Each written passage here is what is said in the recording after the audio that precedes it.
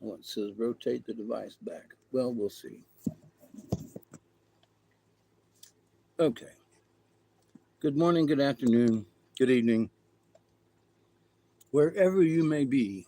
I am your humble host, Mr. David Null, also known as Hawkeye Two Feathers. And I always greet you with the love and the honor of the infinite creator. And I do continue to pray that each and every day, that each and every one of you will continue to learn how to accept and receive the knowledge, the healing, the wisdom, and the many blessings from the universe. And with that said, greetings, fellow humans on, I think, planet Earth. ERs. Depends on how you want to pronounce it. The third planet from the sun, or the ninth planet from the, or the whatever. So, um, as many or some of you may know, I have been on a shaman's journey, apparently most of my life, to get to this point where I am at now, which is exactly the point of this video. And there is the journey of the wise man, and the journey of the celibate, the journey of the genius, the journey of the sportscaster, the journey of the pitibus, the journey of the monkey pash, you know, and then there's the journey of the umpy scratch. And you say, well, Hawkeye, what in the dickens do you mean by all this? And what I mean by all of this is that through our lives, it is a journey, whether we like to call it that or not. And other people go, this is just my life's path. Well, good. I mean that. Well, good. So your life's path is to do what? Can you tell me what you've done in your life that has made any difference from your life? Have you made any difference to somebody else's life that was positive in some way?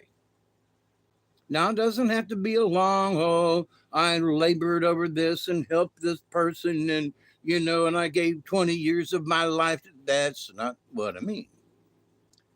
It could include that, though. So, but in everybody's journey,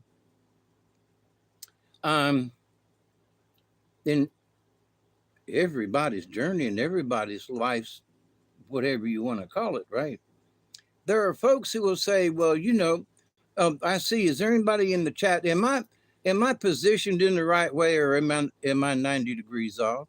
Would somebody make a remark so I can quit worrying about it? If you would, so please. But anyway, so in our life's journey, and especially as mine, as I've been the last 20 years, I've been, kind of specializing in, the, hey, Chloe, am I sideways or am I right? Am I the right way?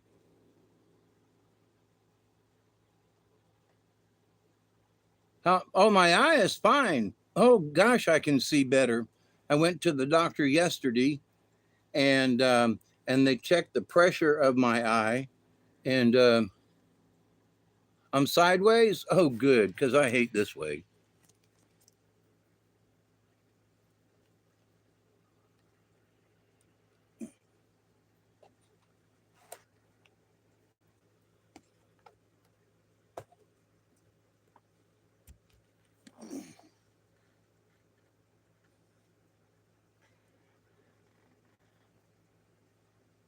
That changed the lighting pattern.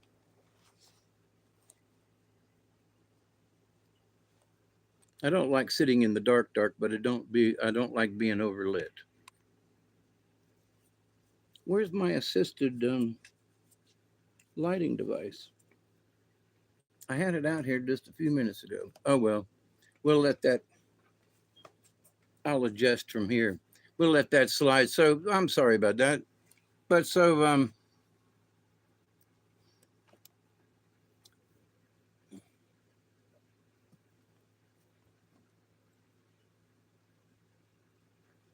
see, that looks too bright. But anyway, so better than being too dark, I suppose.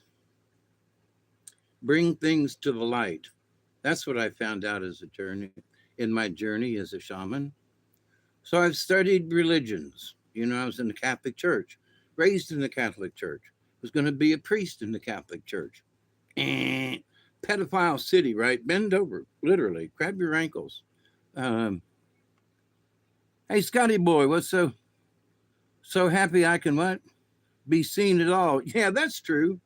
And God, every time I don't look in the mirror much, but boy, my beard is getting long. Tell you what, I was going to cut it at the first of the year, and now it's June. I still haven't cut it. Hey, Scotty boy. So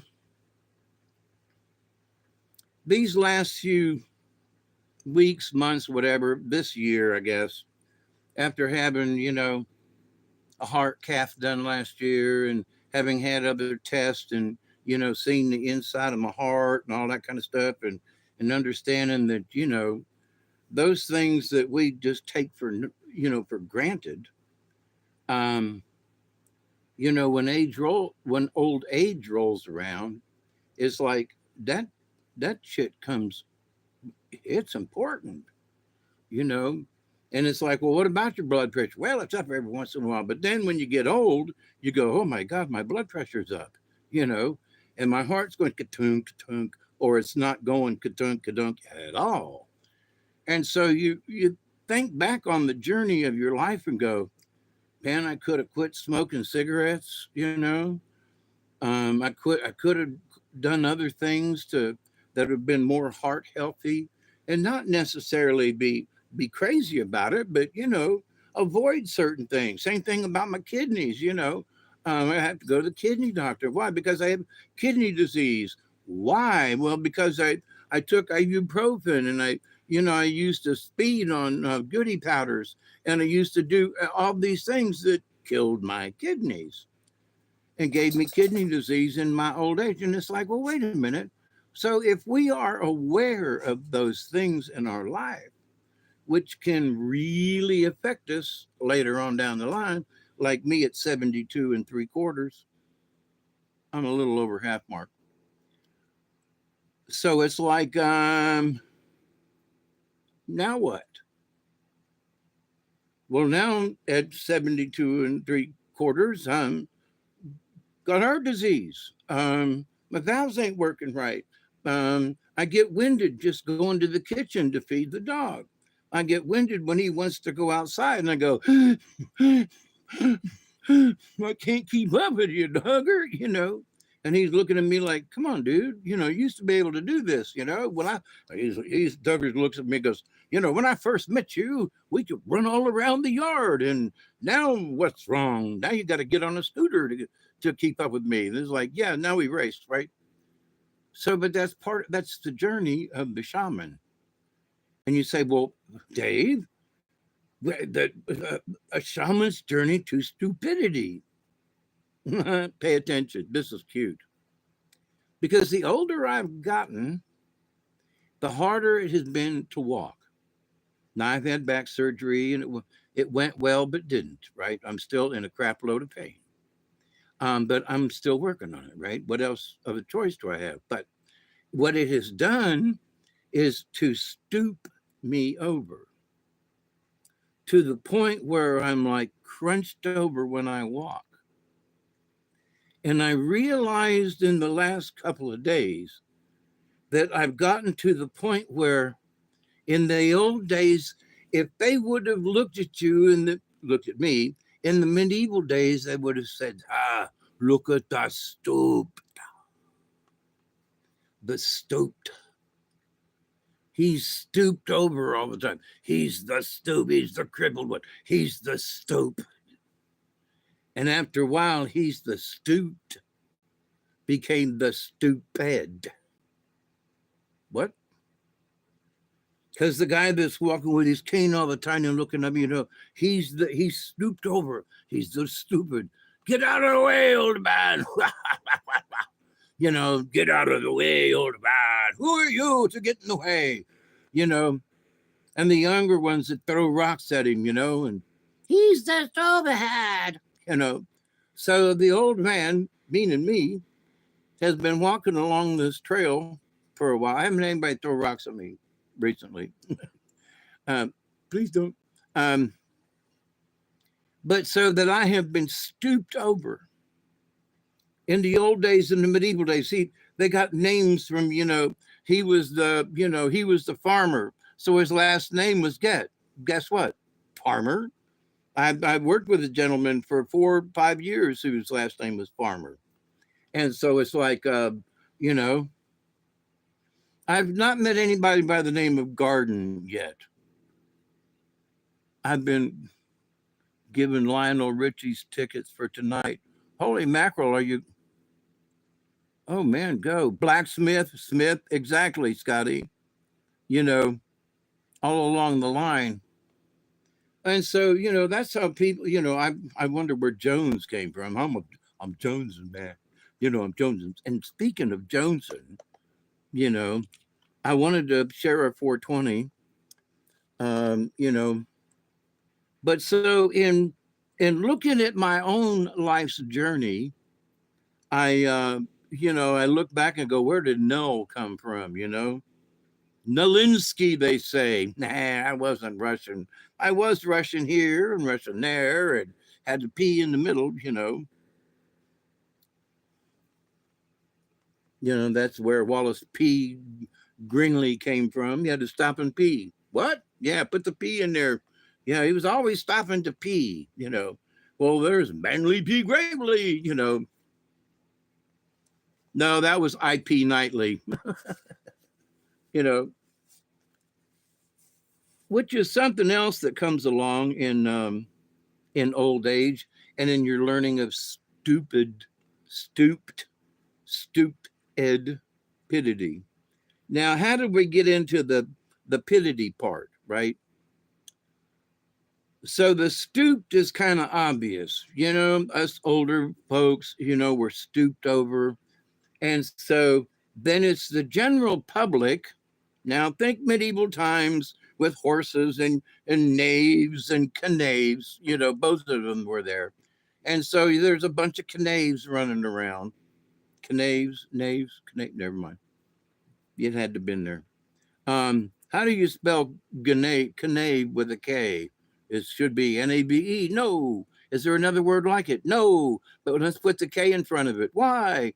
Because that makes you a knave. Ha ha ha ha.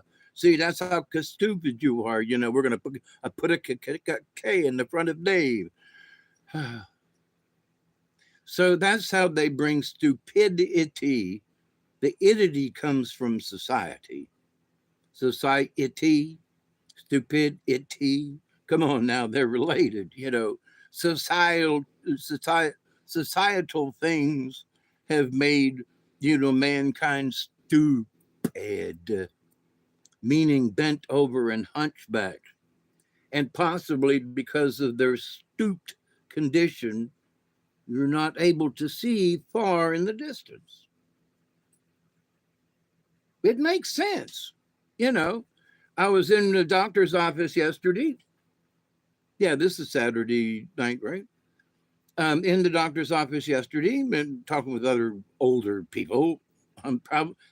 I used to say older people. Now I'm like, folks, now I have to admit, it's people my age, So, but people my age, and I'm like, they're stooped over too. And that lady, she's trying to stand up straight, but no matter how hard she's trying to be a straight-laced lady and stand up that full, she can't do it. She's still stooped over. Although it be more slight than other people. But for yesterday, I was having trouble. I was having trouble getting in, let me tell you. And so went to the eye doctor first, and I stooped my way in there, and kind of waddled as I went. And then when I got to the doctor, I was still waddling a little bit. And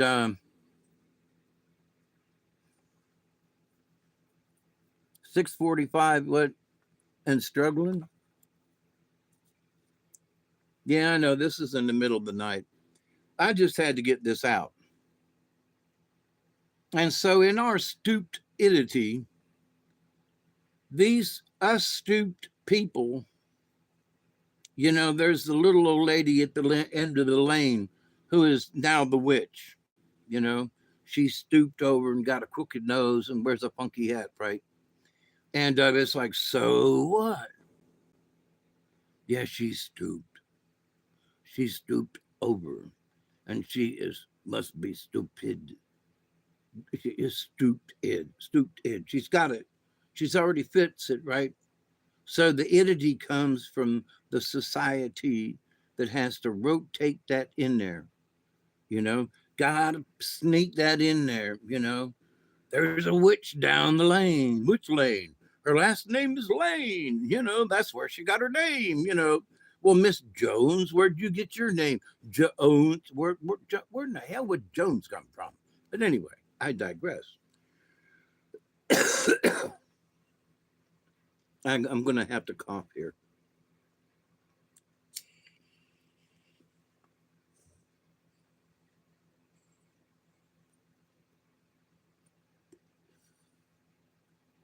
Cheers, my friends.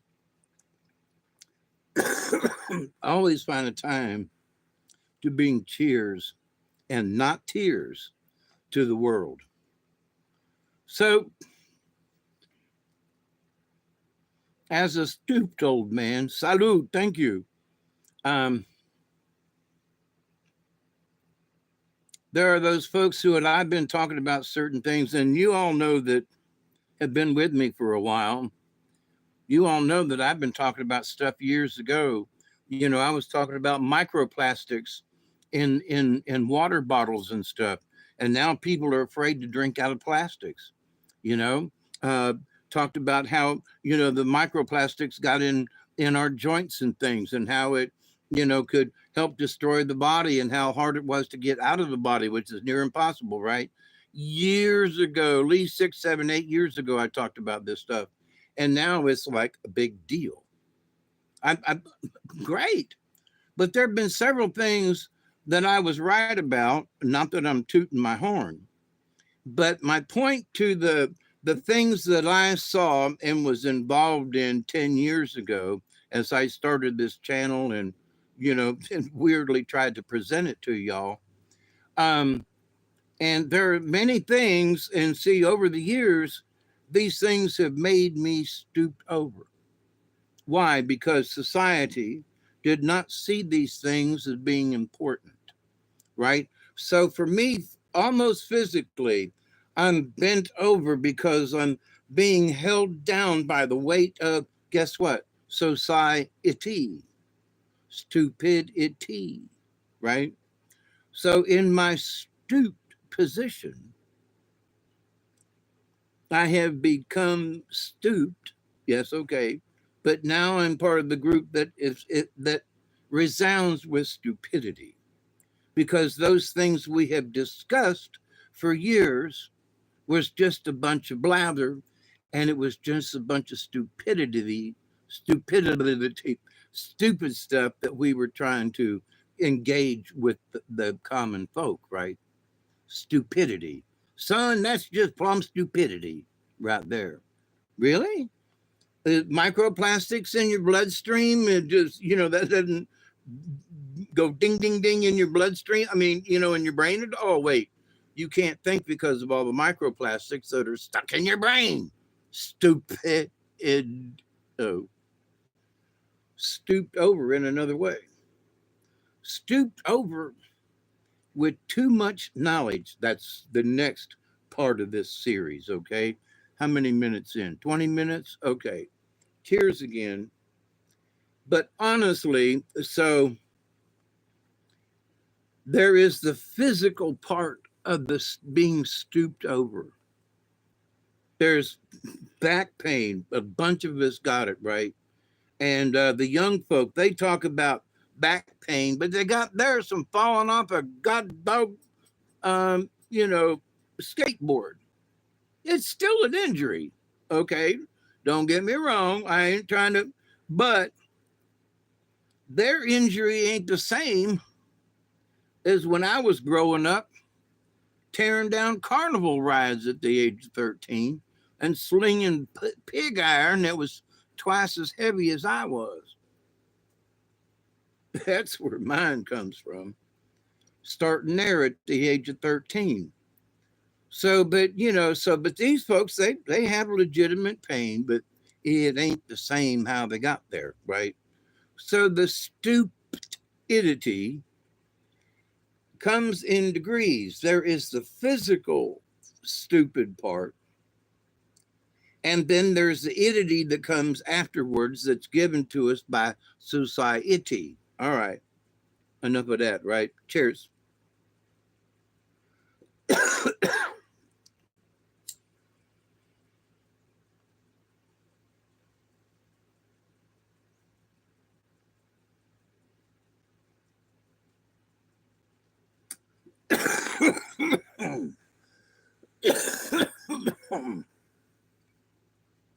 Cheers, my friends.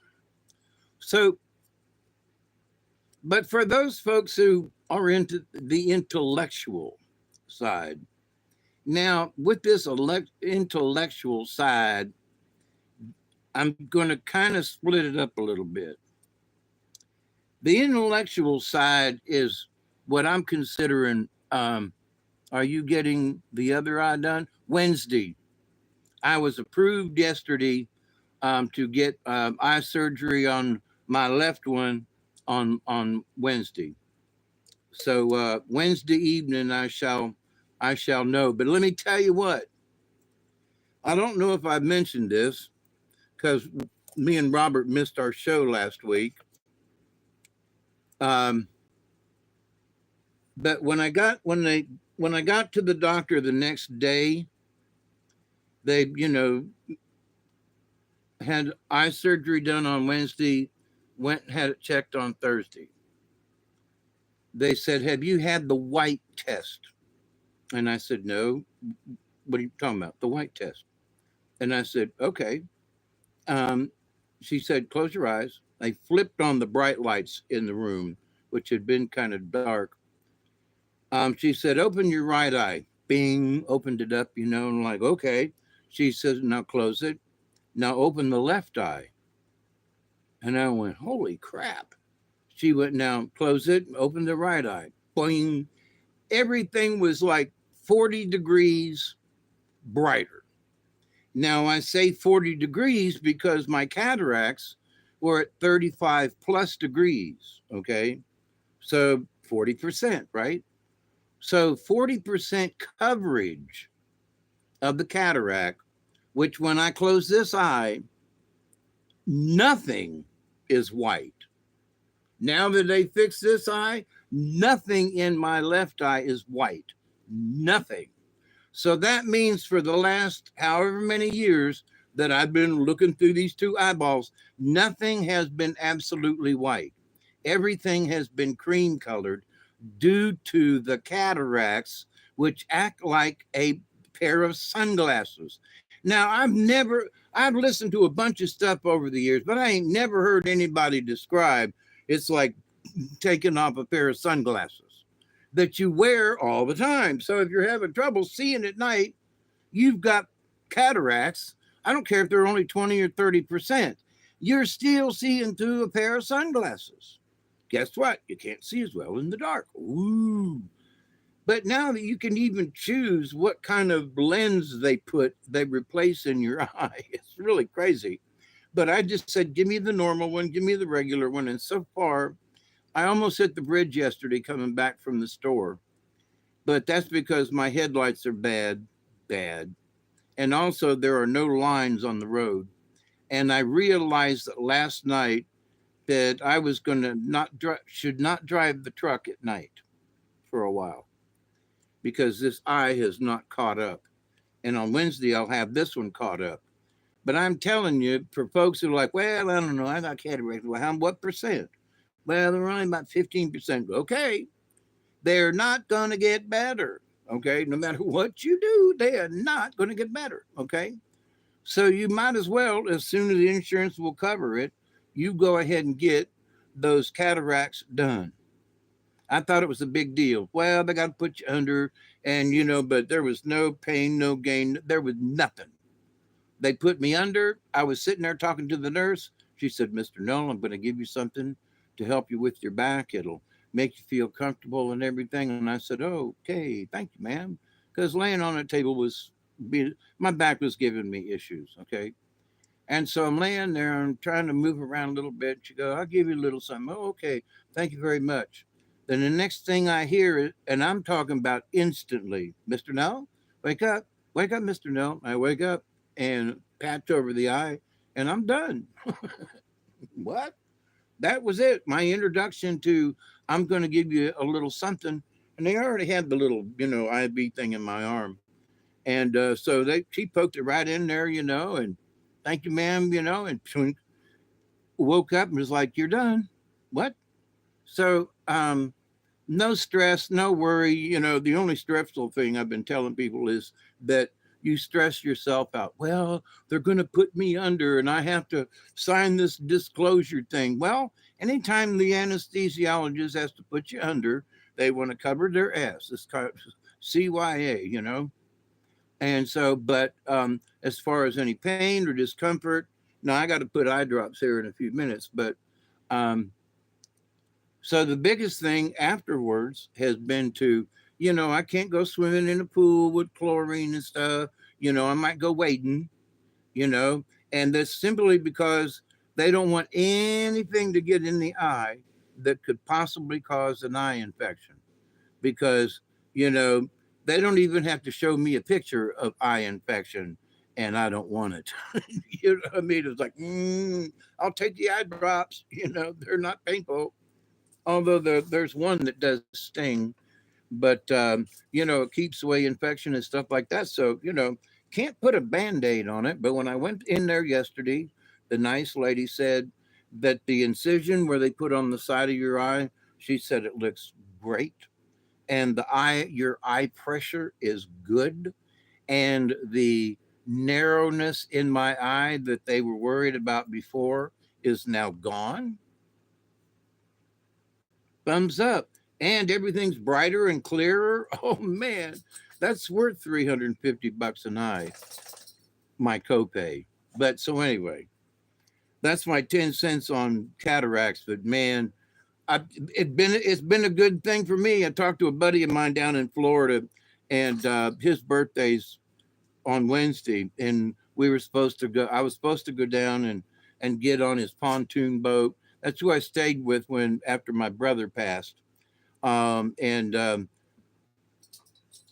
So he had taken out the pontoon boat today, and it didn't work, and it did work, and then a thunderstorm came up, and they had to get out of the water, and but so we wanted to call and see how I was doing, and I know his eyesight's getting bad, and he was telling me how bad his eyesight was, and I said, "Dude, you're going to turn 71 on Wednesday. You're a year younger than me." And I fought going to the eye doctor and all this other stuff. I said, "Dude, you need to go, because if you could see better, you'd quit running into shit." If you could see better, your life would be better.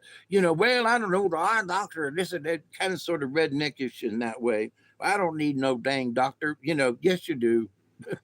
Go, especially if your insurance will cover it. When I found out they just paid cash for a new Bronco, I was like, "Go get your eyes checked."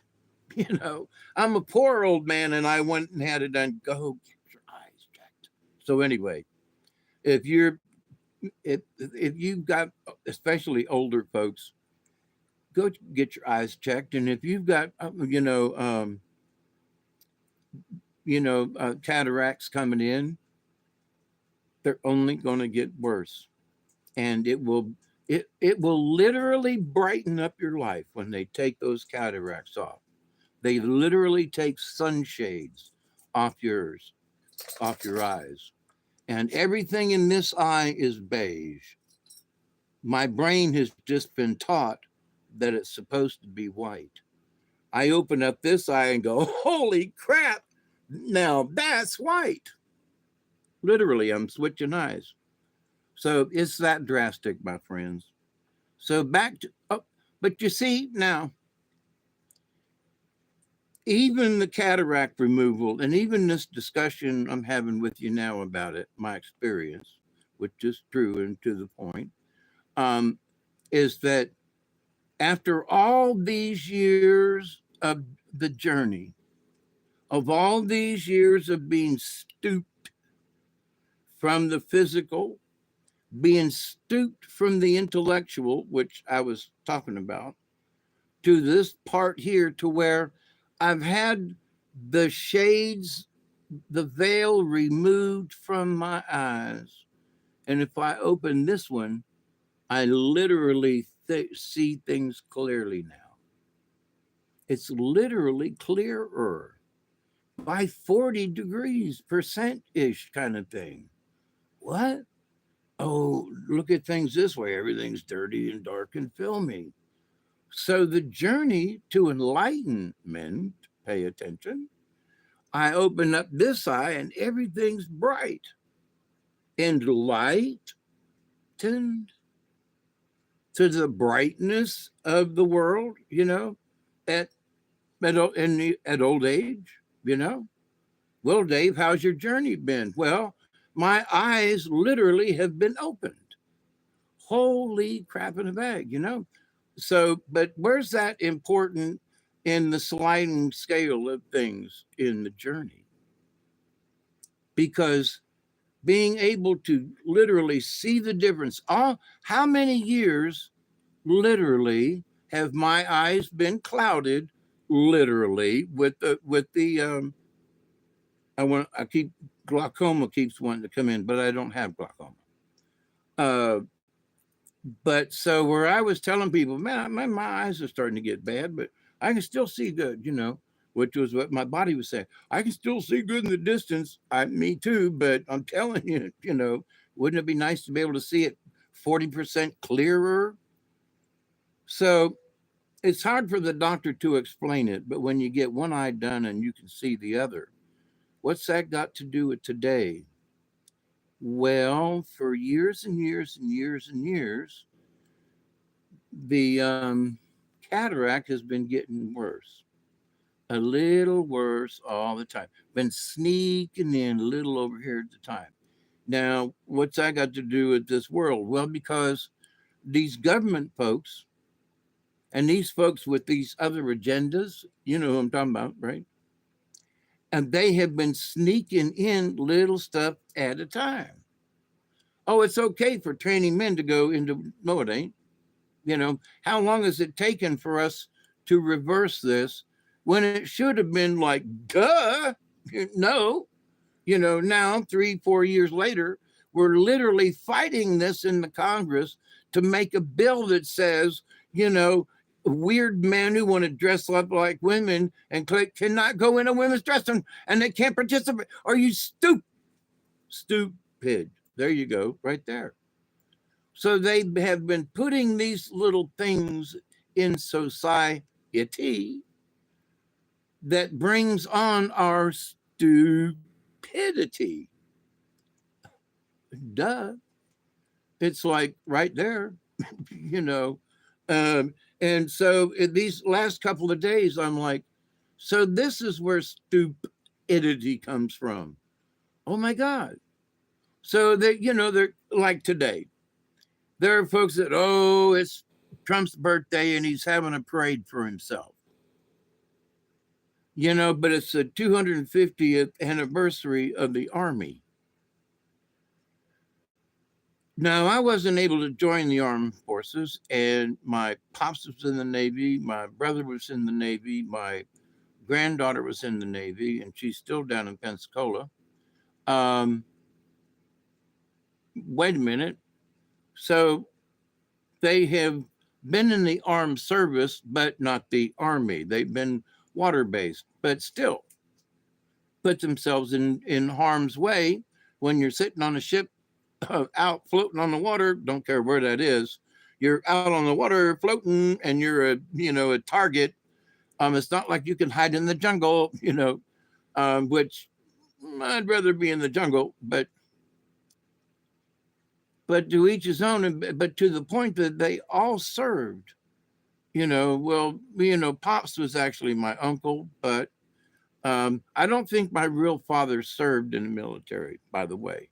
My other half brother did. He served in the Navy, by the way, which is interesting. So, of all the people that are family related to me, they all joined the Navy. Now, because of my broken leg as a teenager, I couldn't join the armed services for, for nothing unless it was a national crisis. 1Y, I think they called it. So, but they might still call it that. So, but what's that got to do with stupidity? All right.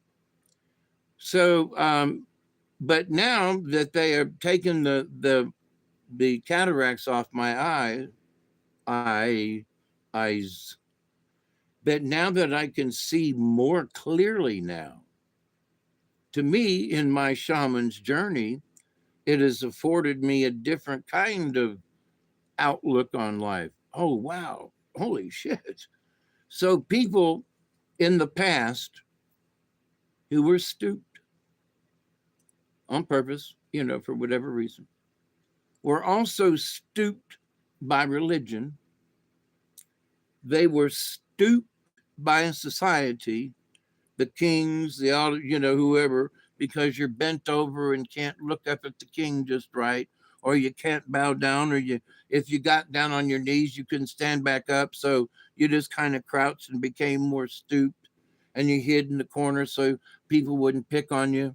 I'm talking about medieval days, okay? But in this time now, people who are stooped in different ways are still hiding in the corners, because society still picks on them, you know. Oh, look at the little blind kid over there, can't defend himself, Wait till I get my psychic powers, you bitch. I will fix you. Ah, Wait till I get my superpowers. Ah. And then he starts, learning how to use his third eye. I can see you now. What? I thought that kid was blind. Well, he came out of his stupid part and learned how to use his third eye. And now he can see wonders in the dark. I'll get you, my pretty.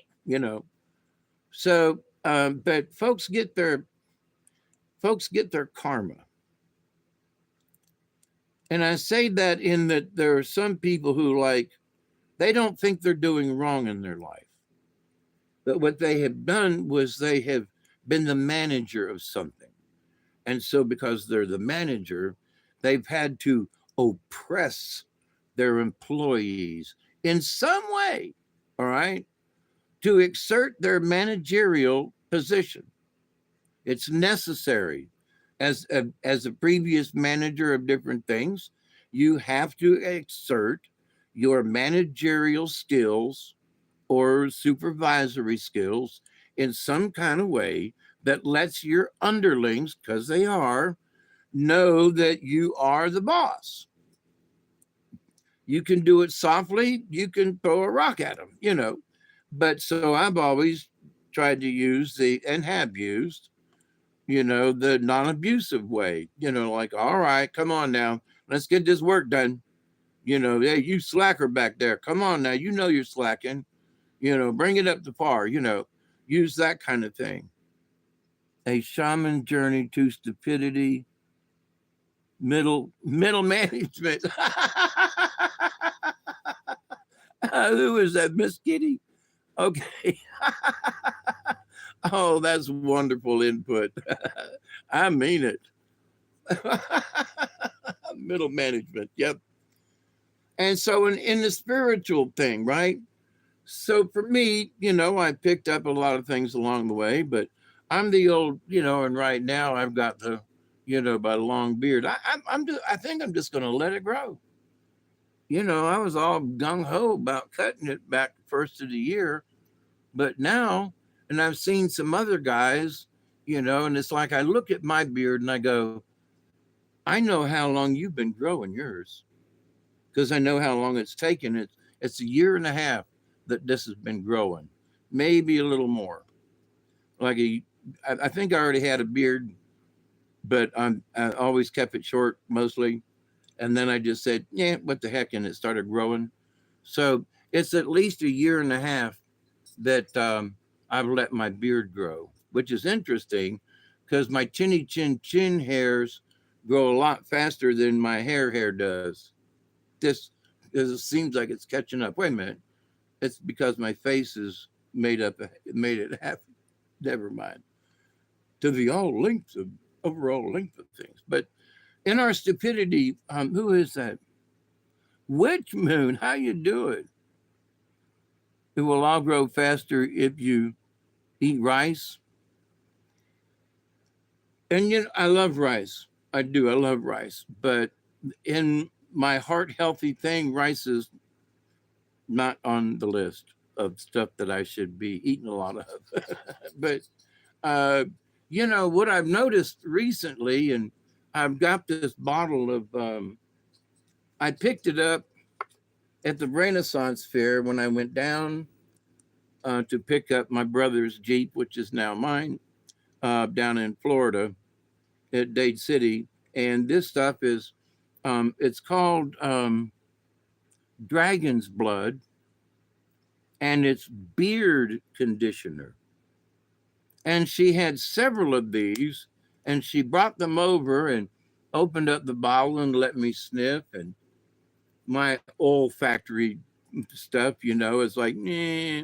And there was like, nah, it's too sweet. No, that's and I have this one now. And because I'm a dragon, it's like dragon's blood. And I was like, ooh, let me try this one.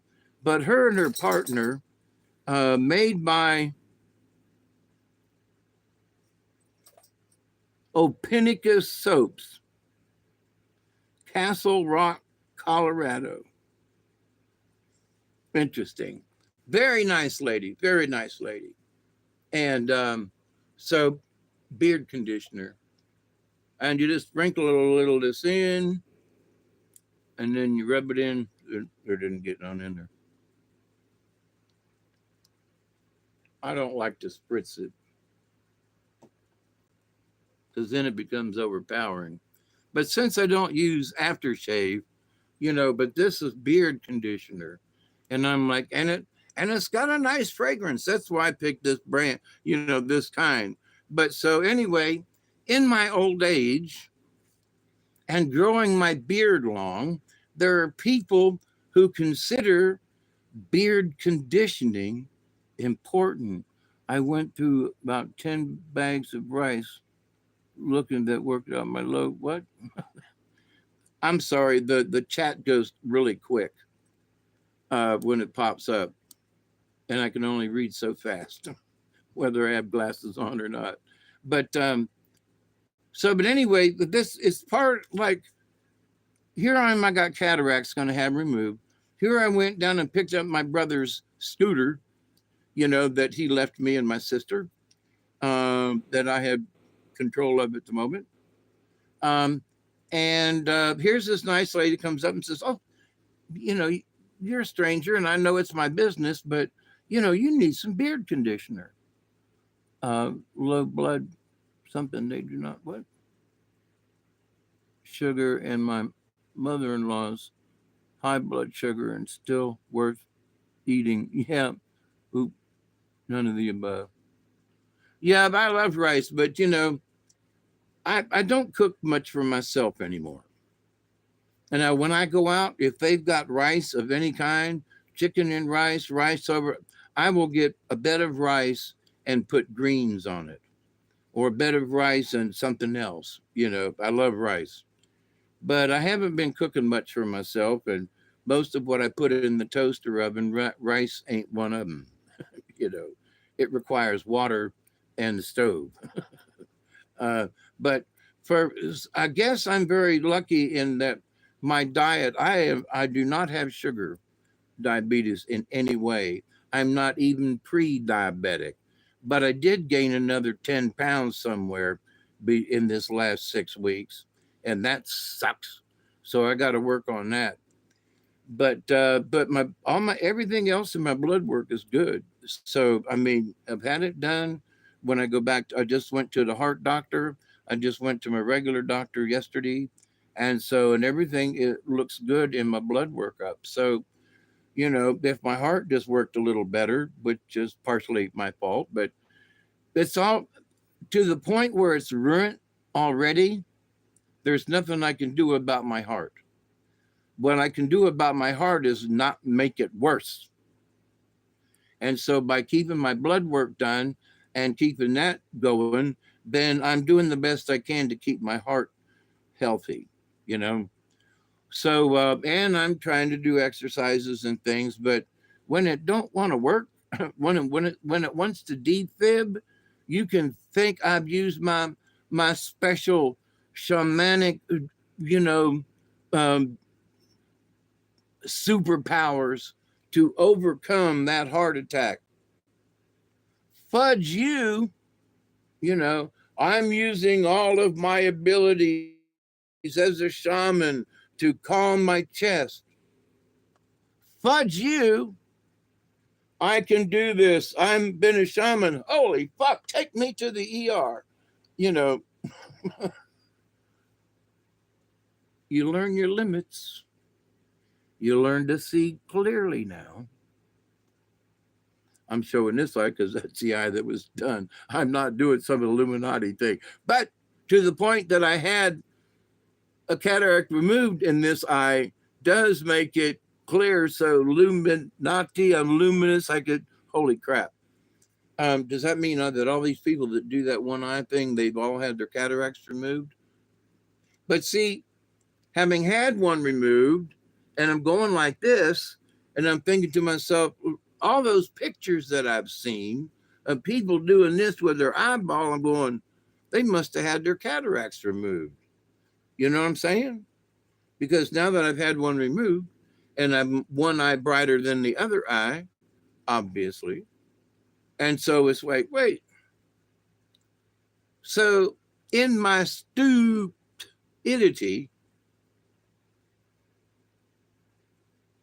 why are they doing that? So what does that mean? Well, I'm doing it now because I'm checking my own eyes.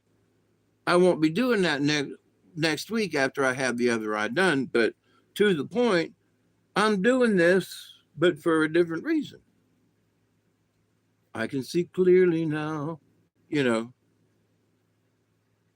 Wow. So what does that mean in my journey as a, learning things in life to be able to put this puzzle together, to be able to create an overall picture of enlightenment to others, enlightenment, to others, and what this might seem or mean, or how it could come across to you as being some kind of a blessing or awakening or something, or just something stupid to listen to. Stupidity, yep. But join the crowd, right? So wait a minute.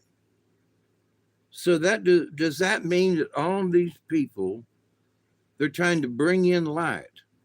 They're trying to show the difference between one side that is a cataract and the other side that ain't. Well, hang with me here. So in this journey and in this like thinking of shit, I go, wait a minute. So you mean the ones that are holding their one eye over? What does it mean by it? It means that as much as you see out of this eye is being cloudy. There's this much you can't see. Well, okay, but no. But what do people usually ascribe to the eye that they've got open? Well, they've got one eye covered. Why? Oh, it's the enlightenment. It's the open eye. They focus on the one that you can see. The eye that, but it's actually, in my humble opinion, now that I'm here kind of thing, it's what's been hidden over the years. You can still see with this eye, but everything has been hidden slowly into the shadows.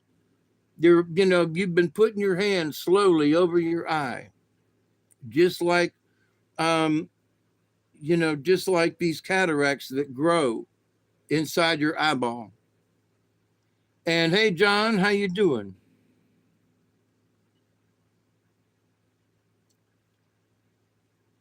So is it because the enlightenment is that you can see so much more and things are more, but yeah, but that's true. Oh, look at what's out there in the world. Look at all this through this eye. But what are they ain't showing you? What is it that's coming across this eye or this side of your reality that it's like, yeah, but I can still see. Yeah, but what are you seeing? You've got this eye open, but are you really seeing clearly? Honest to God, man. You say, well, yeah, I got this eye open. Well, I've had both eyes open, but I've had cataracts, which after having one eye open and the other one's still cloudy, right? So wait a minute, I really see a difference. Honest to God, this eye looks at the paper towel over there and it looks white because this eye's been trained to look at white with the eye shade on it. Open this eye and holy crap, it's white. It's really white. It's like lily white. Holy crap, it's white, white. Wait a minute, close this eye. Holy shit, everything turns beige again.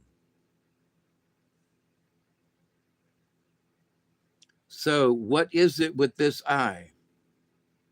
It's that this eye has been shaded to my reality. That paper towel's white. Why? Because it says white on the television set. It says white on the side of the paper, on a thing. It's a white paper towels, right?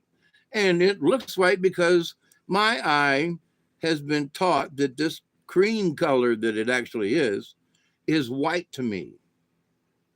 So in life, in the stupidity of it all, you say, well, we have been shown over the last how many years it's been creeping in that I'm looking at the paper towel, that over there is white, when actually it's beige because they've had, these things growing over our eyes towards, yeah, it still resembles white and it's close enough. But when you take the lid off, literally, and look at it with this eye, and you go, holy shit, that's white. And you look at it with the other eye and you go, that ain't white. But my brain has been taught to see it that way. What you saying? I had a friend that had one eye staring off in a different, oh yeah, that's weird. I told her how to fix it and she never would. If it worked, my doctor would have told me about it. Yeah, don't you know?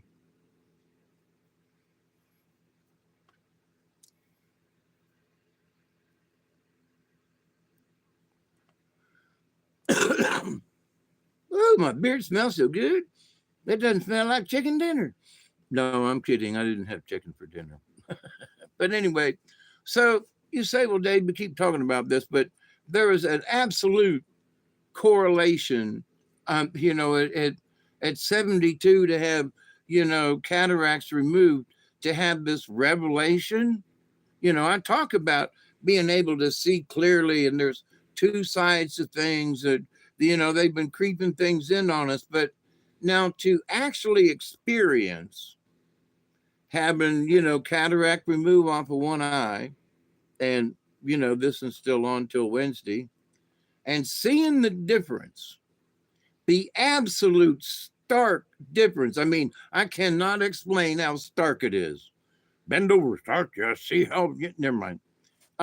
Stand up straight, boy. Uh, the ability to see that much clearer, that distinction of white. So have I seen the white test? Yes, I have. Oh my God, you're a white supremacist. Well, when it comes to my eyesight, okie dokie. But then that doesn't mean, or let me slow that down. Or does it mean that our society, whomever they are in the past since January, have been feeding us things from the sides that have been creeping into our eyesight as our eyesight of America, as to what is good, what is bad, what people think of. You know, I talked with, I have to say it. My granddaughter was going to be a pathologist. She was going to go look and find and help, um, determine, like what dead people and fix them and help with finding their killers and who they are and and now she wants to make a video app. She is almost done with her major, almost graduated, and with like a B plus A minus average, mind you. And she's going to change her major to write video games.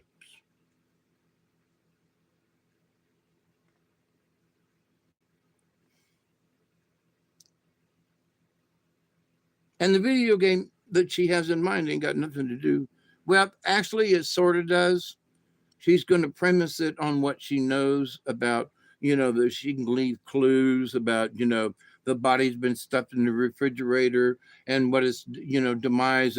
So she's going to use what she's learned, but I think the bottom line she's gotten to in this, it sounded good when she started, but then when she got to the ooey gooey stuff, like there's a dead body in the weeds and you got to go over and collect gooey samples and try to determine who this person was, or if it was a person or an alien from outer space or, but that's what she was working on, but how to determine those kinds of things.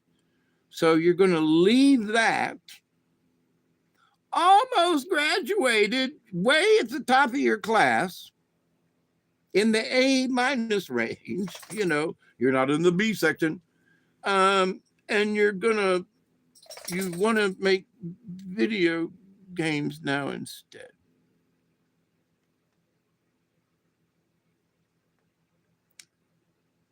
Now, I don't know whether to be let down or not. You know what I mean? But in my heart of hearts, I'm going, oh, shit. So people go along this road and it's their shaman journey. I'm going to become this person who does these things to help find out who these dead people were and who might have killed them, etc. Those kinds of things. Like Bones kind of person. And but now instead she wants to write video games. But at least she's going to want to write a video game about pathology.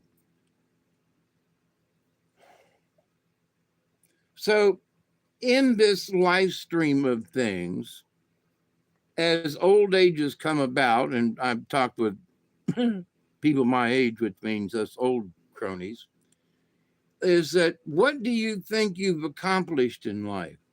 Do you honestly, without trying to be remorse or wish you could have done better? No. Do you feel at this point in your life, just a simple question, do you think that you have helped anyone or peoples or whatever to improve their life in some way, that you'd help teach them something? It might have been that, there was a neighbor lady that you taught how to make biscuits. It could be that simple, okay? But do you think that you, in your lifetime, have influenced something and have left behind somehow some kind of little legacy, right?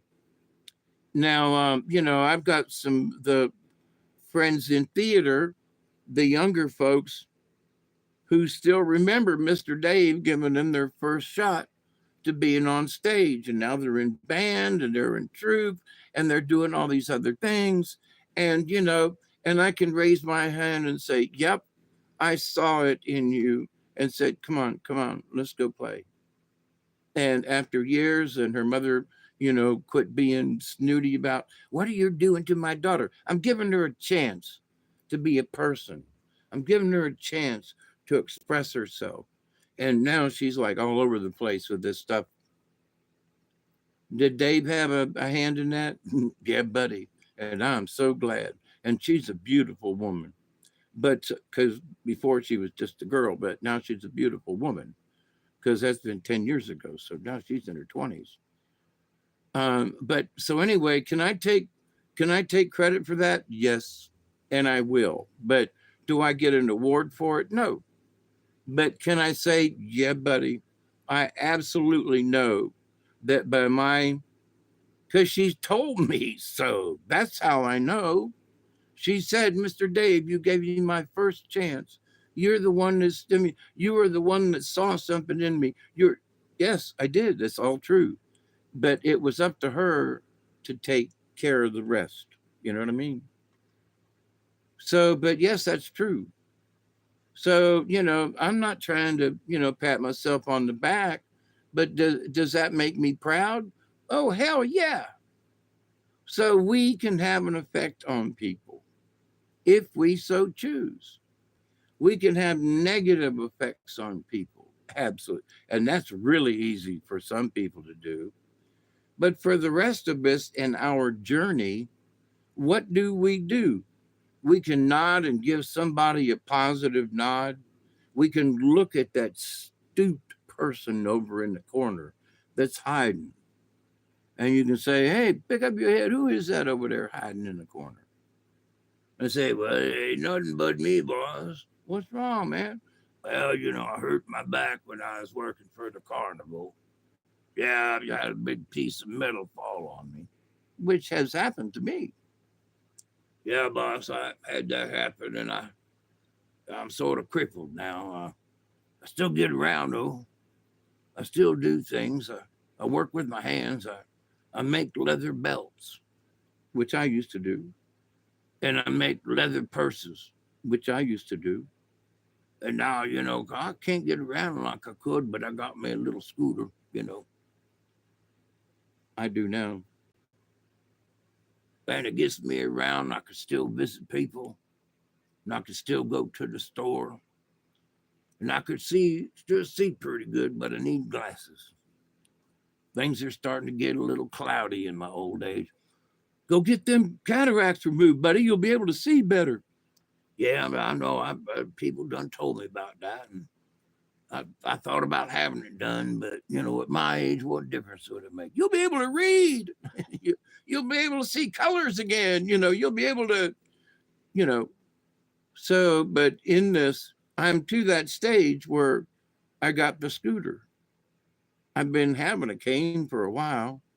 My back has been bothering me for 20 years, but it's really bad now, and I'm stooped over all the time, and I try to stand up straight, and I'm still getting pushed over into that stooped position, and so old age has turned me into a stoop. Now it's up to me as to whether or not it's stupidity. And for me, boy, have I seen a bunch of stuff, kind of looking down at the ground, ooh, there's a quarter, you know, uh, or what, pucker up, what? Pucker up when you brush your teeth with the wrong tube. Oh, Lord have mercy. Well, I got a solution to that. No teeth. But it's really hard. There's a lot of stuff I can't eat. So now I'm looking to get teeth if I can ever afford it. I just got my eyes done. So it'll be a couple of years before I could save up money for my teeth. But I've been making it this far without teeth. So, but golly, that dragon's blood smells good. Oh, and that does smell a little bloody. Hey, dragon. And now I have dragon's breath. No, it's my beard. Swear to God. But so in this stupidity part, you know, it, for those of us, broadly speaking, that have been working hard, nose to the grindstone, and in order to get to the grindstone, you got to bend over to it. Just saying. So this stooped behavior is all around us. When you're sitting at your keyboard, you're kind of stooped over in your office desk. So, and we've got our head down, right? You don't type up here, you type down here. So that's stooped over. No, I'm not. Yes, you are. No, I'm not. Yes, you are. Then pick up your head. Can you look straight ahead and type? No, don't look down. But I gotta say, no, don't look down. Look straight ahead and type. Do your work. You can't look down. Boom, there you go, stooped. So don't tell me.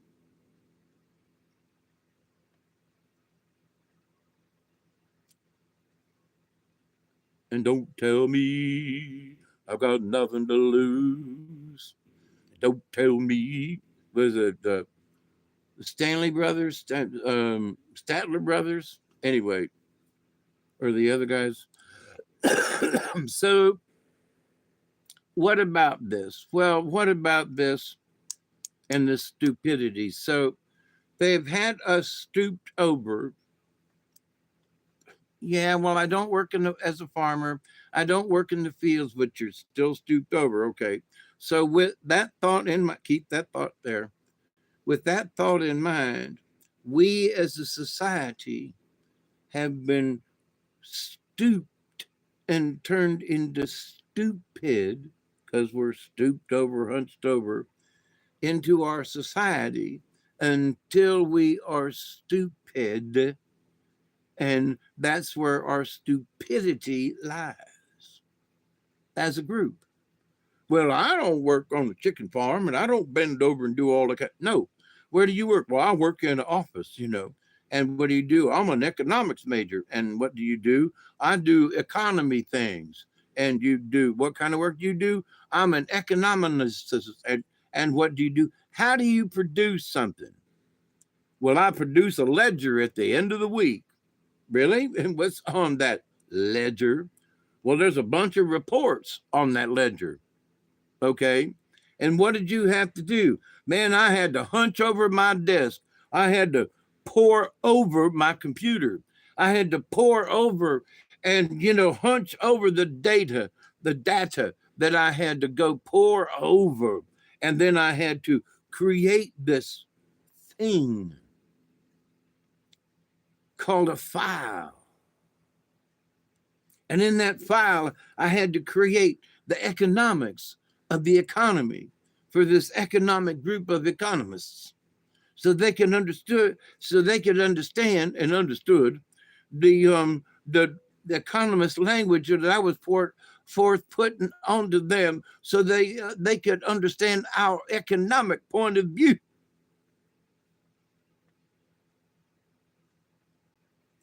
Again, I ask you, what did you do? What did you accomplish this week? Who or what did you do that influenced a person in any way, shape, or form in a positive direction? Well, I went up to old Jim Bob and patted him on the back and told him he was doing a good job. Oh, really? What was he doing? He was doing economic stuff? Really? Yeah, he was looking up economic stuff and then reporting on economic stuff. No shite. No shite. Man, he was studying in the economic stuff.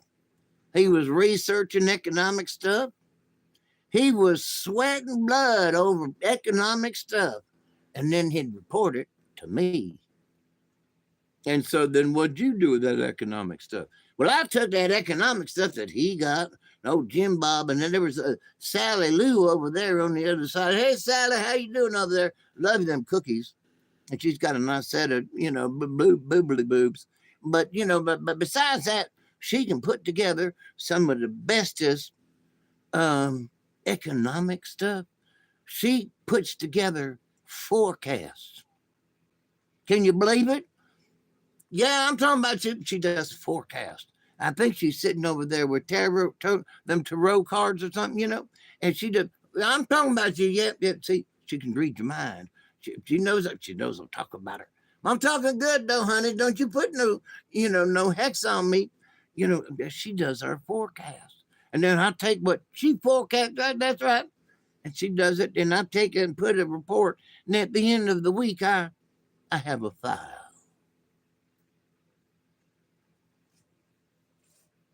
Do you hear me? I have a file at the end of the week. Cheers.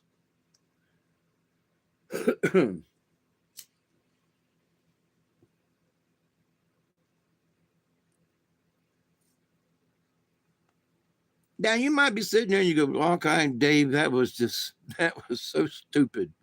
But you don't understand. In the meetings that I went to, working with corporate America in the automotive industry, right? Tier 1 group, you've heard me talk about it, but listening in on some of the things that these folks have talked about. And what are your forecasts for the next 3 weeks, Miss Jones? Well, my forecast isn't. And how do you base that on? It is based upon the data that we have received and the amount of, and the amount of what is it forecasted? How does it, and what is your forecast for next month? With the, the things that this holds true that, so I've heard about this forecast business. It's all paperwork stuff. That's all a bunch of numbers that get rid of. And what did she do? Honest to God. At the end of the week, her big job result was to produce this file,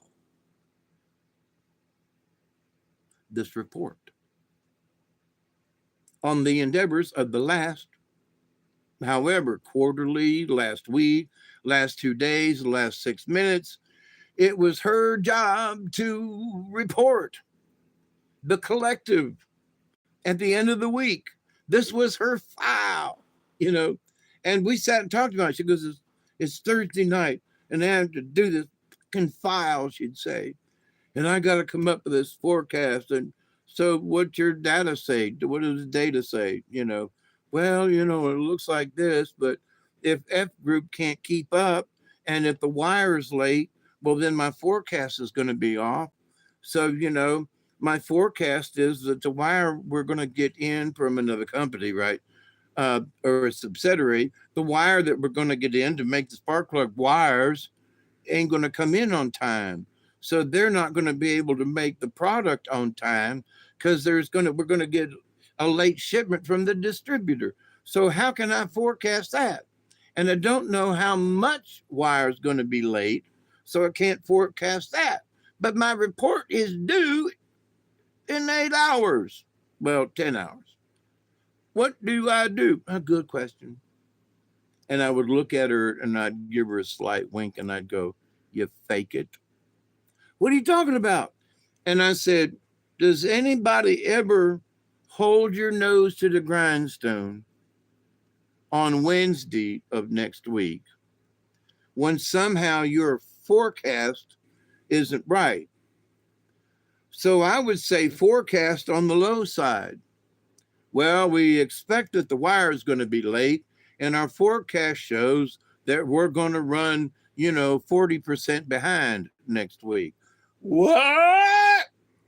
But then when the wire comes in and it picks up, and all of a sudden, not only did you make quota, but you're over it by 5% next week when you make your report. But if you report that everything's going to be normal and that wire don't come in, and then all of a sudden now you fell short, now you're going to get your ass chewed. You forecasted blah, blah, blah. And how come? Well, she didn't make it, but she's going to be the one to get her ass chewed. So I look at her and go, always forecast low, because when you come in and you overbook or but she, she was like, man, I see where you're coming from. I don't have to lie. What she was trying to do, she was trying to show how good a job she could do by presenting the numbers her in her favor. So the company and everything had stooped to her over to the fact with she was stressing out at the fact that she was going to have to stretch the numbers to make her look good. When it didn't matter, her job was to present the numbers, not to make her look good. You say, Dave, what's this got to do with it? Because in everything in society, they do something to bend you over a little bit. Now, did the managers and everybody they were nice people.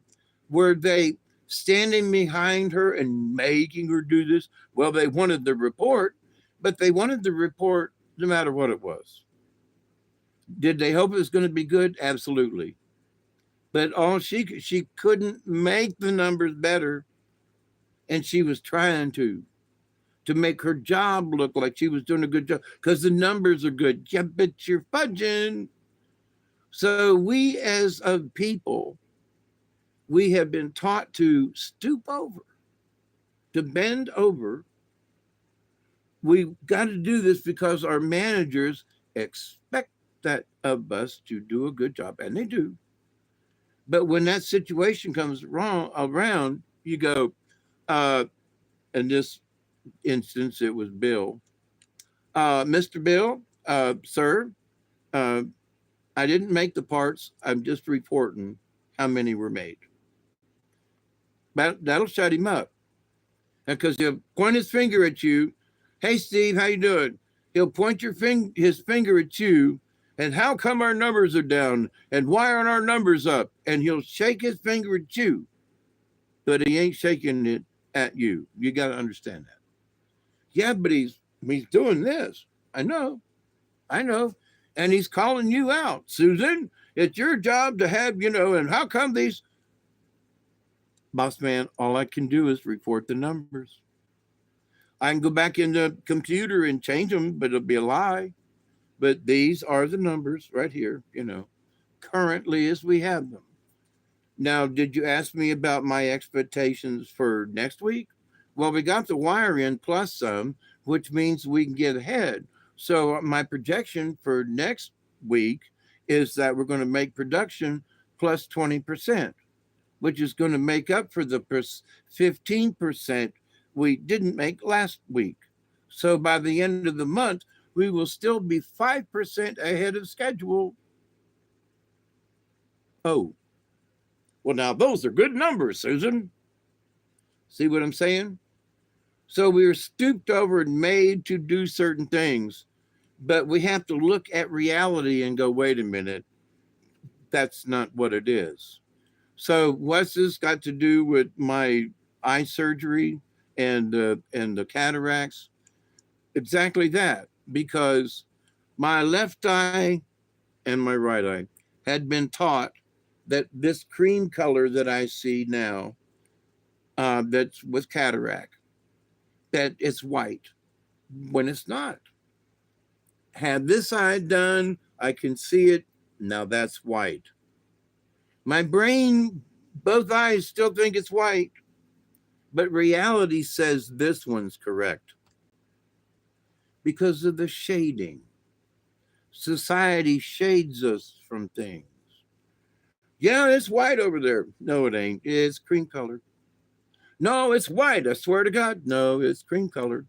And then there's somebody in the system that peels back that layer of cataract and says, oh my God, that's flipping white. And some of us are going, yeah, we've been telling you it's white all along. But no. I really see it now. That's really white. I see where you're coming. That's white. That's rice. That's taters. That's green beans. That's, oh my God, that's what those, oh my God, RFK Jr. was right. Nanoparticles from plastics do get into your system and will make your joints feel crunchy. Oh my God. You mean, putting fluoride on our teeth every day and in our mouth has actually been making us stupid. Oh my God, they were right. That there's 7 dyes that are made out of oil byproducts, like red dye number 29 or something, yellow that's in Mountain Dew, which I have significantly quit drinking down when I found that out, going, oh my God, man, my favorite drink's got um, a literal poison in it. Gang, bang, bang. That can't be helping my system none. So, and, I have allowed it, until Pepsi comes out and says, we changed yellow dye to something, which I've not heard yet. Mountain Dew's kind of off for me. Like, well, like where there was 1 or 2 a day, there's 1 or 2 a week now. So does it change my point of view? Hell yeah. All the other drinks I got, yep, no poisonous dyes in there. Everything's, natural. Okie doke. I'll keep drinking that one, but gonna have to slow down or quit on my Mountain Dew till they, corporation change their mind. So we have all been duped. Is that what you're saying? Hey, Scotty. And that's why I have been stooped over due to my back condition, and life has been tough in places. And I know everybody's had a tough life in some way, shape, or form. There's some people that have skated by pretty easy, but even in a rich person's life, they can have, difficulties. But so we as a society, coming out of the individual stooped over, but there are a bunch of us that have been stooped over, not bent over. That's a different subject. Because to be stooped over means it's been gradual. I just automatically didn't just get twink, although it was close a couple times. But I have been absolutely over time been bent over slowly into the stooped position. And so because you have been bent over and put into the stooped condition, the condition itself kind of puts you in the corner. Now, I'm not wearing a hoodie or anything yet, but it has absolutely, it puts you in the corner. What I mean by that is, I don't get around like I used to. I'm slower going places, I don't do theater like I used. Well, I don't do theater at all. I don't do puppets at all anymore because of my back, because I can't stand up long enough to do any of it. It's, so there are these things. So my skills as an orator, puppeteer, and a storyteller, and a director, and all those things, I have had to recede into the background, into a proverbial corner, um, to this storytelling position that I have invented now for myself and on this medium, right?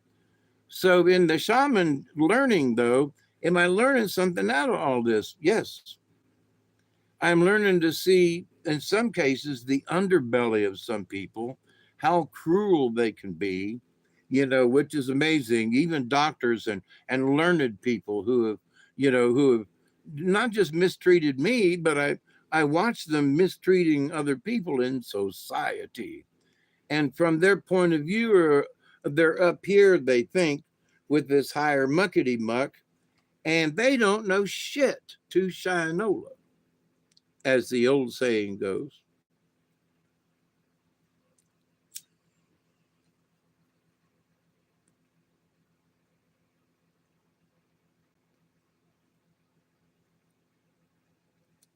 I met a gentleman who was stooped over, who had retired down here in South Georgia, who was a master at the piano. This is true.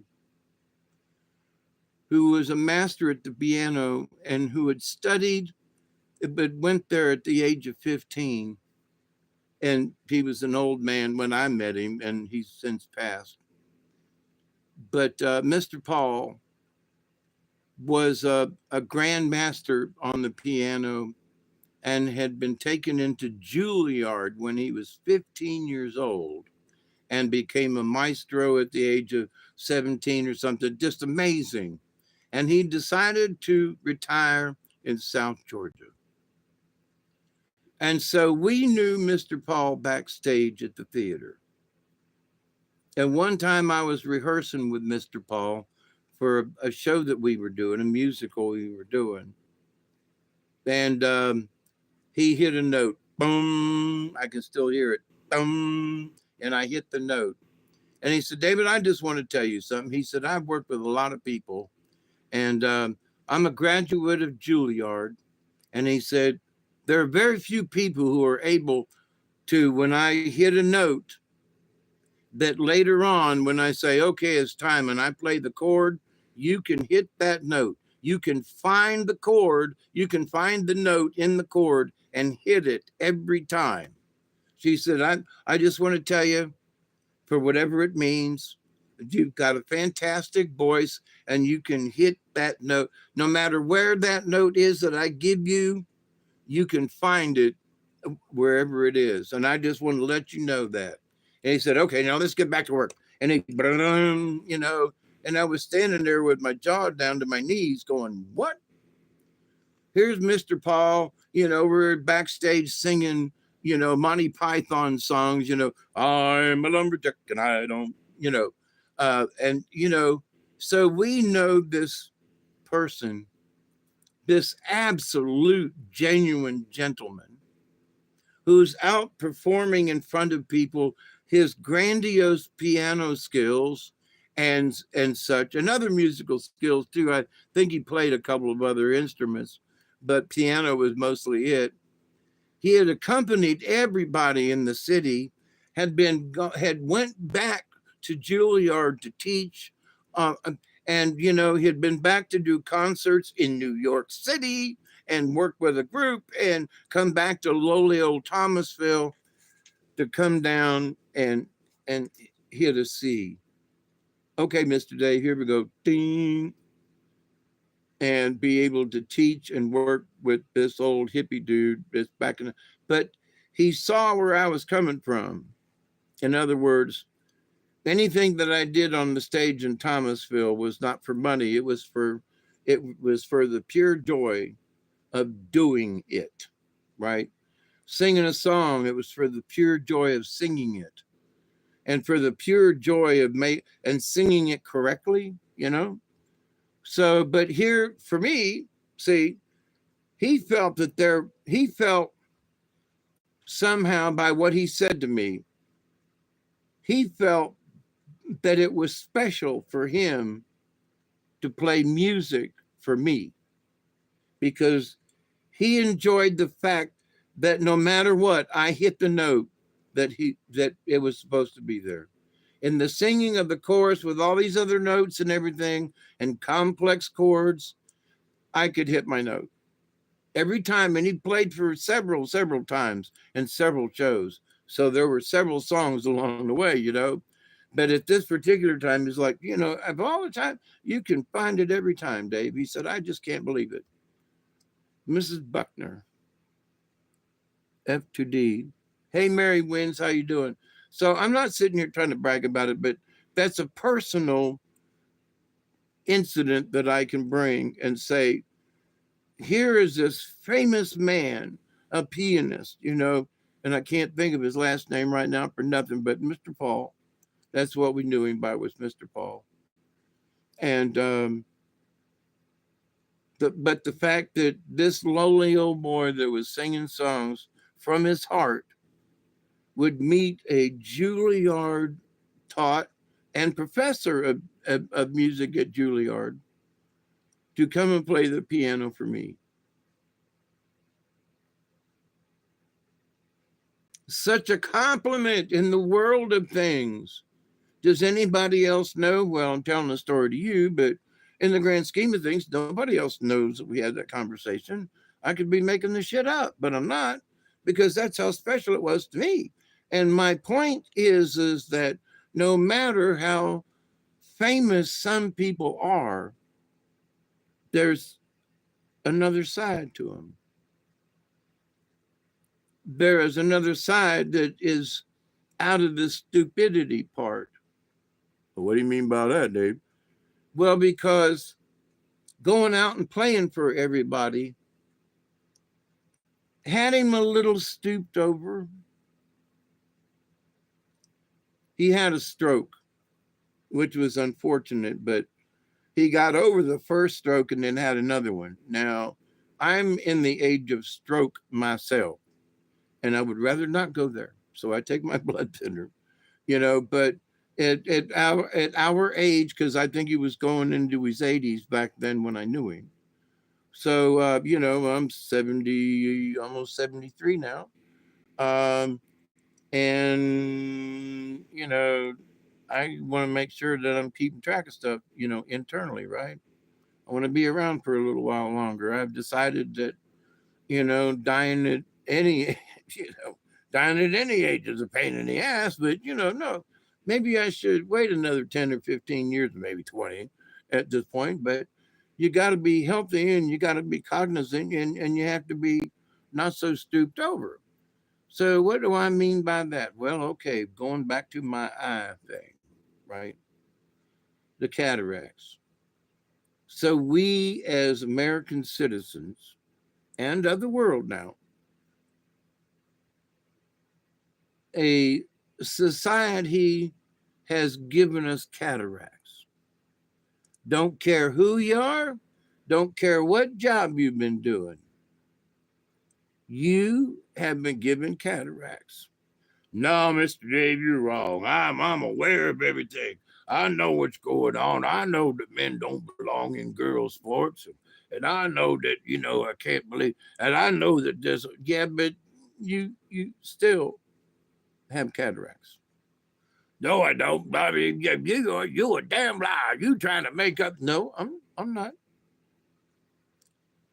Because we have been taught. I'm looking at this eye that ain't been done yet. That white is white to me until I open this eye. What? Oh, that's what white's supposed to look like. It's the same paper towel. It's still the same Dave. It's still the same Hawkeye. It's still the same brain, but that's freaking white now, and that's tan. A really tan, it's tan.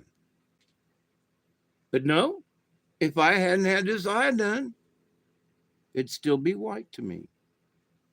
And I would convince everybody else that saw that as being white.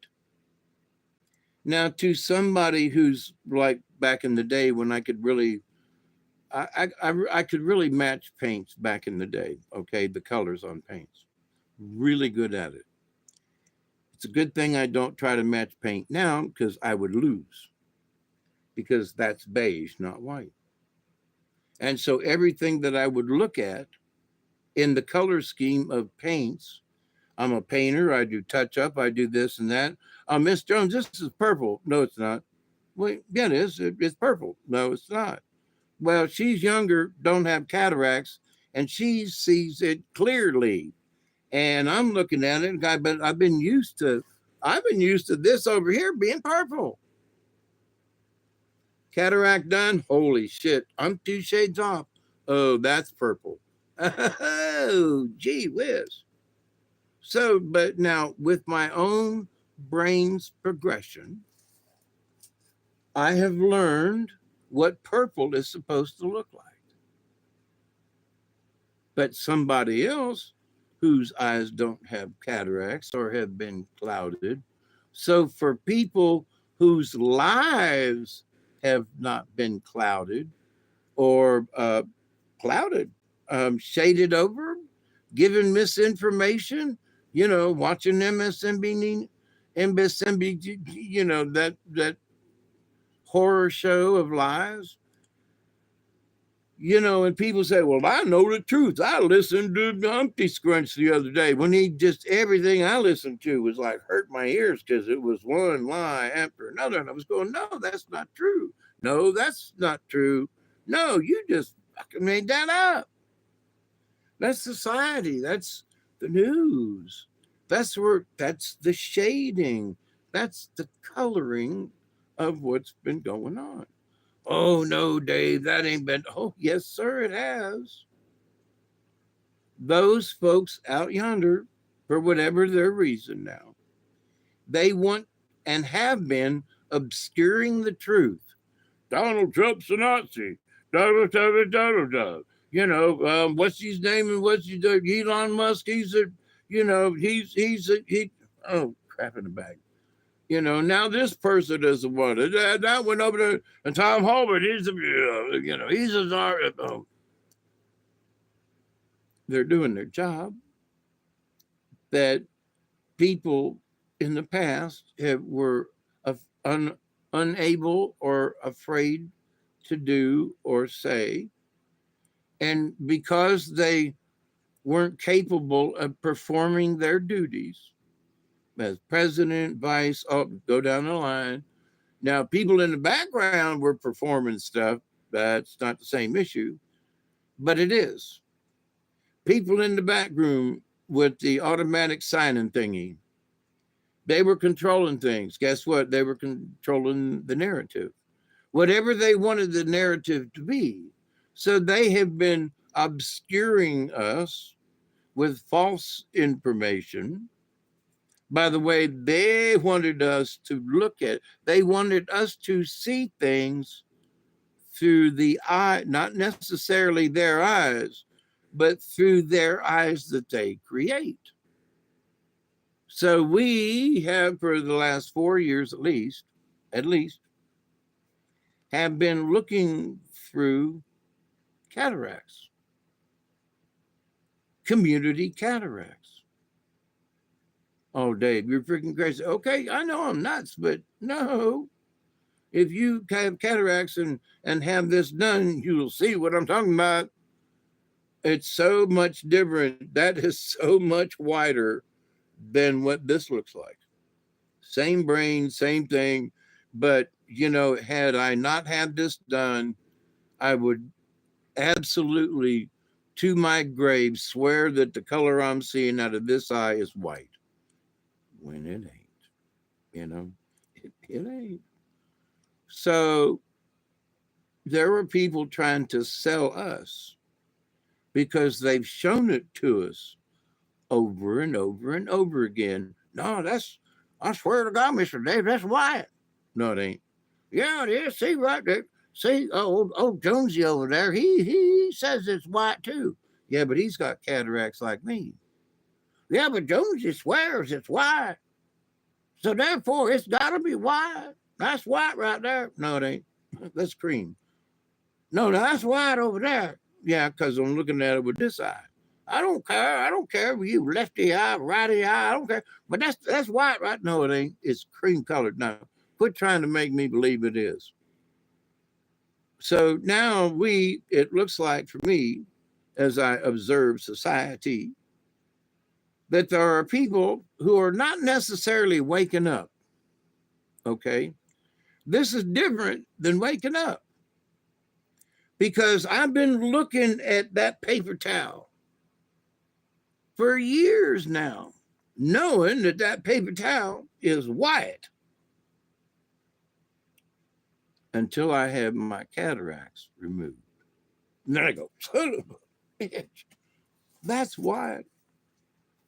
But same paper towel, same everything else. But my brain has convinced me because of the cataracts that's actually white. That's white. There's 2 sets of paper towels I'm looking at. So in this world of stuff, there are them folks who, they're pushing whatever agenda or whatever. They're showing us stuff more with what? Oh, I missed it. If we can see them, they exist, but I just don't know what to call them. Oh,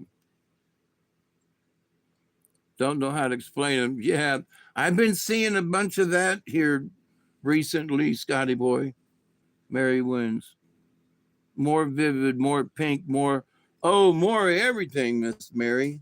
It's just amazing how much brighter the cataract removed off to my right eye is to the left. I get the left one done on Wednesday, barring any, hiccups between now and then. But so, but see, my point is in by having this cataract removed and, and seeing the difference between the two, I would never have been able to experience the difference. Because I swear, this paper towel over here is white. Nope. Sorry, Dave. It's not. It's cream colored, because we took the shade off. So, in looking at the news and looking at the stupidity of how people are reacting today, for example, I'm watching the news and friend comes over and it was at the tail end about dark 30 and, what you watching. I'm just, watching to see if there's going to be a riot or whatever and see how stupid people are going to be. So everybody that was in the downtown section, what time? 12? Ooh, I need to get, I got some, but I want a fresh one. I got one of these I'm going to tear loose. But so I'm watching the thing, right? And, the protesters have gone by. There were people talking about that they thought that, that the tanks going down through Washington was, a bad thing. It made us all look this and that. And, I'm watching it and thinking, in my lifetime, I can't remember when there was ever a military parade. Ever. Planes flew over and, there might have been a parade or so, a platoon of soldiers, and they might be doing uh, a demonstration of parade, and what they can do with their rifles and so forth. But I don't know if I've ever seen an army parade, if you will, armed forces. The helicopters flew over, the planes flew over, and the person on the loudspeaker described what each of them were. Lockheed Martin builds the and Bradley is made by, such and such. And so it's like, all right. And here are our tanks, and, and they're made by such and such. And you see the soldiers, servicemen, sticking their head out of the tank with a smile on their face, waving to the people on the side.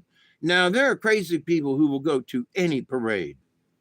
But no, there are adults, some children. I've noticed more adults, but standing on the side of the street, waving genuinely at the people that are driving, well, maybe not driving the tank, but in the tank, and that the guys in the tank, even in their staunch stuff, there's one guy he wouldn't turn his head for shit, but he was a soldier.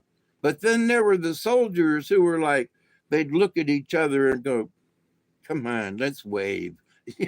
They'd wave for a little bit and then they'd stop and look more stoic, and then they'd look at each other again and they'd kind of wink, wink, nod, nod, and then they'd wave again. It was cute to watch. It was wonderful. But here are our service people who've been given a bad rap in a lot of ways. Were able to drive their tank in Washington, D.C. for the 250th anniversary of the United States Army, and basically of the United States of America. Because the Army started a year before America did. So the Army's older than the United States. For me, I could not serve. But for my pop, now they were on the Navy, I know, but it was services, right? While the Army was fighting on Bunker Hill, there was a Navy out there with John Paul Jones and them folks that was battling it out just as bad, you know? So they were sailors out there, you know, and navigating and doing and slipping the blockade and creating blockades. And, you know, so the battle was not only with the Army, because the Navy had been at it for a while, if you come to think about it. But we won't go there. But to the point, though, of the oldest Army Navy, you know, my family members decided to go in the Navy. And we could quibble about who was older. But again, you know, ships brought us over here, you know. So it was kind of sort of the Navy, in my opinion. But once they got on the ground, then that's when they started fighting over land. So, you know, who started it first, right? But anyway, but so I'm listening to some of these commentators, and they're like, well, this is just a waste of money. This is a waste of taxpayers' money. It's a waste of, you know, energy just to give Donald Trump a birthday present, right? Because it also happens to be fucking Flag Day. So put up a flag, for crying out loud, you know? I forgot to buy one the other day at the store, and I looked at it and said, I need one of them. But so then there are people on Flag Day putting up Mexican flags and gay pride parade flags. And, you know, but do any of them sons of bitches, are any of them flying an American flag? And the answer is no. So here on a day, 250th anniversary, I think that's pretty cool. You know, it's also Flag Day. I think that's pretty cool. And it just so happens that our current president's birthday is on the same day. That's third in line, but that's a salute. Now, he stood up there and saluted as these different venues went by where he was sitting and standing with the first lady, who looked mighty ravishing, I must admit. And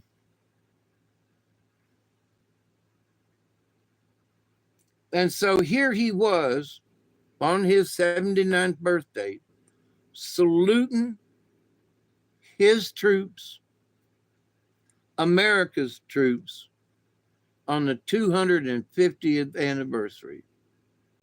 I just think that's cool, and maybe we should be proud of that. Oh, hell no. Oh, hell no. No, can't have that. Don't care. It's Trump. We can't have that. Yeah, but what about the 250? Well, but Trump, it's his birthday. We can't be having this. All this is about Trump and his birthday. You stupid shit. Are you not paying just a little bit of attention? Your eyes have to be clouded over with a cataract of stupidity to not see that just it's a coinky-dink. Okay, but it's still Trump's birthday. Yeah, but can you just shut up? We have never had a parade from our armed services. You know, well, not since when they came back from World War II, or when they came back from Korea, or when they came back from Vietnam. Oh, wait, no. They didn't have any military parades when they came back from Vietnam. There have been no military parades in my recollection, in my lifetime, because they quit having them in Korea. When the boys came home from Korea. What about when the boys came home from Vietnam? Well, they kept coming home in body bags. And they kept coming home in more body bags, and they kept coming home in body bags. So, but there was never a coming home party for the Vietnam vets. So, with that in mind, that's how long it's been since there has been a positive military parade. On the 250th anniversary, I might add, Trump's wasting money. It's all for his birthday. Until I saw the men and women marching in that parade in Washington, D.C. on the 250th anniversary of the Army, the armed services, the beginning of America. That should be something to be proud of. And you could see on the faces of the soldiers marching, some of them that you could turn would just look aside a little bit with a tiny bit of grin. They know they're supposed to be stoic when they're marching. They know they're supposed to be looking forward, and they were. They were marching like they have practiced in parade drills. I think that's what you call it. Drill parades, parade drills. Anyway, where they do the march and turn left, right, left, all that. And somebody said, oh, well, they've been standing out there for a long time. Listen, they were trained to stand out there for a long time. And if they had to do nothing but guard and be on the ready at any second. And that's tough to do. So here are these people showing off what they've been trained to do. And it may be that they're, marching, but they're marching in time. They're marching at the same cadence. It's like, it ain't quite double time, but they're not walking. They're like, they're trudging, buddy. So, so watching these things, but watching the folks in the tanks that you could see visibly, and they'd zoom in on, they were smiling and waving. I've been in parades before. And there's something about whoever you're representing. Now, I was in a parade and we represented this show, and I was driving a 56 Chevy, and waving out the window, and everybody'd come up, and, it was a cool old 56 Chevy. A really cool old Chevy. A dear friend of mine who's now passed from a heart attack. We all got to go somehow, I reckon. But so with that, I was proud of the show we were doing. And I was proud. I was driving this old Chevrolet in a parade, and proud, just waving at the window. And I got different layers of being proud that I'm in the parade, not just because I'm a celebrity or something.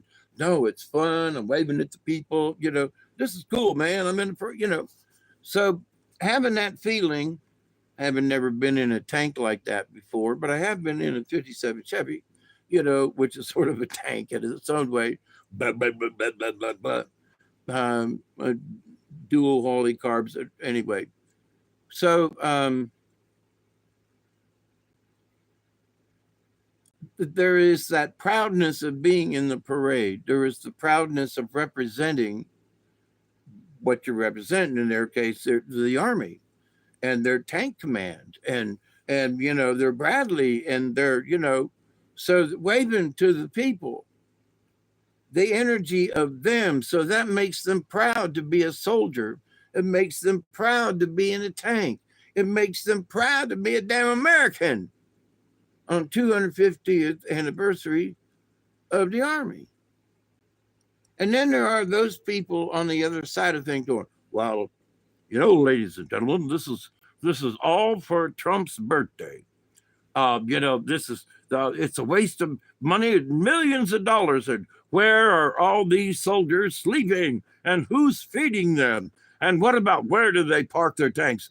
Do you know how much gas those tanks consumed while they were here driving to the streets of Washington, D.C., and all the people that came to poo that didn't need to be here? on Flag Day of all days. Who has Flag Day in Washington, D.C. these days? You know, and look at the riots. And Trump created these riots because it's his birthday, and you know, he's showing off military stuff in Washington. That's a good reason to say he's not the king.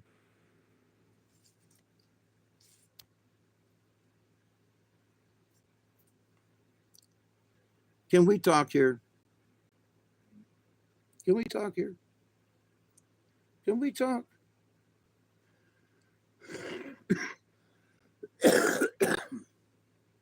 To me, this is either the beginning or the end of some stupidity.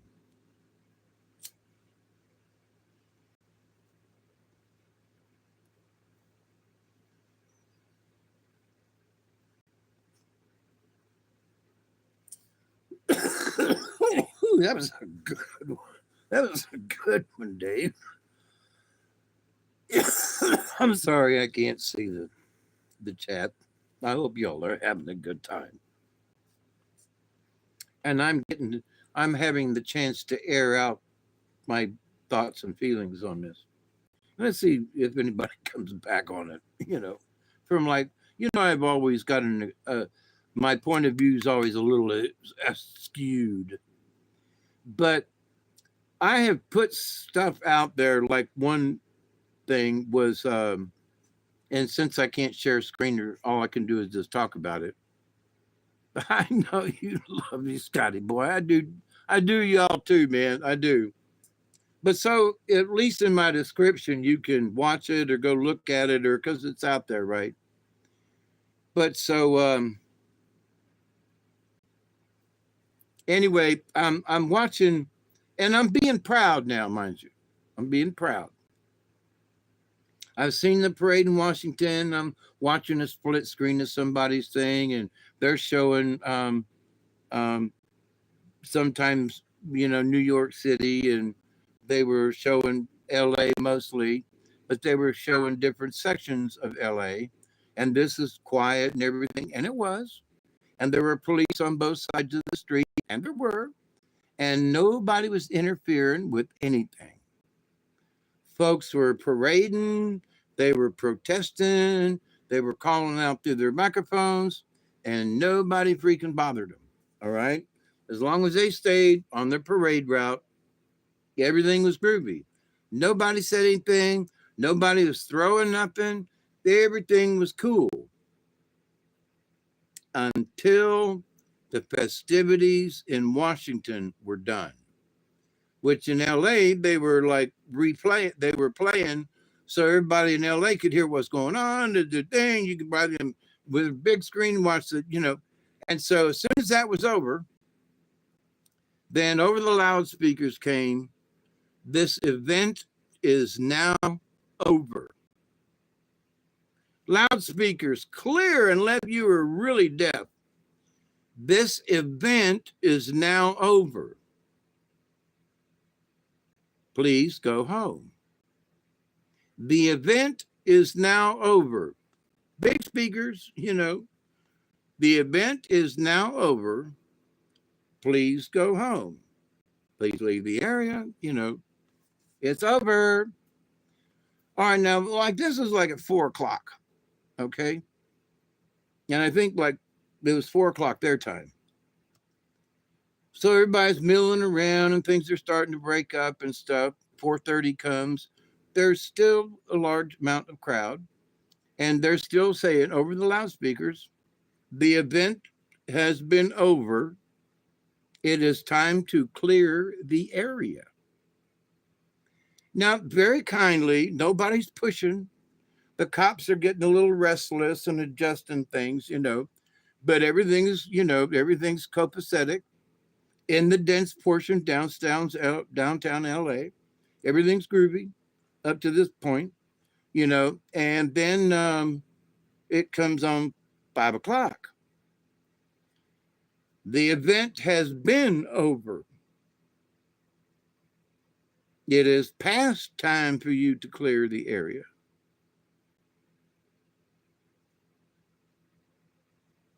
So then the police start milling around with the folks downtown in the mix, right?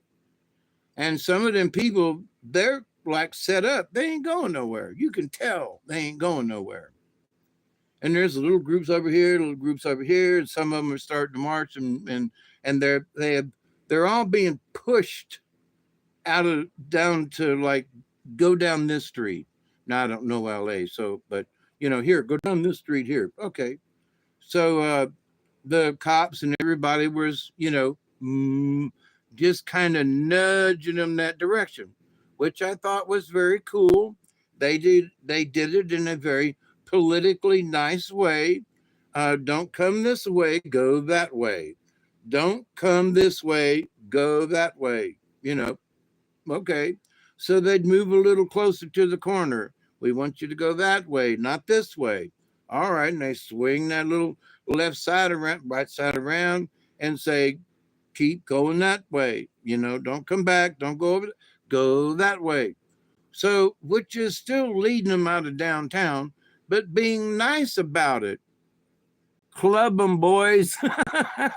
Well, and see, after it was 4 o'clock, that's 5 o'clock, 5:30, and they're just doing polite nudging, right? Now it's 6 o'clock, and they're getting like, ladies and gentlemen, it's starting to get dark. We have an 8 o'clock curfew, and the downtown area must be closed. You are now trespassing because the event is closed. So now they're warning people over the loudspeaker that now it's 2 hours past time. And now that the event is closed, they're now basically trespassing. So that, you are violating, the code. You were given ample time. Now please leave the area. So there are folks still milling around. Like there's still at least 25% of the people still in this downtown area that have not moved, basically. Some of them have been nudged, and they're starting to leave down, but they ain't none of them with the intent of going home. And so they're being nudged, and they're being nudged some more. They're being nudged over here a little bit more, and it's like, so now it's 6 o'clock. You were violating. Curfew is coming. So I'm watching, see, okay, what are these dumb some bitches going to do? Are they going to stay there? Or are they going to be nudged out of the way? Or are they going to leave voluntarily? None of the above, or all of the above. They were being nudged. Oh my goodness. But then the people who were obviously don't want to go were just, leaning backwards instead of forwards. So as the police are coming, these folks are leaning like this in their resistance, right? So now there are commentators going, well, it's been peaceable up to this point, but let's see what the police,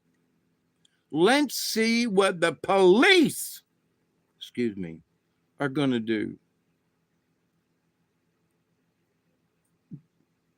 We've told you politely for the last 2 hours, and you knew ahead of time what the curfew was. You knew ahead of time, if you went down there, that the venue was going to be over at 4 o'clock. Having been a performer at venues, having been, just a regular peon at a venue, when the event's over, it's over. If they say, okay, time's up, that's it. And so everybody mills around a little bit and shuck and chives on their way out the gate, but you leave the venue. Because this is downtown and there are no gates to close, as it will, so people feel like they have the opportunity to mill around all they want to because it's downtown. But the mayor has said no milling around downtown, and there's curfew, and there's going to be a thing, and so y'all go ahead and have fun. But they said this a day before yesterday now. So anybody that was paying attention to anything knew what the rules were going in. Most of the folks knew what the preliminary rules are. So I don't know what's going on now. I don't know how bad it got, but by the end of 6 o'clock, going into 8 o'clock, it's 5 minutes to 8. And what's going to happen? Now, the police are going to physically close after 4 hours of telling them to get the fudge out of the way, to go somewhere other than here. The whole town wasn't locked down. It was the 1 mile square around downtown. Go anywhere out of this perimeter, but leave. Nope, wouldn't budge, wouldn't go, wouldn't find another street to go maul down. Go 6 blocks further down and you're out of our zone. Don't care. Now they might start another zone, but if you go out of the zone, you can still collect. You can still party. You know, whatever you want, just go outside this boundary. Wouldn't do it. Nope. Got to stay here. Wouldn't do it. Wouldn't do it. Didn't do it. Going to start fighting. Going to start pushing. Going to start being mean. Oh, them police. Look at how them police are beating them people because they're resisting. I'm sorry. You know, sometimes you got to hit a jackass in the head with a 2x4 to get his attention.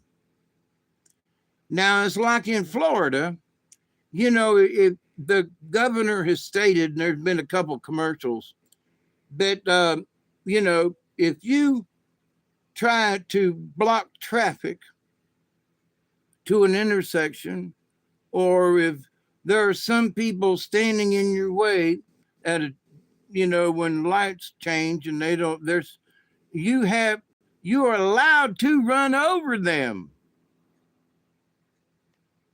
and drag them along with your car if need be. And the police won't say nothing. And if they are around your vehicle and trying to shake it, rattle it, I've had that done to my truck when I was in Tampa one time. I know what that feels like, and it's crazy, man. You know, I'm just a white guy standing here, you know, fixing to turn right. And what the hell's going on with all you people, you know? You're a white guy in a truck in our neighborhood. What are you doing here? Was stopping to see a friend, but I guess not. I think I'll keep going. And I was. And I did keep going, that is. Never did stop to see him. So then I learned the only way to do it was at dark. Anyway. So, but that you have the right because, you know, it's open carry in the state of Florida, but, you know, you can whip out a gun and shoot them. You don't have to wait for them to break your windows in. If they are infringing on your rights, then you have the right to pull out your .357 and shoot them through the window of your car if you feel that you're being, you know, if they're going around your car and doing that, then you know they're physically trying to harm you or do something, right? So you have the right to shoot them dead, you know, graveyard dead. And now it's like, so Dave, why you're talking so negative here? And Dave, and you know, there was somebody that shot and killed the husband and wife of a representative up in Minnesota.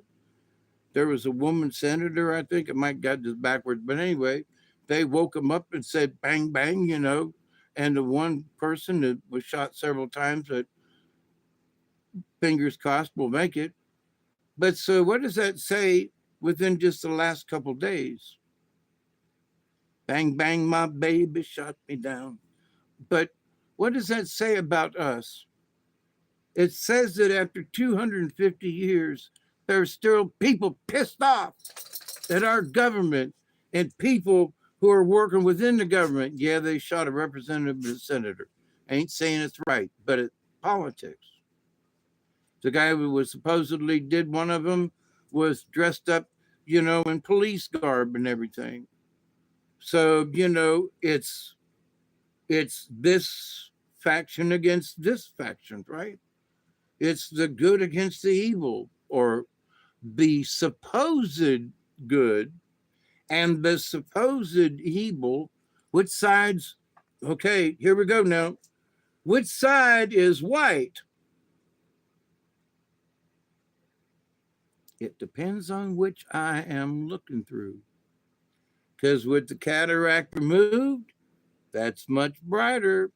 No, still got the cataract, that one's tan. But my brain has known both of those to be true. Both of those things are wait, they're both white. Yeah, but this eye actually sees it differently. So there are people out there that see things through a cataract. And the cataract has become society. And the society has come from the bad news. You all are fake news out there, they say. It's true. So by the fake news and by the fake narrative, that has been the clouding and the making of stupidity. It is make a stoop down to the massa. You say, what do you mean? Well, because they have presented this narrative, because this is no King's Day, right? On his birthday. Not a coinky dink, right? They planned it this way. They planned violence for today and tonight. I don't know what the result is, the after effects, but they planned it. Now, I don't think they succeeded like they was hoping to. I'm glad what happened. I haven't seen the tallies yet, but it wasn't as bad as a bunch of us thought. And that's a good thing. That's a good thing. But them folk thought they could create a stir that was going to, keep our eyelids closed, meaning that they were going to go, see, this is how it really is. And there's, MAGA, suck that, and blah, blah, blah, blah. And it's like, nah, God, man, would you stop that? So my current evaluation of the situation is this. Some of the people in today saw today with cataracts removed. They saw today's parade with the military and everything. They saw those men and women marching in columns. They saw that to be something to, honest to God, be proud of and not ashamed of. We should not be ashamed of those men and women who served, who are serving, and even to those in the future that may serve and will serve. That is something to be proud of, whether these other numbskulls don't think so. Now, I don't agree with the Army and I kill a debate with everything, but they're out here protecting you right now from some lunatics on another block. There's a one block over are some lunatics who are burning cars and turning stuff and creating havoc and everything. They're here to protect you.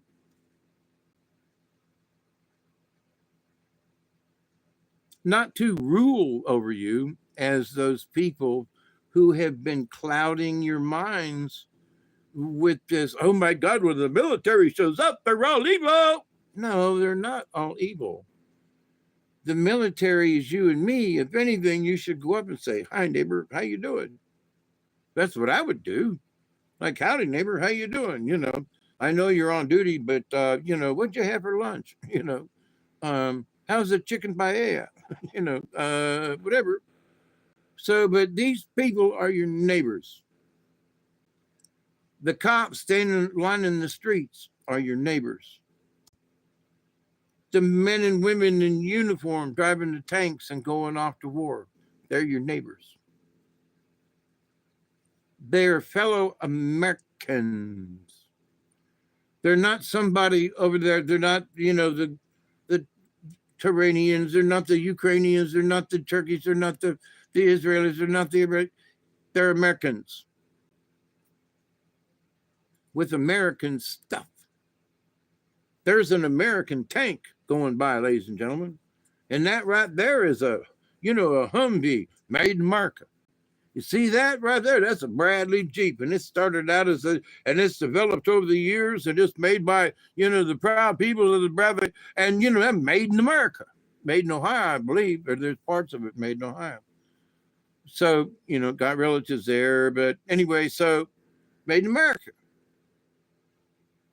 by Americans, proud Americans who proud to make those parts for the Bradley Jeeps, tanks, carrier things to guess what? To try to keep our troops safe wherever they may be deployed, right? So it's like, so here is a parade of them in Washington, D.C., which is our capital, waste of money, waste of time, and a waste of the American taxpayers.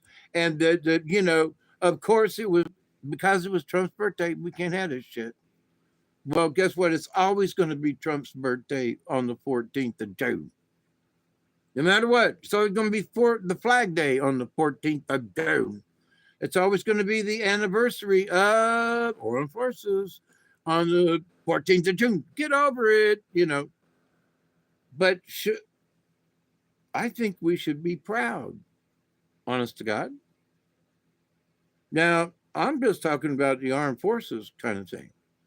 The Trump thing, bring it in. Okay, that's cool too, but, and I'm not against it, but let's be more proud of the military, for God's sakes. What about the money? Look at the money we gave to Ukraine to kill people. We can't have a parade in our nation's capital with proud men and women of the armed services and show off a little bit? After 250 years, they can't come out on the nation's mall and show off a little bit? They can't prove to here, everybody, come to Washington, and, we're going to have a parade, and we're going to show off to everybody. We're going to show off our good stuff. We're going to show off what we can do. We're not just, the military was sent to, Afghanistan. That's the military right there. See them people walking in front of you? That's who goes to Afghanistan. Those are the people who come back. Now, today, I didn't watch the whole thing, and I got in late to boot, but there's Vice President J.D. Vance sitting beside a general who's in charge of the armed services next to another person I can't remember. Now, I'm looking now. JD's really relaxed, and it was cool because it was a parade. I'm sure it's warm out there, and he's having this good conversation with the general, and the general's in full dress kind of thing, but he's joking around. You can tell him and JD are having a good time, right? The Vice President of the United States and the President of the Joint Chiefs of Staff for the Armed Services sitting together during a military parade, having a jaw out, and they were trying to make some kind of remark about, well, look at that, and the disrespect, and I'm like, y'all forget that JD's a Marine. Y'all forget he served.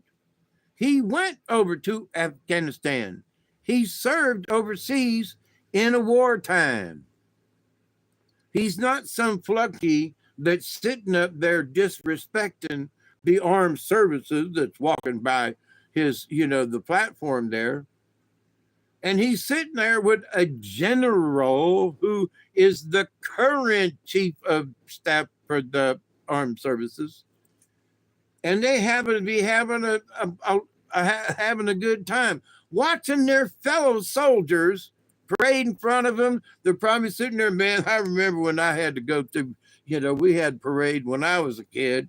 Man, we had to stand there. We pissed our drill off our drill sergeant. He made us stand there for 14 hours, and our guys kept dropping like flies in the heat. They're probably jawing about stuff that they went through, watching their fellow soldiers walk by.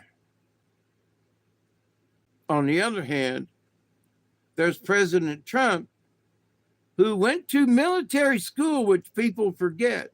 Hey, Barry, what's going on?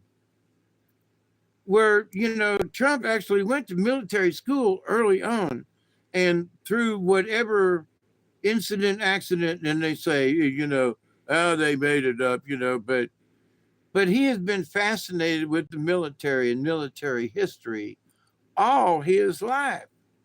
And the fact that it happened on his birthday, you don't think he's known this for a while, that it was on his birthday, and Flag Day. And the fact that, from my point of view, there's some stuff that's okay, Trump, blah, blah, blah, but down and out, he is a patriot. He loves America, period. And to see him standing up there today, saluting his troops, America's troops. I saw this man's 79-year-old birthday today. I saw this man standing there. The greatest birthday present a man could ever get. To simply be associated with the military that he is now in charge of. But it was to be able to salute his men as a part of them. He can walk by some of them, and he has, and he saluted them very graciously with, sometimes it's a little lighthearted salute to one of the chopper guys or something, one of the Marines. But then there's other times where he is straight up. He's a captain of the ship, and he's saluting to his sailors. And today was one of those days in watching him stand up there. And to me, there was he was stoic, but I could tell it was going through his brain. He felt like he was a part of the service. What do you mean, Dave? Because he's always been on the outside. He always patted the generals, and JD's been, as a Marine, and, all these other, Tulsi Gabbard was, and she was over here. They were all in the service, and they have a camaraderie that he will never quite get. He's close to understanding, but like if you've never played basketball and went to the semifinals, you won't know what that feels like. You can talk about it, but if you've never done something with a team, but you never quite got there, so Trump is a gentleman who I think he's always wanted to be in the service. Went to military school, don't forget, and Tulsi rocks. Morale is up. After did you see that? And here's our own, elderberry. Was Air Force. I've known a few Air Force people over the years, but just thinking, I've known more Marines and Navy than I have Air Force. And there's an Air Force base not far from here. That's just curious to me, but hadn't thought of that before. But anyway, but Barry, if you watched any of that, did you see them guys with their heads out of the tanks waving at people? I thought that was one of the best things for morale that there ever could have been. Now, I'm not military, but sitting here watching the parade, I was like, man, if that don't make me feel proud. You know, uh, if I was military or ex-military, I would feel proud about that. That Trump said, no, God damn it, we're going to have a parade. 250 years? Hell yeah, we're having a parade. And we're going to have it right here in Washington. Don't care, don't give a slam about what anybody says. We're going to show off our tanks. We're going to show off some Bradleys. Helicopters going to fly overhead. And, and he felt so proud of it today. When I saw him up there he was standing up there, and Melania and everybody was sitting behind him. He's standing up there on the platform by himself, nobody asking him to, saluting his troops as they go by. And I'm not disrespecting Melania, but they were all just having conversation in the background. But for me, the moment for Trump to see him out of the character of whoever was behind him, and they were having jovial conversation, nothing wrong, nothing untoward, but there was Trump by himself without any fanfare saluting his troops. I mean, it wells me up inside when I think about how he was standing there on his own because he wanted to salute his troops, because he wants so badly to feel a part of that, and that the best that he can do is to always stand on the sidelines, but he can salute his troops. And I saw that today, and I was like, man, dude, I don't know if anybody else saw it the way I saw it. And there are going to be people going to like, oh, he was just faking it, and it was because of his birthday. When he was doing the salute I'm talking about was near the end. Nobody was watching. They didn't stop the parade. There was nobody announcing over the microphone. He just stood up on his own. He could have sat there and talked with Melania. He was saluting his troops as they went by.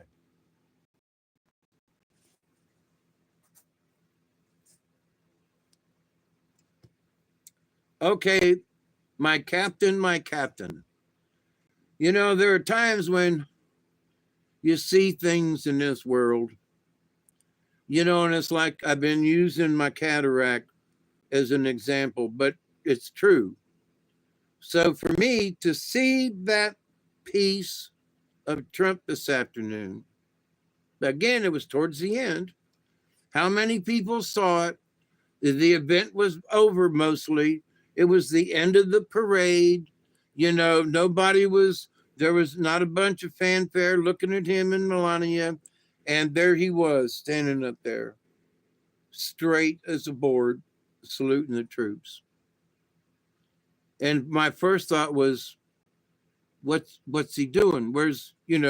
Is there something going on in the parade where he's up and nobody else is? And everybody else is sitting behind him, he's up there just like this.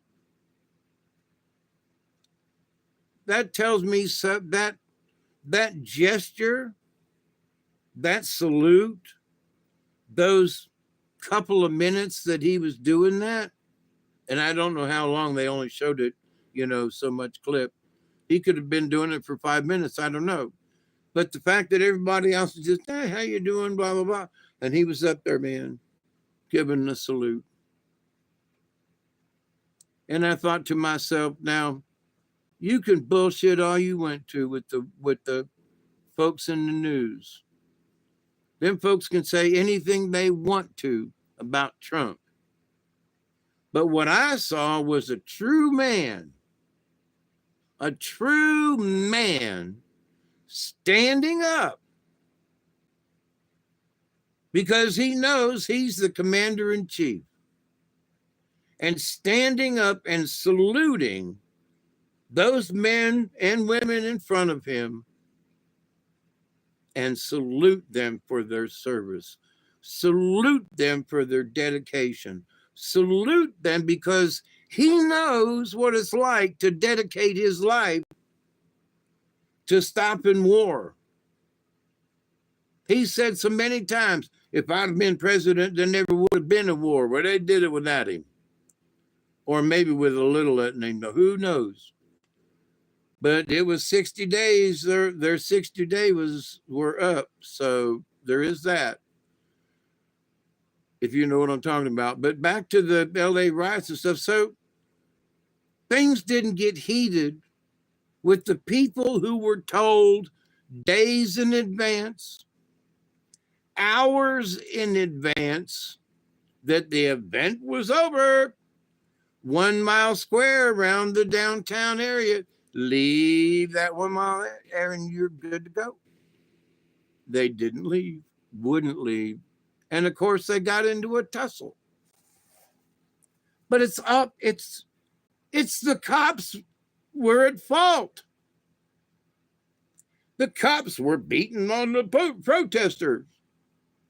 Well, I think the cops were the protesters and beating on the dumb human beings in front of them, the stupid idiots that were paid to put up a fight or were just dumb enough to like, can you not hear? You know, are you just going to be, you spent the last 2 hours being edgy.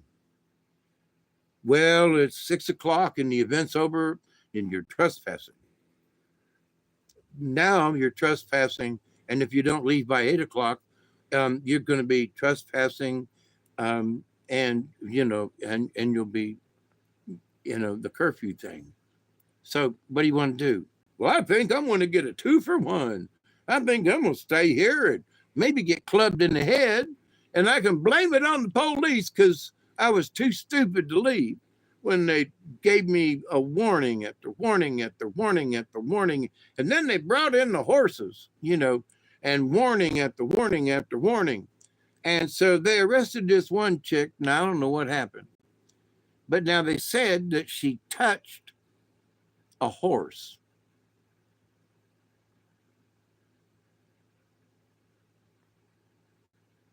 Some of it was on film. I don't know if the whole thing is, but they were arresting her because she had touched a horse. Now I could see some stoned out hippie chick going up, going, oh, like it's a nice horsey. Nah. I don't know if that's what happened, but I would hope she was arrested. Didn't mean she was convicted. Oh, was it a Cheers? Oh, yeah, sure enough. Well, anytime's Cheers.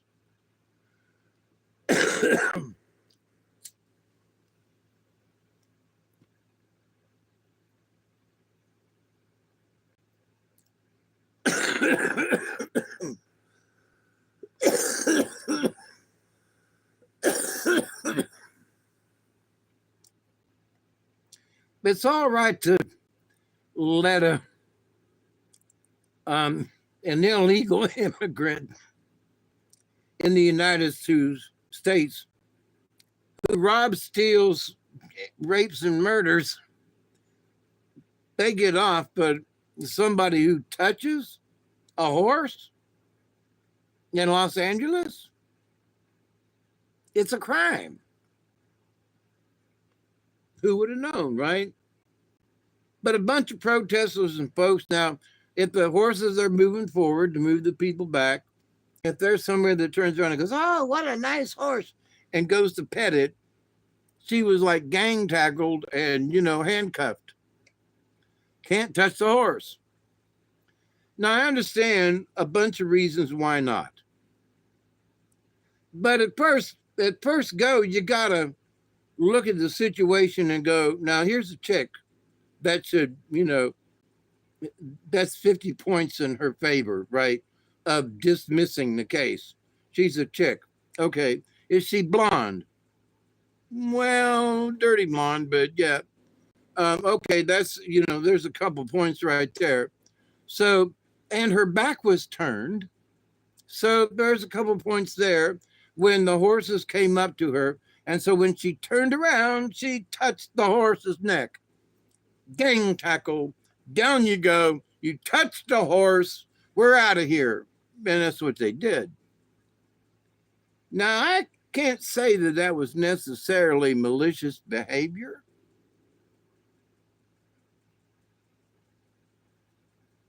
But there was Negro people standing on top of burning cars.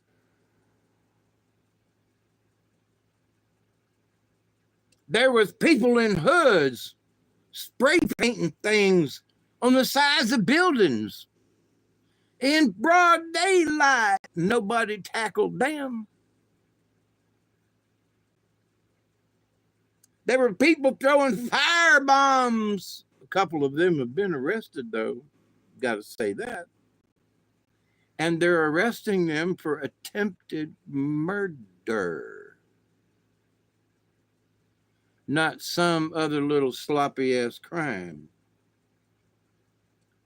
Now, it sounds like not only Pam Bondi, of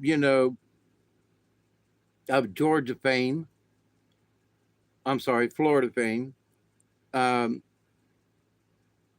but that it's not just the feds in Washington, it's the local feds in California and in the district over yonder of the FBI that have had it, because they've had a bunch of cases that they've been wanting to arrest people for, to take care of, like some of the stuff that ICE was what started this thing, but the FBI was in there with the ICE folks because this operation that they were doing in LA, it wasn't just about Mexicans or other people.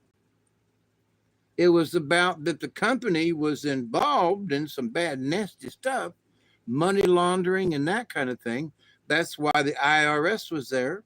That's why the FBI was there. So it was not just a raid for migrants. It was a raid for a bunch of other stuff, human trafficking and all these other things. So it's like, and that's the truth of the matter. Because as Tom Homan said, he said, we've got the warrants. We have to have probable cause before we can even go in. And he said, so people say, well, we didn't have the proper documentation. We had warrants on these people, to go in and do our job. So, but anyway, and with that said, so they went in more legal than people are giving them credit. So that is the shinola. That is the, oh, look out of this eye. Well, that looks tan to me. No, but it's white. Sure. Are you sure? Yeah. Okay. So, it's that cataract removal. So people are still looking at things in the community with a cataract on their eye. That's white. No, it ain't. Yes, it is. It's white. No, it ain't. Look at it from this side. Oh, holy shit. So now we're in this community things where people have been looking at it, swearing to God that's white. And they were right. Except when the film gets lifted off the right, they go, some bitch. Wasn't as white as I thought. The situation ain't as clear as I thought it was. I've been looking at it and looking at it and looking at it. And this is the truth. No, it ain't. Pull that film back off your eye, and oh my God, that's really white. It's bright, actually. It's so white. This over here, this eye, still got the film. It's tan, and it's kind of dirty, It don't have no brightness to it. Look out of that one. Ooh, wow. That's why they give you sunglasses after the surgery. It's so much clearer and so much brighter. No freaking wonder. Why are you giving them sunglasses? Because you know, when they peel that film off, actually they remove it, but when they take that film off your eyes and you can see white for bright for what white really is, which makes all the other colors brighter. With that said, I know I keep referring to my cataract removal, but it is so much different. It has opened my eyes to the rest of this stuff. Oh my God, there's been a cataract over that. They've been lying to us. Yeah, and as soon as they did something, or somebody said something, and they went, "Eh." Oh my God, Robert F. Kennedy Jr. was right. Fluoride is bad for you. It does make you stupid. It categorizes you into that state of stupidity, right? You already stooped over from the pressure. Gotta have that fluoride, man. Gotta have that fluoride. Well, I don't have no fucking teeth. So much for fluoride, you know? Because I have country water and I don't have fluoride and I have no teeth to brush. Does that make that? Does that mean I'm not stupid like everybody else? Is that part of the lifting of the cataract from life? Because I don't have fluorides. Just a question. There's no way to really gauge that, but yeah, well water. And there's a lot of clay in it too. Let me tell you, tastes a lot like minerals. If you want some minerals, come drink my well water. Now, there's a couple of friends of mine who like and right out of the well up there. No, man, it really tastes good. I ain't lying, man. I know it's my well, but that's some good water. Maybe I should go up there and fill up a couple of jugs. That's an idea. So, but anyway, it comes. By the way, my water comes out clear. It's when it sits down for a minute that you can see the particles, precipitate out of it, you know. And after a day, you'd look down at the bottom, there'd be a layer of red clay at the bottom of whatever container you poured that water into. But hadn't killed me yet.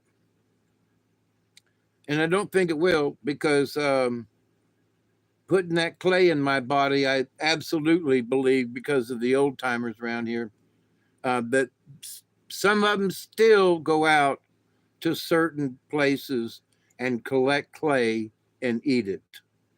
And like I have said before, in Mississippi, 15 years ago now, they were selling little baggies of clay at the shop and go in Selma, Alabama. And so I know folks still know what it is to eat clay, and for the reasons that they eat the clay. And other folks, you crazy self, okay. But them old timers, they still do it. Them country folk, they still do it. In my well, clay comes out. I still do it. You know, it will clog up a coffee machine after a couple of years. So you just have to go get a new coffee machine, because they like to stick to the sides, and clogged up. But sort of like clogged arteries. But so anyway, the cataracts that have happened to America, all right, and people could argue with me all day long. That's fine. But we got to admit that, especially now, there are things that it's like, oh my God, the nanoparticles in plastics. I know I've talked about it for years. Me and Max Headroom over at Max Forward Thinking thing, right? He's on the same boat with me. We agreed years ago about the microplastics in drinks and stuff. And sure enough, oh my God, even before RFK took over, they were talking about microplastics and how bad microplastics are you and how they get in your joints and how they, and it's like, duh, give Dave just a little bit of credit because I read the science a long time ago, so I'm not taking credit for it. But as the point is that I was attuned and akin to this is an issue 20 years ago, and people are now just catching up. So for me, I have been oppressed. I have been told that basically I'm stupid, and I have to agree to the stupidity up to this point. And now the cataract has been removed. And I'm going, wow, wait a minute. I knew I was right because I read it in a scientific journal. Dave didn't make this shit up. But now that, oh, there goes that cataract. Wow, and other people are going, what? And I saw it for what it was. I could see it, but it wasn't true. But I could see it, and to me it was true, but it ain't true. Well, it looks true, but no, it's kind of cloudy, ain't it? Well, yeah, it's in that muffled area. Well, I've read it somewhere. I swear to God, I did. Yeah, yeah. Well, that's just your cataract acting up. Oh, is it really? You didn't really see it. Oh, no shit. Oh, and then I can't say ripped. They didn't rip it off of me. It was just sort of woke up to the brightness. But so now that the cataract has been removed from other people's and to society who created the stupidity, now because they can see what I've been pointing out as white, that's true. That's white right there. I swear to God, it's white. Oh, wait. Took the cataract off a bunch of people. So I was right all along. It was white. But to what degree and how bright that white is or was is a factor of 40 because they took the cataract off of this eye first. Now when I compare, there's 35 there. I can see where 35% what he's talking about. 35% of my eyesight was covered in fog. And now it's not. So that now that eyesight has been adjusted, so is my stupidity.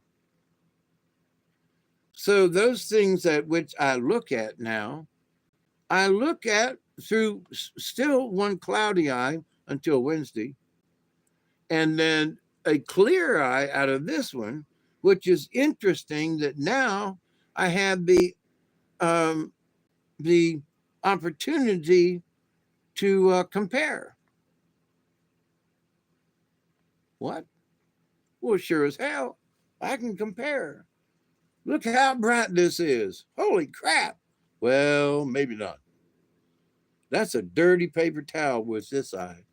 And now that I can tell the difference, looking with the way they are now, it's it's sort of an off-white. It's eggshell colored. Because I used to be really good at matching paint.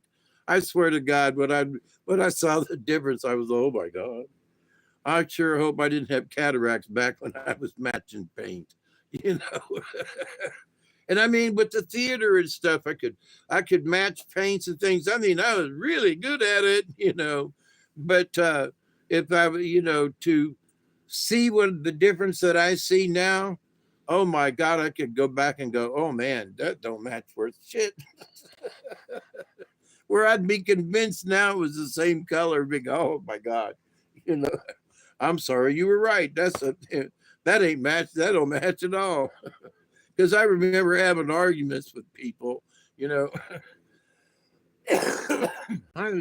You need your eyes adjusted, honey. That ain't yellow, you know. It was yellow. Oh my God. So, but anyway, depending on who loses the cataract in this, right? So society, with our stupidity, we've all been stooped over. We're hunched over our wheelchairs. But some of us are, right, Barry? Some of us are bent over our steering wheels. And some of us have been released of that pressure. Ooh, I could drive hands-free. Okie dokie, then you ain't driving.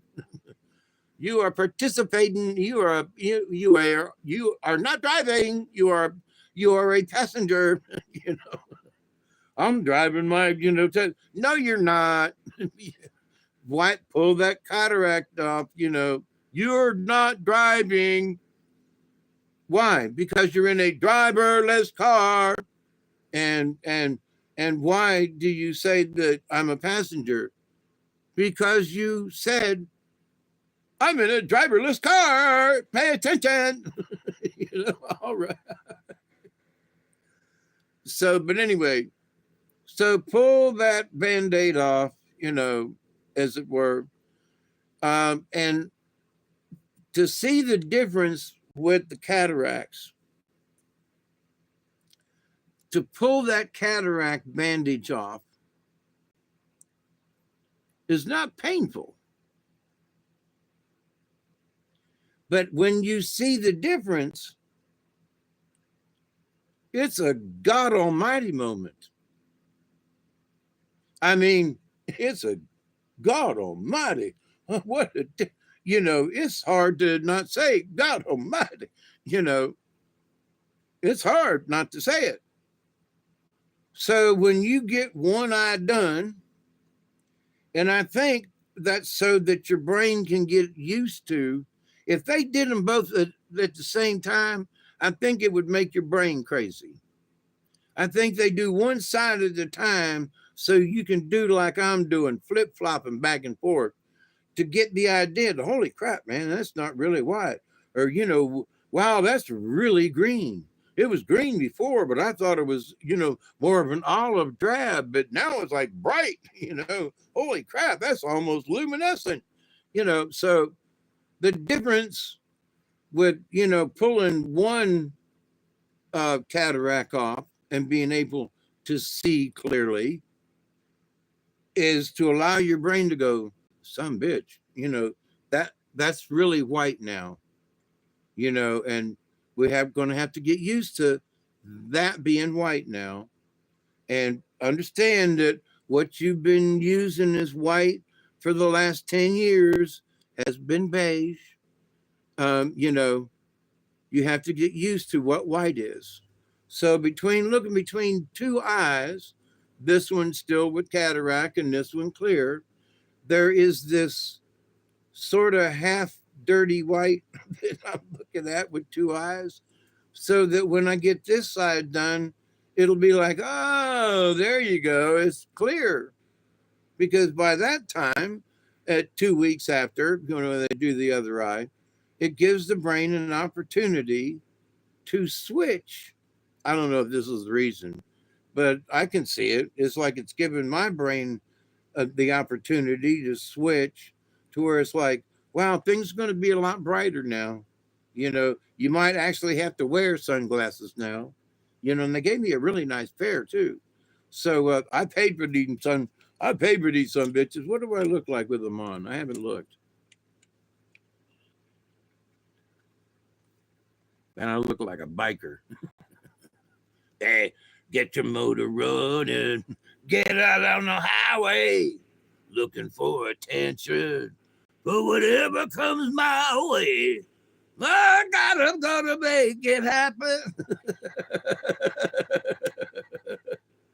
Every girl's crazy by the sharp-dressed man. Hey, yeah. But anyway, but I got to admit that being outside in the bright sunlight, in the misty moonlight, never mind, that it is brighter. I gotta admit, it's like, ooh, man, that's really bright. And I close this eye. Of all things, I've been closing my right eye and going, wow, and then go open up the other one and go, well, I can see why I might need my sunglasses. You know, I say, son, that's a lot brighter than you remember that sun. I said, son, you better need them glasses. Son. Better take them with you, boy.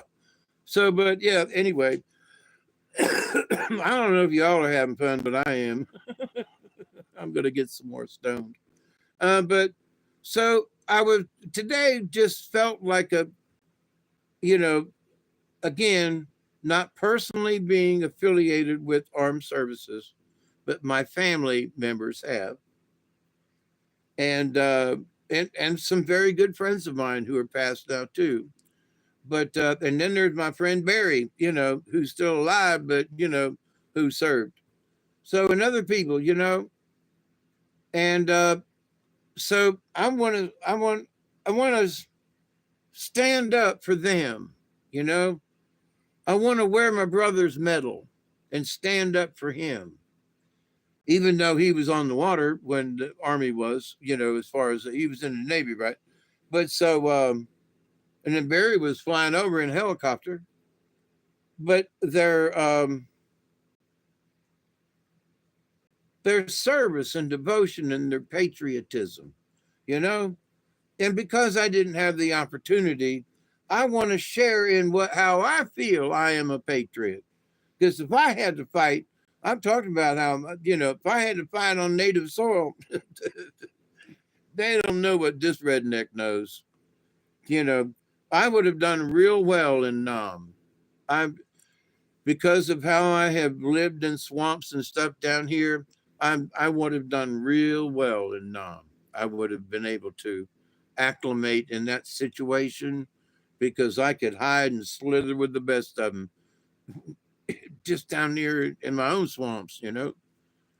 And that was before I got this swamp, but and right now it's a little on the dry side.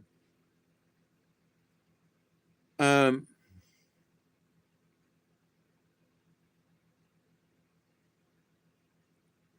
but so I've always wanted, not necessarily did I want to be at war, but I've listened to, you know, Sean Ryan and some of his other buddies that have gotten on and how they just felt that somehow they needed to be in the fight, you know? And I was like, yeah, well, you know, like when I got my leg broken and I couldn't play football. But the reason my leg was broken was because I was playing football, you know, and that I wanted to get back in the game. I never did. I always wanted to get back in the game, you know, and so, but had to stand on the sidelines. So I know what that feels like. Now, do I know what it feels like to be in the Army or the Navy? No, but I know what it's like to be on a team. And then I also know what it's like to get injured and knocked off of the out of the out of the game. But see, I refused to give up, and I became the manager of the football team. I became the equipment manager. I took care of all the game for the whole team, and I learned how to sort and how to, you know, divide, how to take care of stuff, and how to be in charge of. And that taught me a lot in high school, you know, to the point where I knew where everything was in the gym. And if the coaches needed something, they'd come find no, you know, because I knew where shit was. And I could remember where shit was. So, you know, that became a plus. When I was in jail a couple of years later, that came in real handy. But you, the thing is you learn things along the way. You collect the wisdom if you're smart enough and wise enough to collect the wisdom, and then store it up for future, you know, for future use. But what it does to you ultimately, all the wisdom that you collect, all the knowledge that you collect, it will make you bend over more. It is the weight of it that's on your shoulders. Now, it ain't the weight of the universe or anything like it. It's the weight of its own knowledge. It's its own weight. Now, you can make it as heavy as you want it to, But in my shaman journey along the way, it's like somewhere along the line, I picked up this fucking boulder and it weighs a ton. I don't know why I'm slinging this thing, but I'm supposed to tote this thing. And but in the wisdom of the journey, you know you've got this. Sometimes it is a burden, but sometimes it's just here's a bunch of knowledge. Now what? You don't set it down. What you do is you learn how to nibble at it while you're walking. So you got this great big rock that you got just barely on your shoulder, man, and it's got you humped over. But you know, it's sandstone versus granite. So as you're walking, you're like rubbing your hand on it, you know. And you go, how did some bitch get so big? And you're rubbing your hands on this sandstone. And this little bits are coming off and coming off and coming off. You know, and as you're walking along, and so you keep thinking about, you know, whatever this thing is on me, and I know God's showing me a way, and I know there's a lesson in this, and as you go along in your journey, you're toting this big ass rock. But in the meantime, you're also shaving little bits of it off as you're, because sandstone you can do that too. It's easy to carve, right? So you're wiping that sandstone down.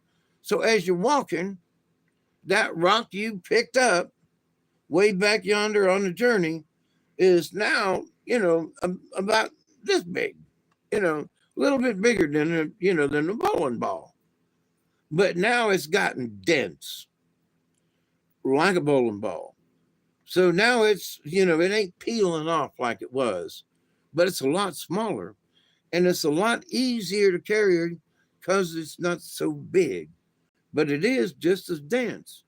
So in that, you're still carrying the burden, the denseness, the bowling ball of what used to be filled with air, kind of, sort of, beach ball, you know?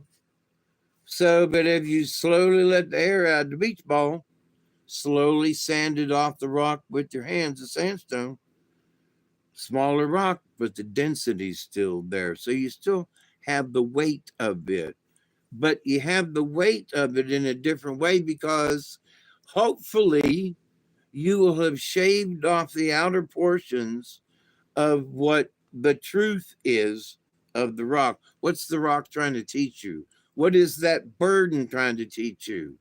Are you learning anything from that burden which you have been toting? You know, have you learned to shave off any of the rock? Or is the thing still this freaking big? So that's part of the journey of the learning, right?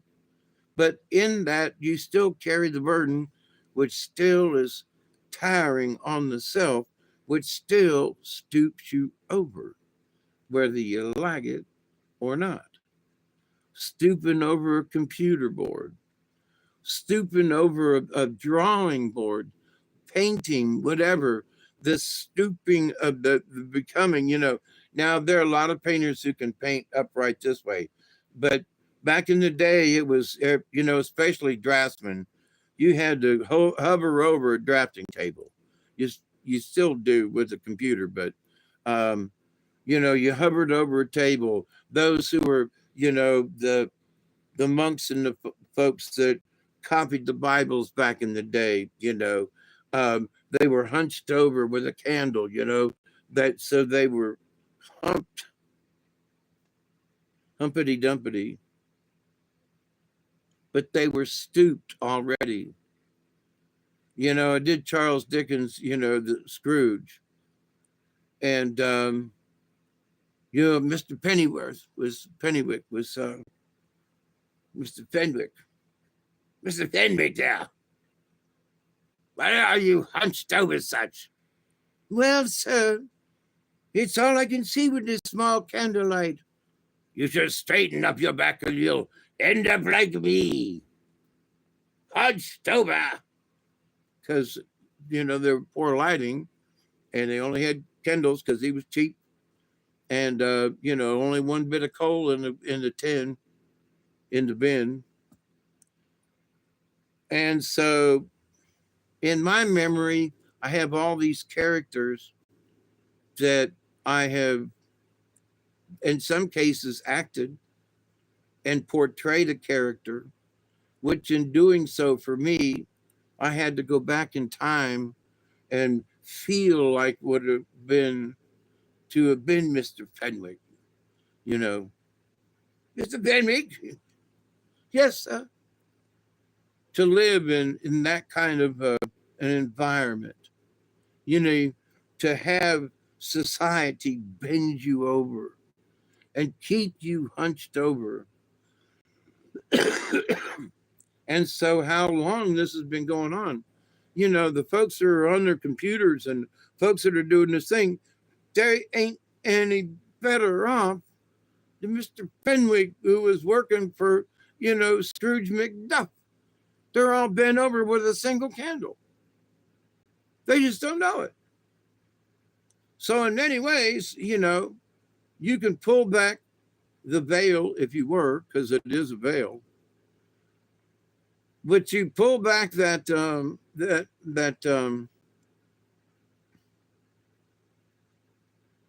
I keep forgetting the word. You keep pulling that shit off your eyeball, and it's holy cow. It's a God Almighty moment, honest to goodness. So, cheers to that. But do other people see that veil being pulled back? See, Scotty, I think it might have been you was saying something about maybe the fourth dimension and seeing things and stuff. I wanted to get into that because I've been seeing little scuttlebutts a lot lately. Yeah, I've seen stuff out of the corner of my eye, but now they're like, it ain't the corner of my eye. It's a punch out of my periphery. And it's like, man, I absolutely do feel that in the last 2 going on 3 weeks now, when I talked about that Thursday when I got bumped in the shoulder and I felt this something go through me, it's been since then. But having had a patch on my eye, oh, matey, what you doing? I'm having had a patch on my eye, and I'm due for eye drops. That is like, well, am I seeing skittish, or is that because the eye drops, or So, but I can definitely, there's been something extra going on. And I thought there was something extra going on before they took the film off this eye. No, I didn't. I haven't yet. No. And, and it is time. It is. I fell asleep last night and I didn't take my evening meds last night until 5 o'clock this morning. So I am not late taking my meds. It's supposed to be 12 hours between. Well, I'm almost 24 hours out of sync. So, but yeah, I fell asleep last night, and like about 10:30, 11 o'clock, I was going to do a live stream last night. I fell asleep, and so I woke up this morning. I was like, "Son of a bitch! Is it too late to take my night pills? Because it's 5 o'clock in the morning. The sun's coming up. Holy crap!" So I went ahead and took them, knowing that I could wait till 2 or 3 before I took them. But it's 3:30 by my clock, so I'm well in range to take my meds. So do not worry. I'm not late. I'm not late. Now I will put some drops in my eyes here in a minute. But so anyway, still in the considering of this. So there are people out there who, got the DJT syndrome, right? That everything is because of him. But they're not claiming that anything's going right. you know. There's J.D. Vance sitting up there, you know, chit-chatting, you know, back and forth with the general of the United States Army, Air Force, Marines, Space Force, you know. He's in charge of the whole deal. The two of them are sitting there just having a good old time. While all of the armed forces and tanks are going by, they're just chit-chatting away. And I'm thinking to myself, those are almost the two most powerful men, you know, depending, because if something happens to DJT, JD automatically catches in, and the Joint Chiefs of Staff person in charge of the whole United States Army, that person is like second in command. So they're the two most powerful next in line kind of thing, people in the world, and they're having a chit chat. On Flag Day, the general still in the Army, obviously he's a general, JD, you know, once a Marine, always a Marine. So we have two in-service people as our second, quote, in command, with possibly, you know, accidents, whatever, you know, that stays that way, that they're second command. But the fact that they could jip jaw and be that comfortable together. So in my point, if something does happen, I want those two guys right there to be in charge. And they are. So it's like, what does removing the cataract do? Well, it just so happened that Flag Day and all this happened today. And there were those folks that if you didn't pay attention, they had demonstrations for 7 hours, no problems. It's time to go home. Got 2 hours to leave. They don't. It's got a 8 o'clock curfew. If you don't leave, we're going to get more pissed than we are right now. And they still didn't leave. So anybody that got clubbed in the head or arrested, mother freaking deserved it. My friend was like, well, they could have been getting, listen, the cops have said, if you've got a reason why you can't get out, they're going to give you that. But if you're just going to be contentious, which these folks were, then you might get beat in the head. So guess what? Guess what? After two other choices to leave the premises without any kind of interference with your brains on the ground and stomped by a horse, then you will heed what we're asking you. Now, folks will say, well, this is like them Tiananmen Square, where the Chinese just come in and started killing. No, it ain't. The Chinese didn't warn them, hey, get out. Now, they should have known the tanks were coming. But to the same point, these dumbasses today were warned that the tanks were going to come. At 4 o'clock, you know, if you leave, because the tanks are coming.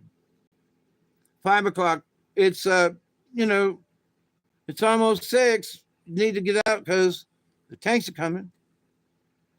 Hey, it's 6 o'clock, everybody. You really got to go because the tanks are like right down the street. They just don't go real fast, but they're on the way. It's 7 o'clock. It's almost 8 o'clock curfew. The tanks will be here at 8 o'clock. They're right down the street. They are here. They're down the block. You can see them coming. No, I'm going to stand there and wait for the tank. Now that to me is a dumbass. Oh, the cops, they hurt me. They drugged me off. They arrested me. Good for them. Did you learn a lesson along your life's journey is to be a shaman in training? Did you learn that if you don't heed warnings. God could have been spoken to you. Leave the area. They had the loudspeakers on. And if you were tripping, you should have heard. Leave the area, my son. The tanks are coming. The tanks are coming. The tanks are coming. We're all you know, that means get out of there. How far do we have to go, Joe? I don't know. They say if we go 2 blocks up and 1 over, we're going to be out of the area. How far is that? Oh my God, it must be at least a quarter of a mile. Will we make it? I don't know, Joe. You're limping kind of bad. I know. Let me rest on your shoulder there, Bill. You know, maybe between the two of us, we can make it down them 2 blocks before them tanks get us.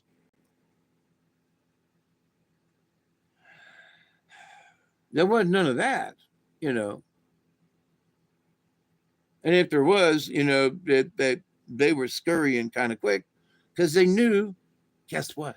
But the tanks were coming. I was listening to this one, you know, commentator was like, I can't believe the police are acting this way. And it was like, I thought they had been trained to do this all in unison, sweep across the road and block the street and walk in not quite lockstep, but move up like a wall. They are a wall of people moving up the block, making sure that anybody in front of them goes in front of them.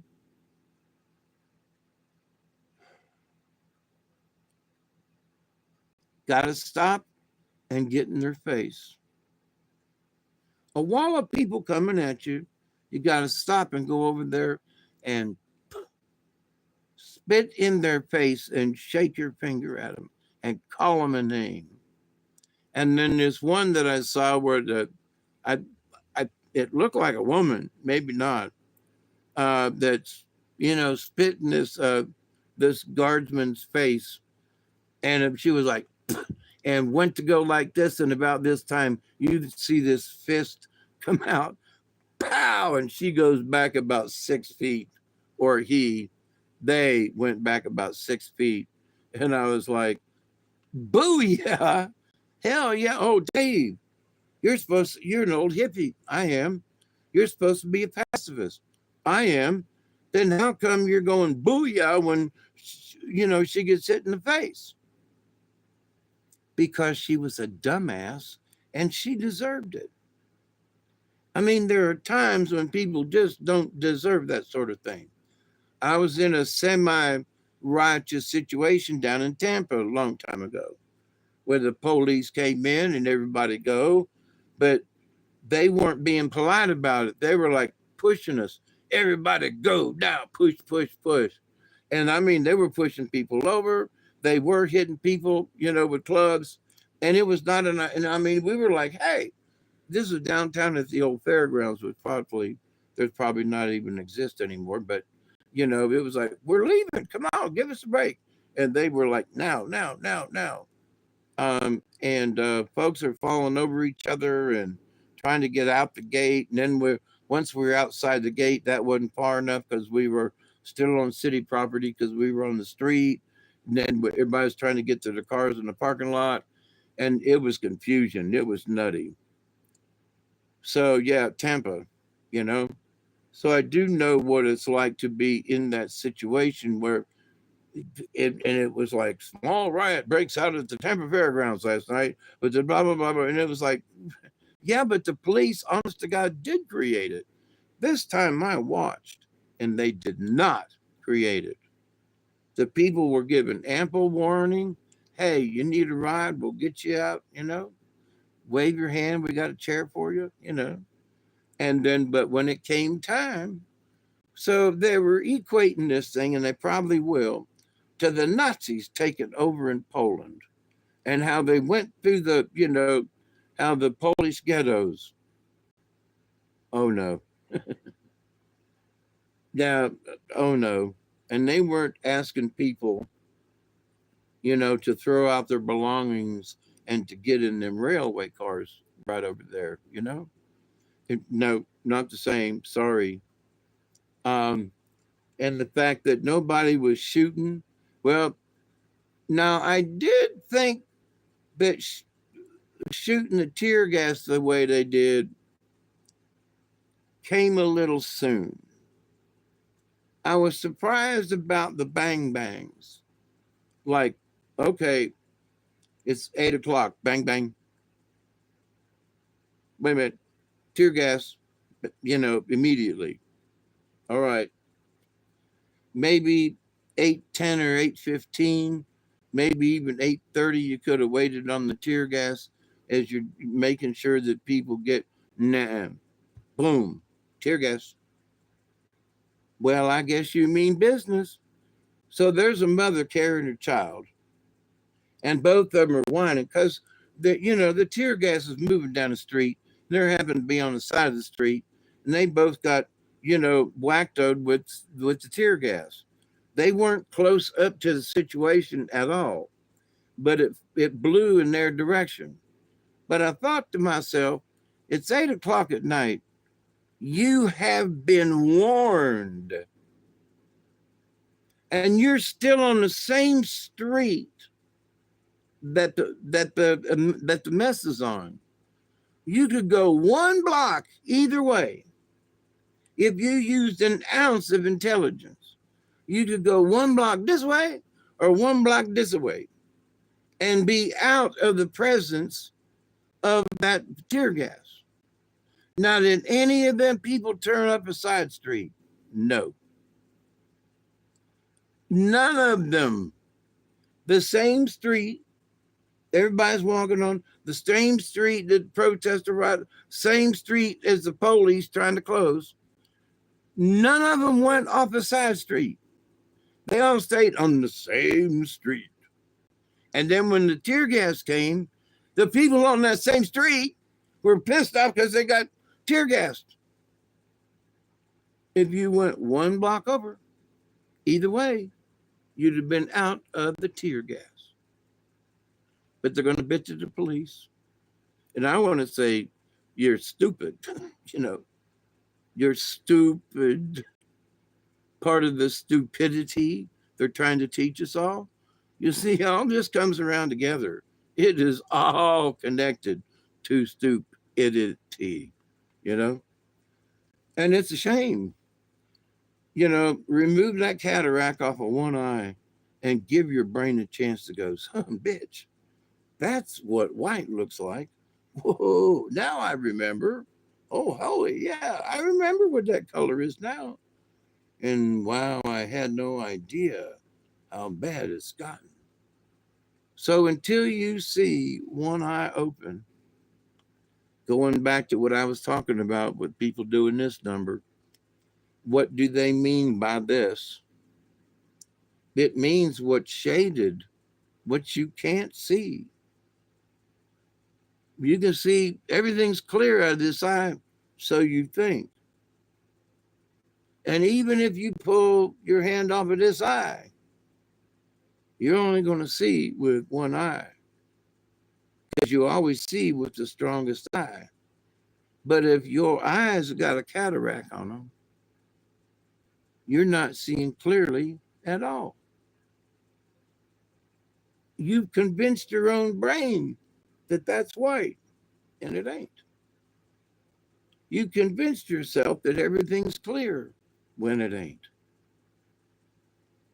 So, my dear friends, having recently had one cataract off, I'm here to tell you there's a big difference. And folks have already argued with me, man, it can't be that much. Oh, yes, it is. It's a God Almighty moment, I'm telling you. And if you're anywhere 30, 35% like me, then don't wait. Really, don't wait. You're already missing a lot. Your brain is already fried to believing that right there is white when it ain't. That over there is white out of this eye. So in reality, with the stupidity of what they're trying to show us and what they have been cataracting us with over the years, like little nanobots coming in and, eating at our brains, you know, fluoride good, fluoride good, fluoride so good I'm stupid. Ding. Red dye number 2, you know, ding. Man, that red cotton candy, I honestly have a whole can of red dye number 2 that I used to mix it with the sugar for cotton candy. And then I learned that Kool-Aid worked just as good. But and it was cheaper. But yeah, I got a whole can of red dye number 2. Um, cotton candy, anybody? Snow cones? So, which is both what they used in, you know, some of the flavoring for, you know, and coloring mostly. But anyway, um, oh, and Dad said they, you know, to make the meat look more red under the fluorescent lights, that he would treat the meat with red dye and pat it on there, and then wipe it off. Yeah, he told me that back in the '60s. Well, the fluorescent lights, they make the, you know, and women want to see that bright red meat, you know, and I'm like, so what do you do, Pops? And he goes, well, after the first day, it ain't red no more. It's turning brown. So we have to go out there and pat it with some, you what? You use red dye on the meat in the cake? Yeah. How about that, son? And that was in a major grocery store chain kind of thing. And they still do it, by the way. Because people don't want their, you know, meat to look bland. So, but as you peel that cataract off your eyes, and now it's off your mind, because now, like I'm saying, my eye can see clear, but now my brain's going to be mucked up for a little while. Well, I thought that was white. No, no, honey. No, come on, pig, honey, sweetie pie. That ain't white. That color you're talking about, that's not white. That's beige. No, darling, I'm telling you now. All this lifetime, I've been, that's white right there. I know what white looks like to me. Darling, that ain't white. I swear to be goodness, that color right there is white. I know me own white if I saw it. Henry, what? That's not white over there. But it is. I swear to be Jesus, it's white. It's been white all my life. Let me take the patch off your eye. That right there is beige. Holy shit. Good God Almighty, that's white right there. We've been telling you there, Henry, you know, that what you've been looking at is not white. It's your cataracts. Holy Jesus and biggory. That's the true white right there. Oh God, I must be wrong with true north now too. How many degrees have I been off on sailing? You keep running in the rocks, don't you know?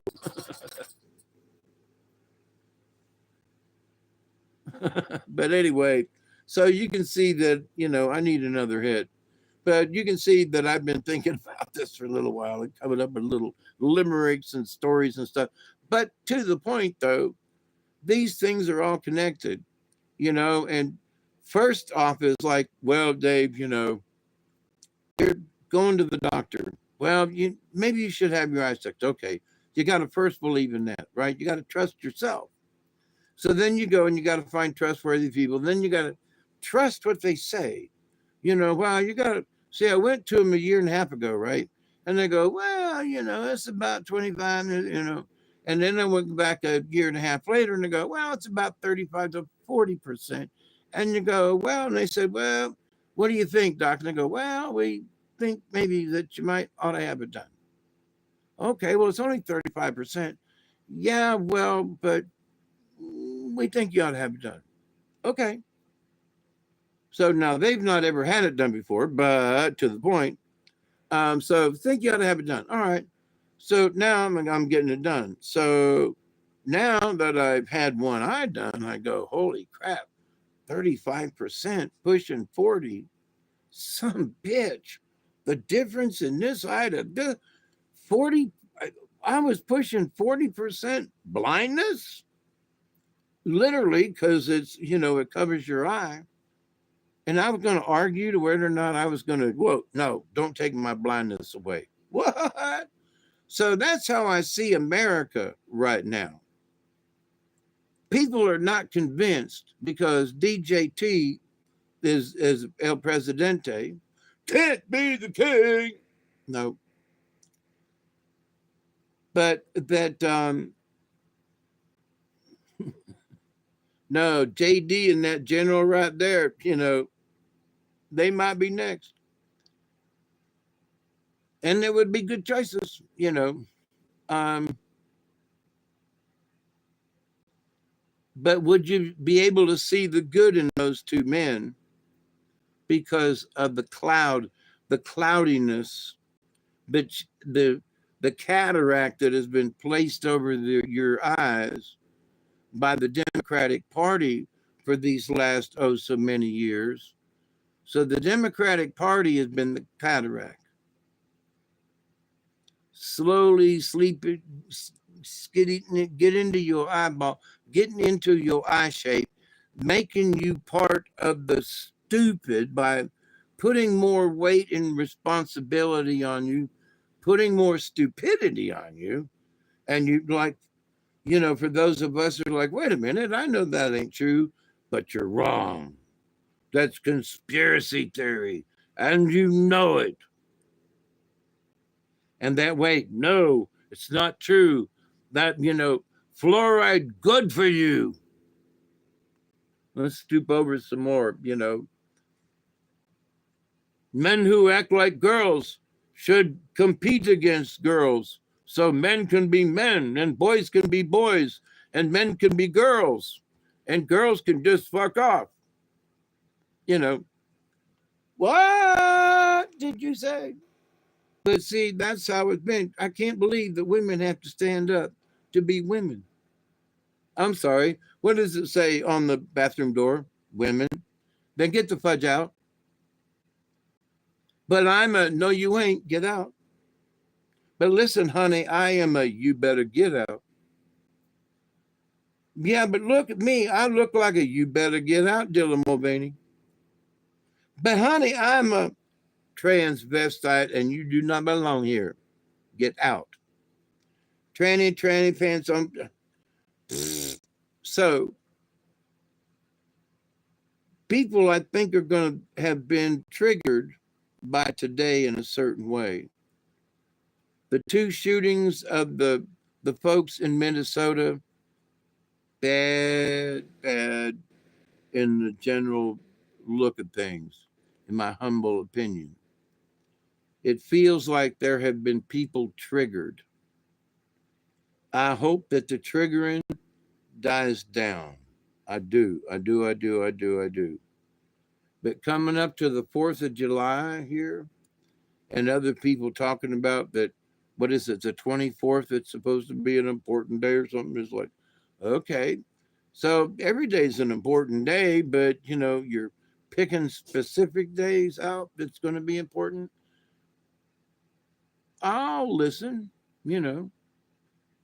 I will blindly, I'll pay attention over here on the side. I'm not going to make it my intentional fortitude to listen to it, but I'll keep it in mind. So what's coming up, you dink docks? You dinky winks, what are you planning? What do you hope will happen before now and the 4th of July? And there are some of these winky dinks that are thinking there's going to be something on the 4th of July just to piss everybody off. While, Independence Day, my ass, is going to, it ain't going to be the, maybe it is going to be the flying saucer, but, that would be cool. At least we'd have something to bitch at and shake our fist at. It's them damn aliens. No, it's Donald Trump. No, it's the aliens. No, it's Donald Trump. And the aliens come down to go, it's not us, it's Donald Trump. I could see that happening. Big alien steps out, little alien steps out, because they're from different places. And they're the pygmy guys, then there's the tall whites. And they're standing out there jabbering one another and going, "We don't like Trump either. The reason we never showed up was because he was president." You know, that's going to go over good. Let that be a meme, meme. But so in the following days, there are going to be circumstances like the 4th of July that are going to be trigger events for crazy people. But because it represents patriotism within our ranks, like me and you, that these other folks are going to take what we believe as patriotism, because we've been looking at that paper towel with a cataract on it, and now us older folks have had our cataracts removed or in the process of, and we really see it clearly and for what it is. But for me, for the last 65 years, I've been looking at them paper towels knowing they was white. But in my old age, my eyes have physically been clouded over to where white was actually cream colored.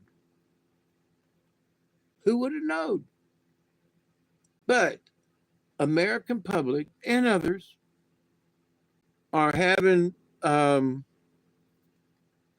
they've had cataracts over their collective eyes, which is that the energy and the weight of it all, and and the intelligence of it. Yeah, I was sort of, yeah, it's 3.5 hours in, and I'm just getting to this. The more knowledge that I've learned, the more that the Great Spirit has been able to show me these glimpses into other planes of existence. All of the LSD and of all the mushrooms I've taken, of all the trips I've had to the other side, and I'm still having lapses in and out to the other side. And between the energy changes on the planet and in our solar system, between the energy changes in my own personal self, and I mean more like my aura, the energies of the universe have done whatever they're doing to me. So that's going on. And I'm just along for the ride, but some days are weird as shit. So it's like, okay. So, but in the grand scheme of things, I think I see more clearly now than I ever have in my lifetime. Things are still cocked up in a lot of ways, like people are still dumbasses. No, I think I'm going to stand here in front of the tank. You know, no, dummy, get out of the way. There's no reason to stand in front of the tank. It's meaningless, pointless. You know, you're not being oppressed by the communist government. You are being a dumbass. Get out of the way of the tank. Oh, sorry. Crunch, crunch. Oh, Lordy, there's a big old spot on the middle of the road. It ain't my doggy, but I think it'll grow, you know. So, yeah, Sammy got squashed on the dirt road last night. Wouldn't get out of the road, wouldn't get out of the fight. You know, stood there like a, you know, with his wrench in hand. But Sammy got squashed by the UPS man. Sammy got squashed, that's right. Old Sammy got squashed last night. Old Sammy got squashed by the UPS last night. He had a truckload of fridge in it. Yeah, Sammy got squashed last night.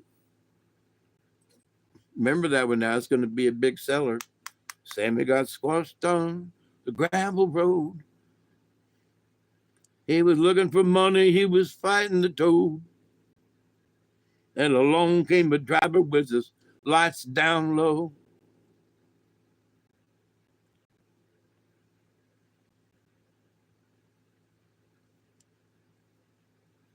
Yeah, never mind. Now I got my brain going off on the messed up song. But anyway, but so in the novelty of it all, it's why I always liked Ray Stevens and his crazy songs, because he puts a picture on something. He didn't write Mama Got Run Over by a Reindeer, but he should have. Um, he might have sang it a time or two, but then he was born and raised around here. That's why Hey Hyra, which is like 30 miles from here, is in some of his songs. But and I've been to the Hey Hyra pick-in. It was a great time. It's a shame they don't have it anymore. Um, but the intellect. So I'm still reading things, and I could be reading chemical, formulas and stuff, but my brain don't go there. But I can study physics, and that the physics of the universe, and I think I got a pretty good understanding of the quantum fields, and not necessarily how they work, but possibly how they interact and where we stand in the quantum field and stuff. And I think because of some of my LSD work back in the day, that I could see these different frames of mind, and where, like Brian and I would discuss about how the quantum field is that when you feel something, it happens immediately across vast distances, doesn't matter, right? It's there. So what is that? We talked about that, and it's like, yeah, well, that from the LSD and being able to see that and being able to see somebody and think about them. And then the next thing you know, your phone rings, and it's quantum, you're touching the quantum, you sent messages across the ether.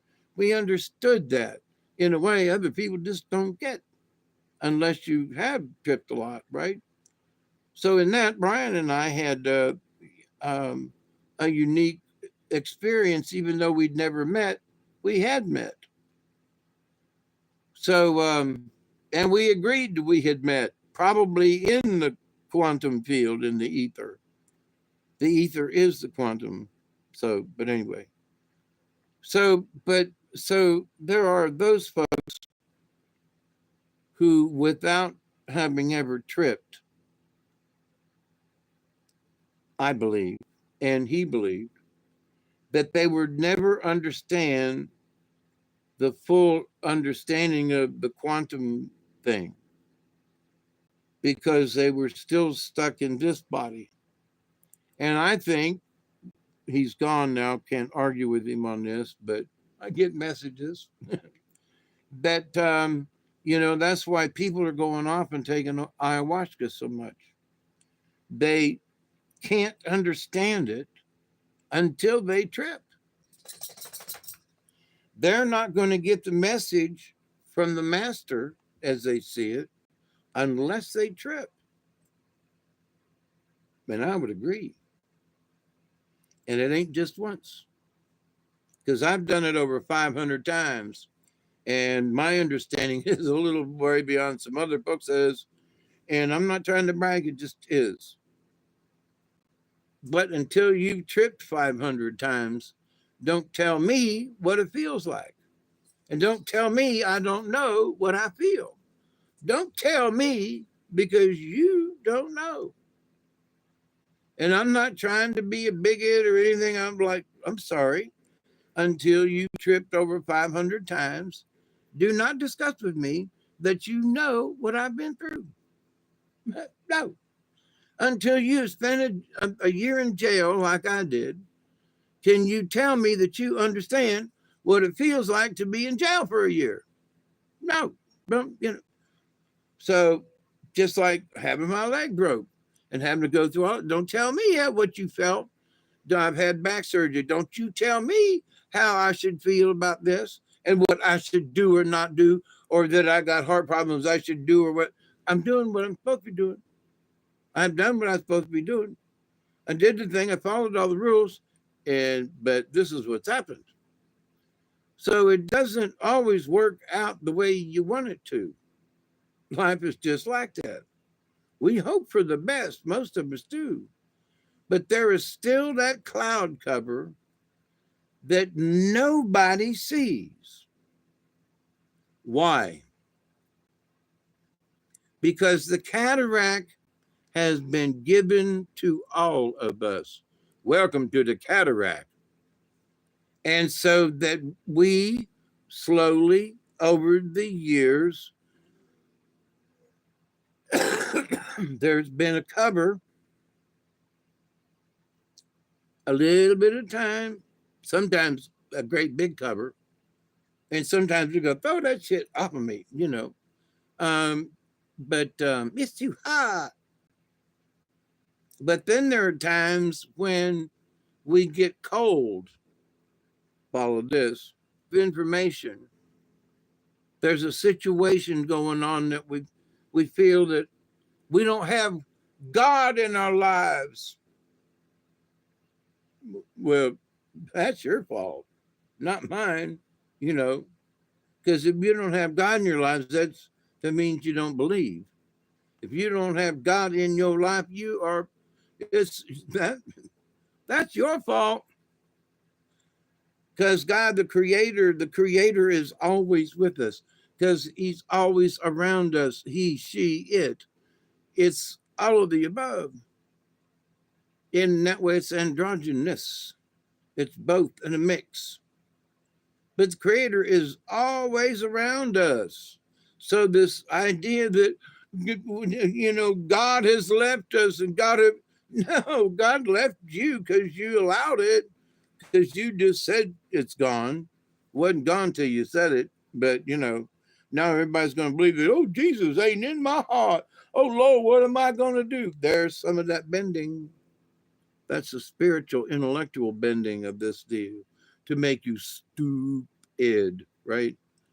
So, no. Well, then they bring out, you know, parts of the Bible. Listen to my friend tonight. He was like, you know, I said, Happy Father's Day. And he was like, you know, you shouldn't really say that. And I was like, here we go.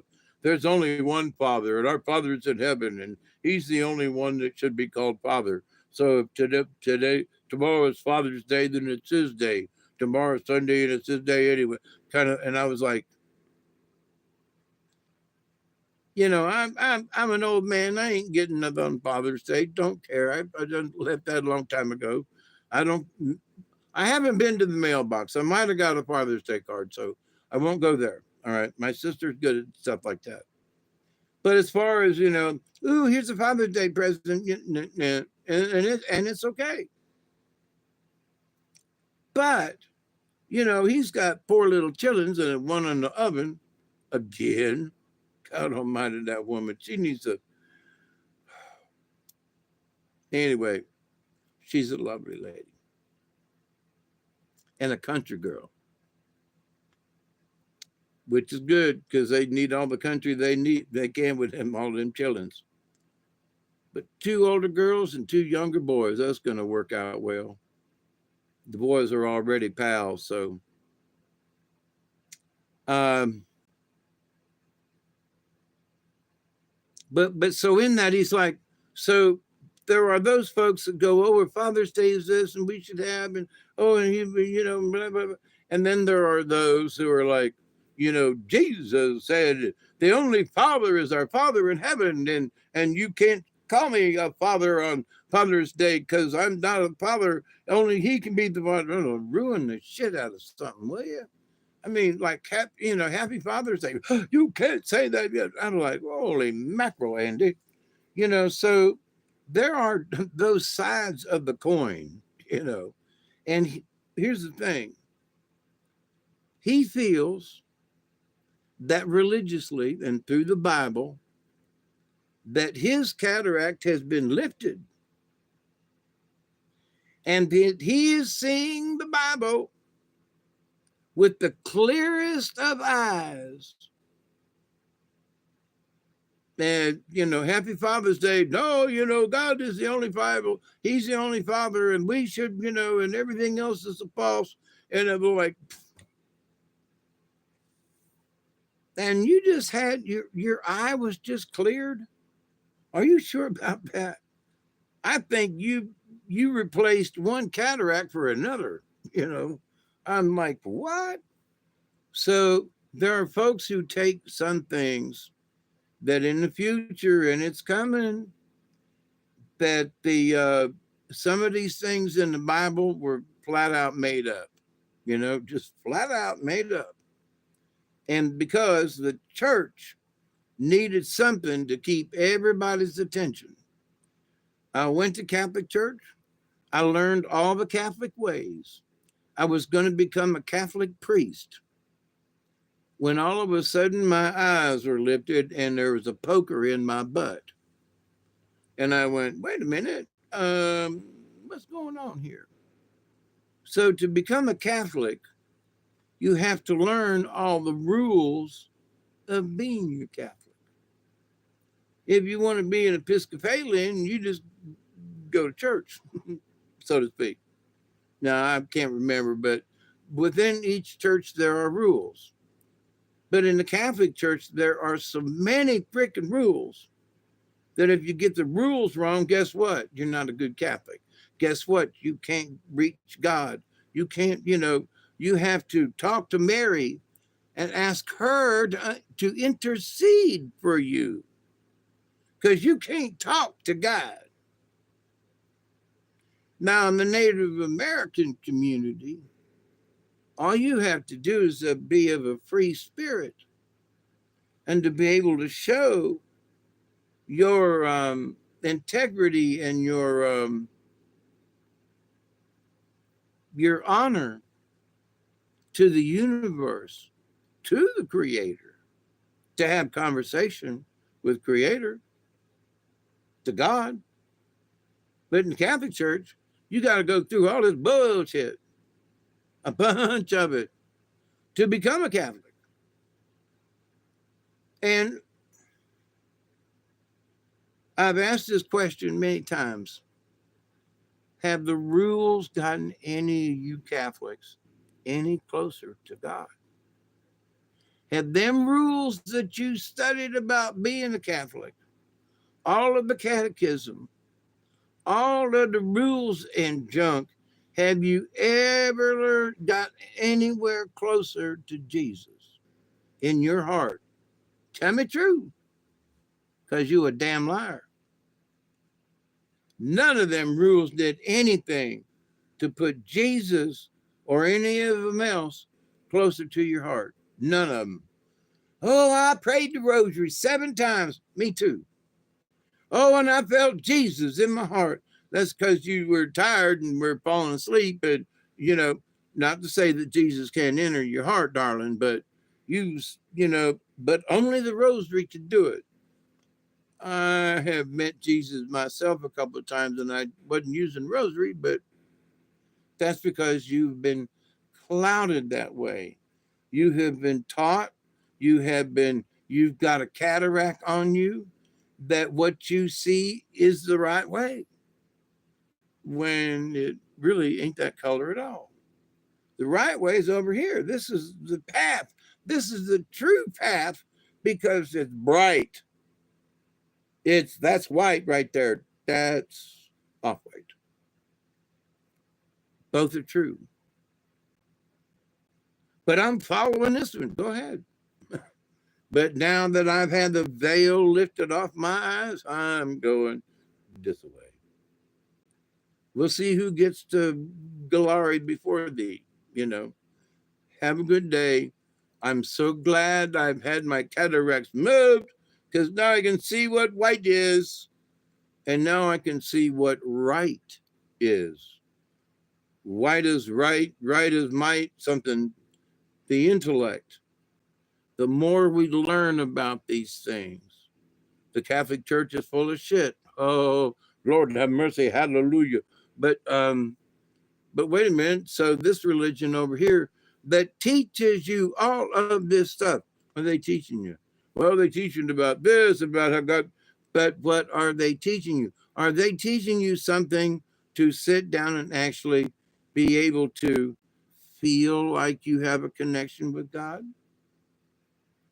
to help bring out that feeling that you have? Or are they going to give you a bunch of rules and master, you should come and listen here. You know, if you first you must listen to, oh, shut up. You know, but in some of that Harry Carey kind of stuff, there is a lot to calming the mind. There is a lot to listening to nature. There is a lot to grounding yourself. There is a lot to meditation. Did I say that? You know, there's a lot to meditation and to being calm. And there's a lot to meditate. Did I say that? Well, even in the Catholic Church, and it's like, well, you must bow your head and pray. You can't look up. You got to bow your head. So now, even in prayer, you have to be subservient. Now, even in prayer, you can't look up. No, don't want to look up. No, look down. So that is the weight of the religion on you as well to make you, here we go, one more time, gang, stupid. Which in the grand sense of society, we have joined the ranks of, say it with me, stupidity. Oh, Lord, have mercy. We've joined the ranks of, Jane, me and you, we joined. Did you know we belong to stupidity? Yeah, they sent us membership cards in the mail yesterday. I didn't get the mail today because it's raining, but I went up there after it rained, and me and the dog, we went up there, and here in this package are free tickets to Stupidity. And we are now honorary members of Stupidity.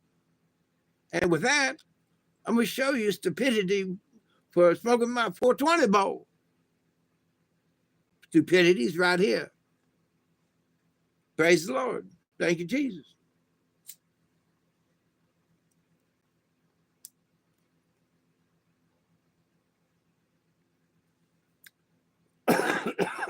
I'm an old man set in his ways. I can damn sure cough and say what I please. But Lord have mercy. You can see where society has stooped us all over. The more you learn, the more you know. Well, that's cool, but the more you know, you start looking around at things and go, man, I'm surrounded by a bunch of dumbass people, you know, and you go, oh.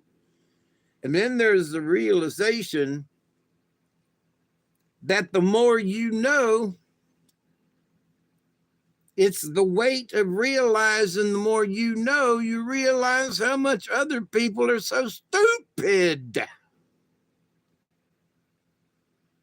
And that the whole thing of the society is made up of a bunch of people who belong with stupidity or attached to stupidity or have become the epitome of stupidity, the entity of stupid. And we've sort of created it ourselves. We'll listen to the other guy. There are other people who, and other, you know, cults or whatever religions and things that are trying to convince you right out of the get-go, and they're going to tell you, you know, we're going to save your soul from what? From eternal damnation. Okay. But who is creating the eternal damnation? Well, if you don't believe in Jesus, well, I believe in him. Anybody seen him lately? No? Well, then, you know, okay.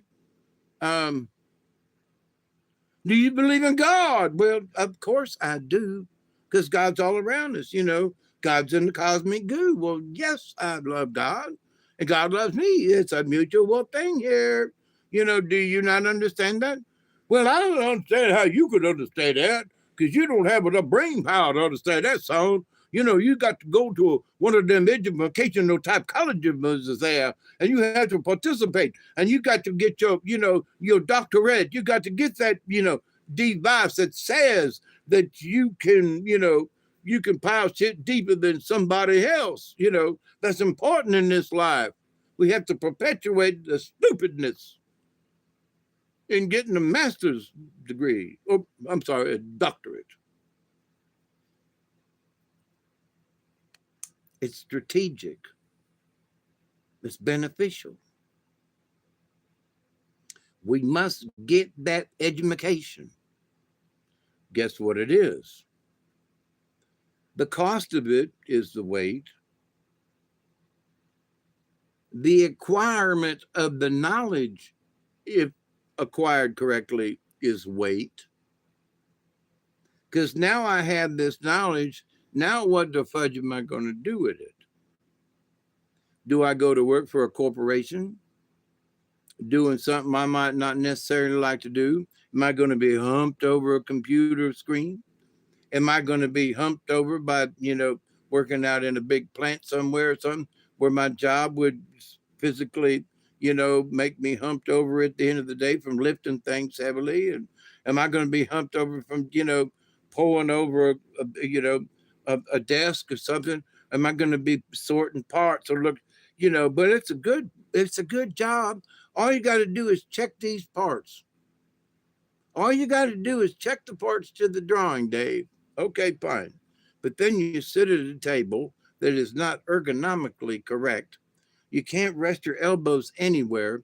You've got these heavy parts you're trying to measure with certain devices, and you find out that this easy job is painful.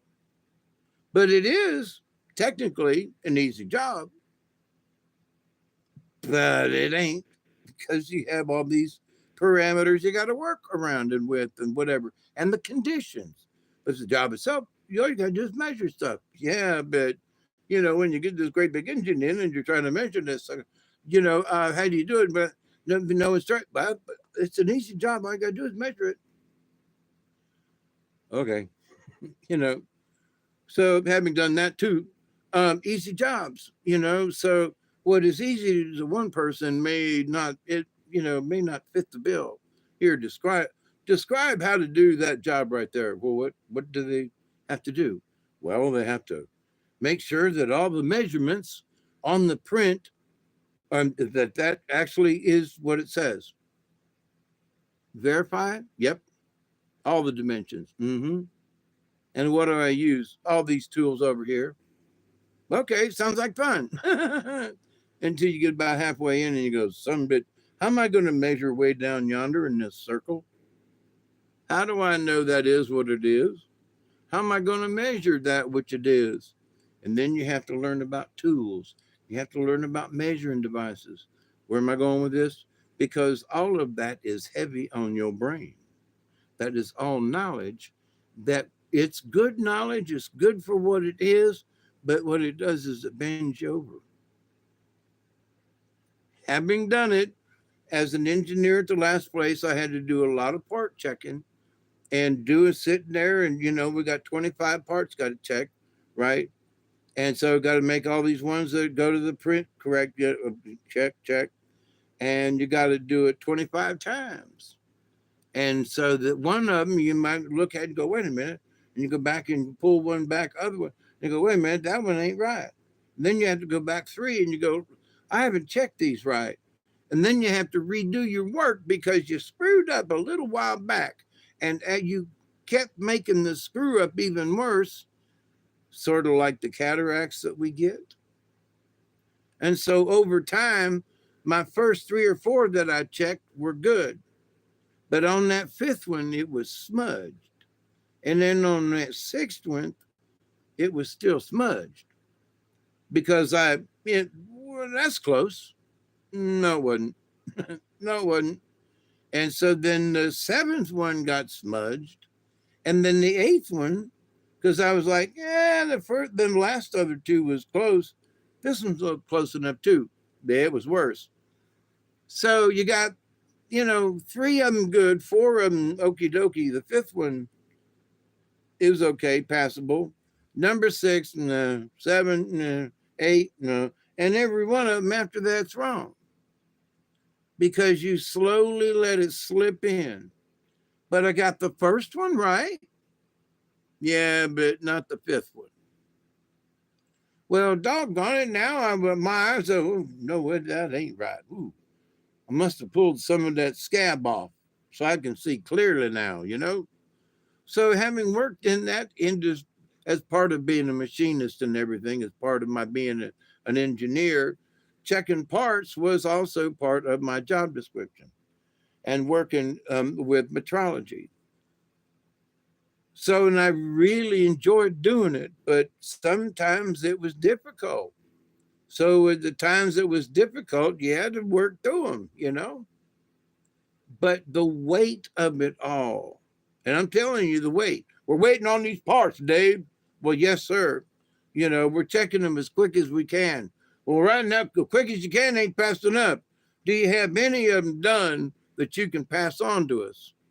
And there'd be like, you know, I got 25 of them I got to do. I've checked 10 of them. Well, we have to get them released. Well, but we're supposed to release them all as a batch. They came in as a batch. They were machined as a batch. We're supposed to keep them together because of Ford's rules. We're supposed to keep the batch together. We can't split the batch up. Well, can't you give us a couple of them and, you know, and sign them out or so, which we did. But technically, because of the rules, we couldn't take 5 of them out of a batch of 25 and while you're still checking the other 25, because what if they have to be sent back as a batch? Well, we want all the part numbers and blah blah blah. You bring us batch number, you know, 2950 back. We want the whole batch back. Why? Well, you know, we're going to heat treat. We're going to heat treat them different. We're going to coat them. But we want the whole batch back. Well, we can't. Why? Well, because we signed out 5 of them. You signed out 5 of them before the rest of them were done? Well, we really needed them. Yeah, but you know. So all of this is contention around sometimes bullshit, but sometimes you really need to send the whole batch back and you need to have the whole batch still together. And if some of them ain't done and you're trying to cheat, which happens all the time, then what do you do? So, but in this business of business, that's weight on your shoulders. You're following the rules, but you ain't. They're checked them 5 you did. They checked, and before you send them out, you double checked them, which means that you could have done another 5 in the same length of time and almost signed out all 25. But you don't see that until the hindsight. I spent more time checking that mother 5 again than I could have checked 5 more. And then you go, not done wasted that time checking them twice, but at least we got 5. Now I still got 15 to do. Well, if I had worked on it, I'd only have 10 to do. And then before you know it, I could have had them other 10 wiped out. And by tomorrow morning, you'd have had all 25. Now shut up and leave me alone. You know what I mean? So having been there in this reality, management doesn't see it because they need this now. The people on the floor, their machines down and they want to make parts and they can't because they need these parts. But then the rules say, and Ford says, because they made the rules, I mean, Ford Motor Company made these rules, right? And here's little old me down here in, you know, Thomasville, Georgia, going, well, I'm sorry. I think I'm going to break them rules. You know, Ford Motor Company, they don't know a damn thing about what's going on down here. And I'm gonna break out 5 of these and screw them boys up there in Detroit. You know, they can come down here and kiss my lily white ass. You know, and then there were times when they did. And of course, they shipped our jobs to Mexico. So they didn't really kiss my lily white ass. You know, they kicked it out and to the.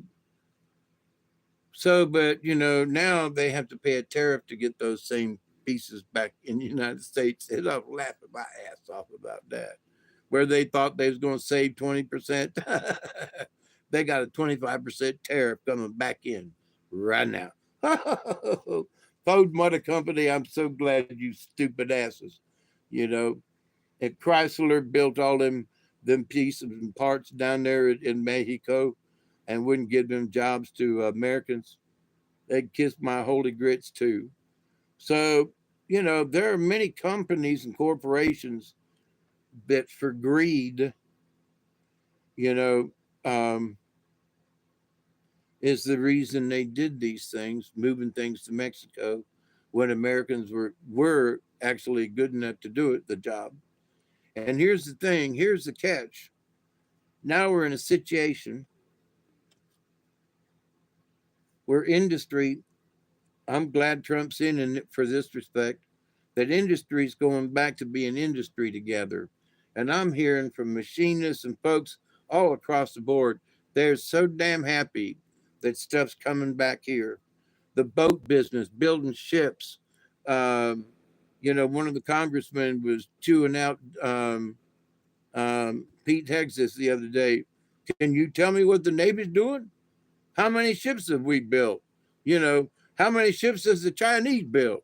How many ships, and Pete, poor guy's been in there like 4 months, goes, we're working on it, boss. I can get you the numbers. And, so the congressman needs to be a little nicer to some of these folks who just took over. They're like supposed to know and be caught up with all the stuff. There's a lot of stuff to catch up on. So calm your jets, you know, get your panties out of a wad, sit down and tell me your problem, and we'll go look into it. Is basically what Pete said, which is a good answer. But so here's one thing I want to bring up towards it. All of this is pressure on us because it's knowledge we didn't have before. Did you know how many destroyers we had? No, me neither. Did you realize how many weren't being built? No, you mean over so many years we used to build like 44 ships and now we've built like four. It's actually worse than that, but we'll just go with that. So it's like 44 ships a year and then, 42 ships a year and 38 ships per year over the last, and now it's like down to 14 ships. What?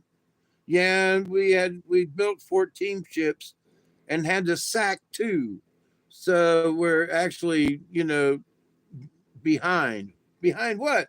Behind our average of not building ships. Where every year we used to build like 150 ships every year in America. Every year.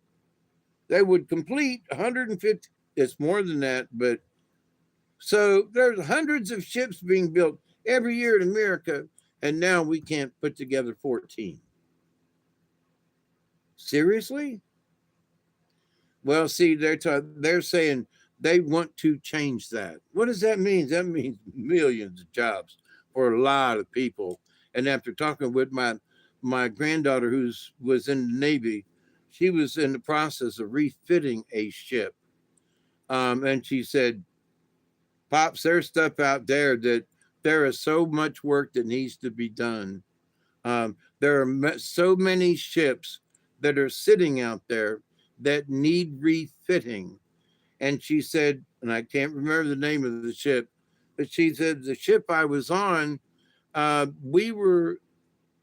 job was to replace all of the cable and all of the wiring in the ships. So you've seen the ships with the tubes all over the place, Well, not all of them's water. A lot of them has to do with cables and fiber optics and things. So her job and her crew's job was to replace all of the wires in this ship, right? To upgrade it. Well, so she said we would have glitches. And I said, well, I know this is a stupid question, but did you have a lot of connections in your lines? And she said no. She said we'd have a glitch in a line that was 100 foot long, and it would be one entire cable. It wouldn't be broke anywhere. There wouldn't be any, um, there wouldn't be any junctions. And she'd say, and the wire would fail. And she was like, we'd have a glitch and wouldn't know why. And go back and check the wire. The wire's good. But when you go to run whatever it needs to be run, it won't work. And that wire, and it seems to be coming down that wire. Now tell me that, now I think there's some glitchy stuff in the electronic stuff that fudge with stuff like that, but sort of like gremlins. But natural gremlins that sort of like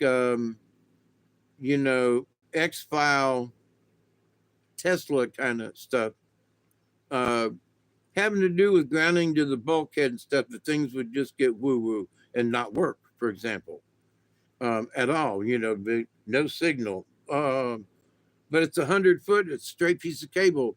There's no signal? What are you talking about? But the cable's good. Yeah, but there's what? Anyway, so, but they were confronted with things like that all the time.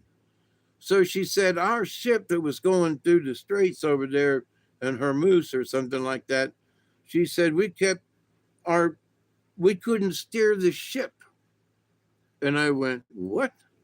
She said, that's right, we couldn't steer the ship because the glitch kept coming that was going to the conning tower kind of thing that was, the steering, we're going to steer by wire now instead of hydraulics or whatever, So, they turn the wheel up here, that used to be a cable going to the back now is now it's a signal on a rheostat that goes down the wire. Well, it goes down the wire to a certain degree and then quits. So now you're trying to steer the ship and the ship ain't steering. So she said, well, I was working on the ship. She said, and we couldn't steer this big old ass Navy ship. She said, gave me a different point of view when that ship ran into the bridge. She said, because everybody said, they lost their steering. And how could that happen so quickly? She said, I know how quickly it can happen because it happened to us on our ship when we were trying to, work the kinks out kind of way. She was under, what? So here we have Navy ships that are being worked on right now by true Navy folk who, because of systems glitches, can't steer their ships. How about that for, wake up America? What? What if the cables are faulty? That's possible because our cables used to come from a Prestolite wire. That's where they got their name. Prestolite wire, where they made the wire. They didn't put them together. They just made wire. Well, there's a place in Arkansas that makes a lot of wire, and they do their best to do a good job and make good wire. Now, don't get me wrong, but sometimes glitches get in the damn fanny, and you can make one run that's 100 feet long, and somewhere in the middle, something in that run of making that wire, the temperature changed. There was some moisture got into the wire somehow, and there was a something that created a something in a certain area of the wire. And the guys who were running are going, well, that was weird. And what's that? Well, it's in parameters. Anything we need to do, Joe? No, let's go ahead and let it run, And that's the place where it fails. It didn't really fail. Something happened that the little something, and in that 100 foot came in on a roll. There was another 1,000 feet on either end of it, So, but that 100 foot somehow has got some kind of glitch. So anyway, they couldn't steer their huge destroyer in the Straits of Hormuz. God almighty. Like we're going to be banging, it's narrow, we're going to be banging into other ships any minute. And she was like, you just can't slow these things down. She said, you shut off the engines and you coast for 2 miles. You just don't you can throw out the anchors to slow you down, But you're talking about a big old vessel with all this stuff, and I was like, holy crap a moly. So it when you get information and you get smarter about things, which gives you at first a sense of hoity toity. In other words, oh, I know more than you. But then after a while, you go, nobody knows this shit. There's nobody to talk to because nobody understands what I'm talking about. And you go, yeah, well, ain't that something? And then you start talking to yourself. And then that stoops you over even more because now you're Scrooge in the corner going, hey, no one believes in me. Hey, driver, hobgoblins and homebades, bah humbug. Next thing you know. So then you're this old man over in the corner with white hair and beard, you know, spouting off these crazy things, saying you should have seen the way it looked when I was a young'un, Sonny. And I said something like that tonight. I told my friend, I said, you talk about how it is now, and how much there's so much things, and there's so much interruption. You can't think straight. People are always trying to say you this, that, the other. And it was like, yeah. And I told him, I said, I wish that I could give you a slice of the late 50s and early 60s. He goes, yeah, I've heard about it. I said, nah, hush up, listen to me. I said the late 50s and early 60s, I was 6 years old. I remember riding a girl's bicycle that was too big for me. It was a 26-inch, right? And I was doing my best, man. I could engineer that thing. I could pedal on it, could barely get my head over the handlebars. Rode it all over the neighborhood, right? 6-year-old kid in the neighborhood, right? Um, in Troy, Ohio, and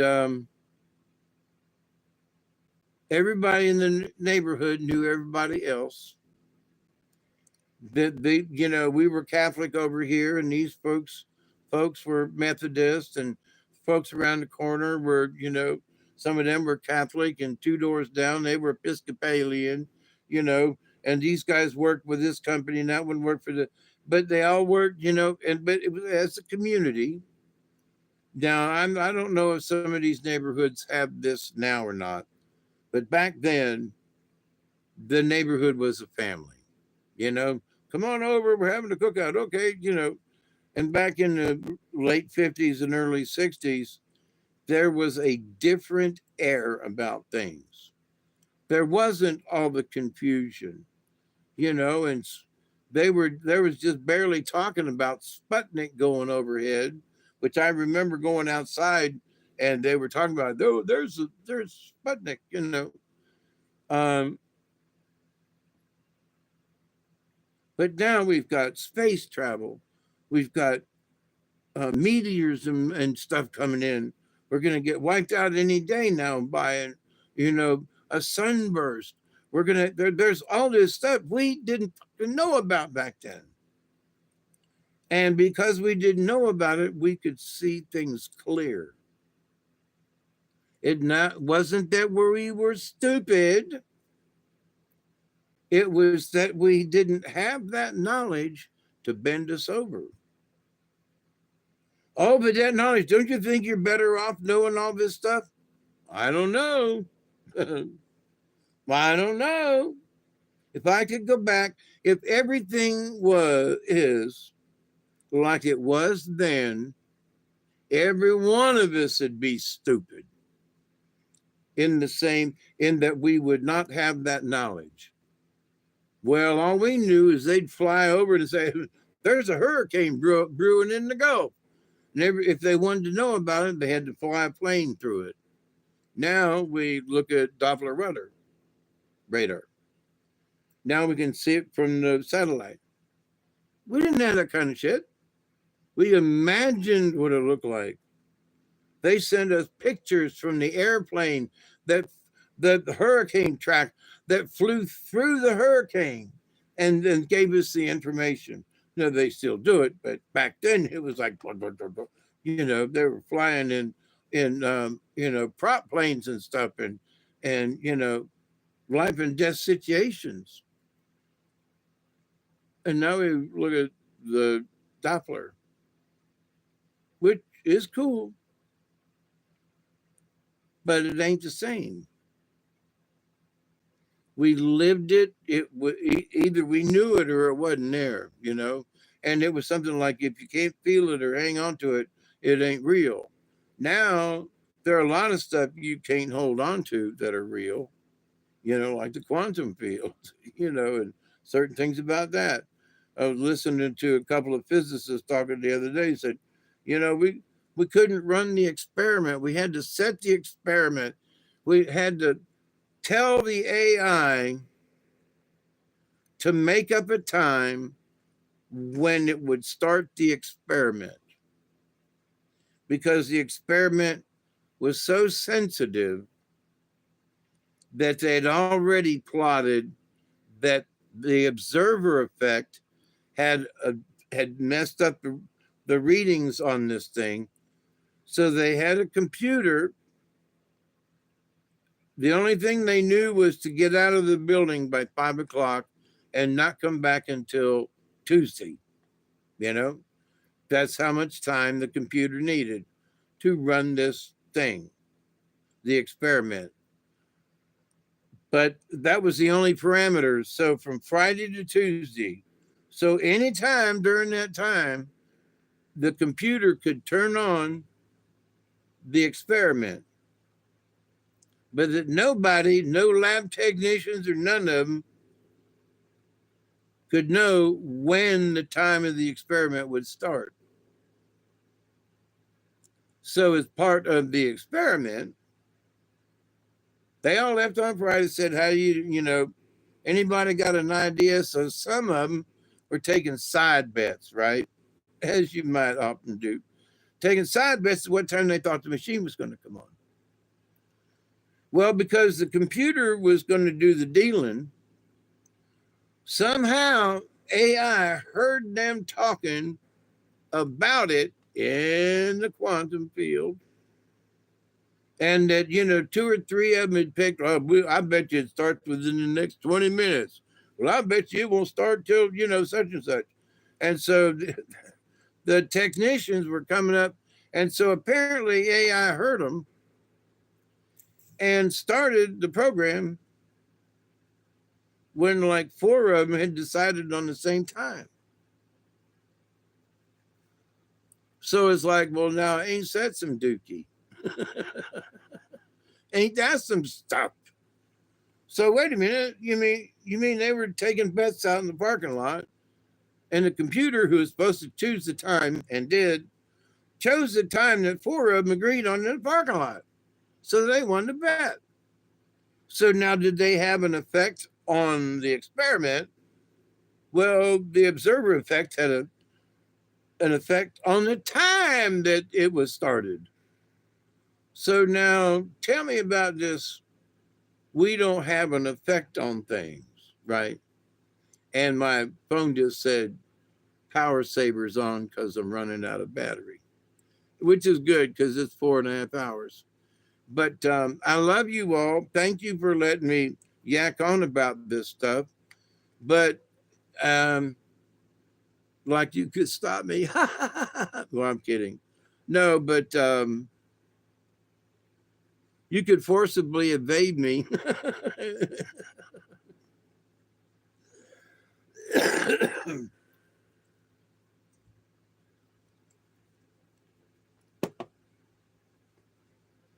Well, yes, the veil's been peeled off of one of my eyes, and it really is clearer and brighter.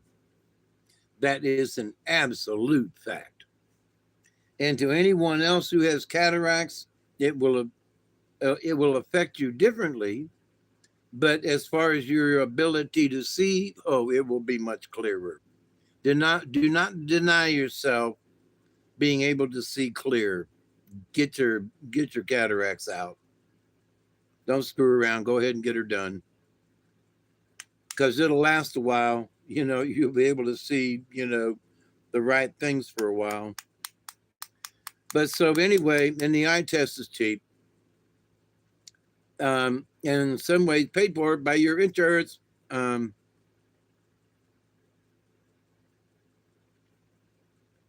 But in looking at the rest of these things, there are people with the DJT thing that are so blinded in both eyes to the point that they've got tunnel vision.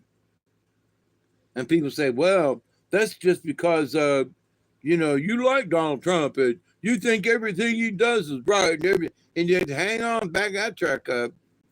Just because I support the people of America wishing to make America great again, there's no word in there that says anything about Donald Trump. And it's all inferred, well, Donald Trump is MAGA. No, he ain't. You and me, we're MAGA. We are the people to make America great again.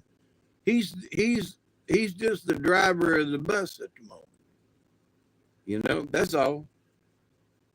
We're the ones that when the truck gets there, they open up the back and all the workers come out like the Mexicans do to work on your house. Hey, andale, and off they go fixing your roof or whatever. We clean your house. How long will it take? We are done, senor. What? Yeah, did you say we could clean your house? Well, I guess. And what? You're done? Yes, senor. We, my crew and me, we got a good seat. Yeah, andale. What? They don't clean the neighbor's yard and house. What? Wait a minute. Now, how much you are charging? You have 10 pesos, senor. 10 pesos, ain't that $1? Yeah. It's easy to, hey, brother, we got a pesos. Then they send half of it back to Mexico. So there is that, Am I against immigration? I'm against some of this mess. What I'm against is our immigration laws. Because what it takes to become a green card member is stupid and costs money, and it shouldn't. You ought to be able, with the internet and everything. I mean, you can sign up from Mexico to come to America and get a green card all on the internet, right? But in order to become a citizen, you got to pay an attorney, which is $17,000, as one guy was talking about. Cost him for his wife to get a green card from Germany to do it the right way. She had to do all these other things. You got to know English. Wait a minute, they're going to make that a law now that you have to be able to speak English and read English to get a driver's license in America.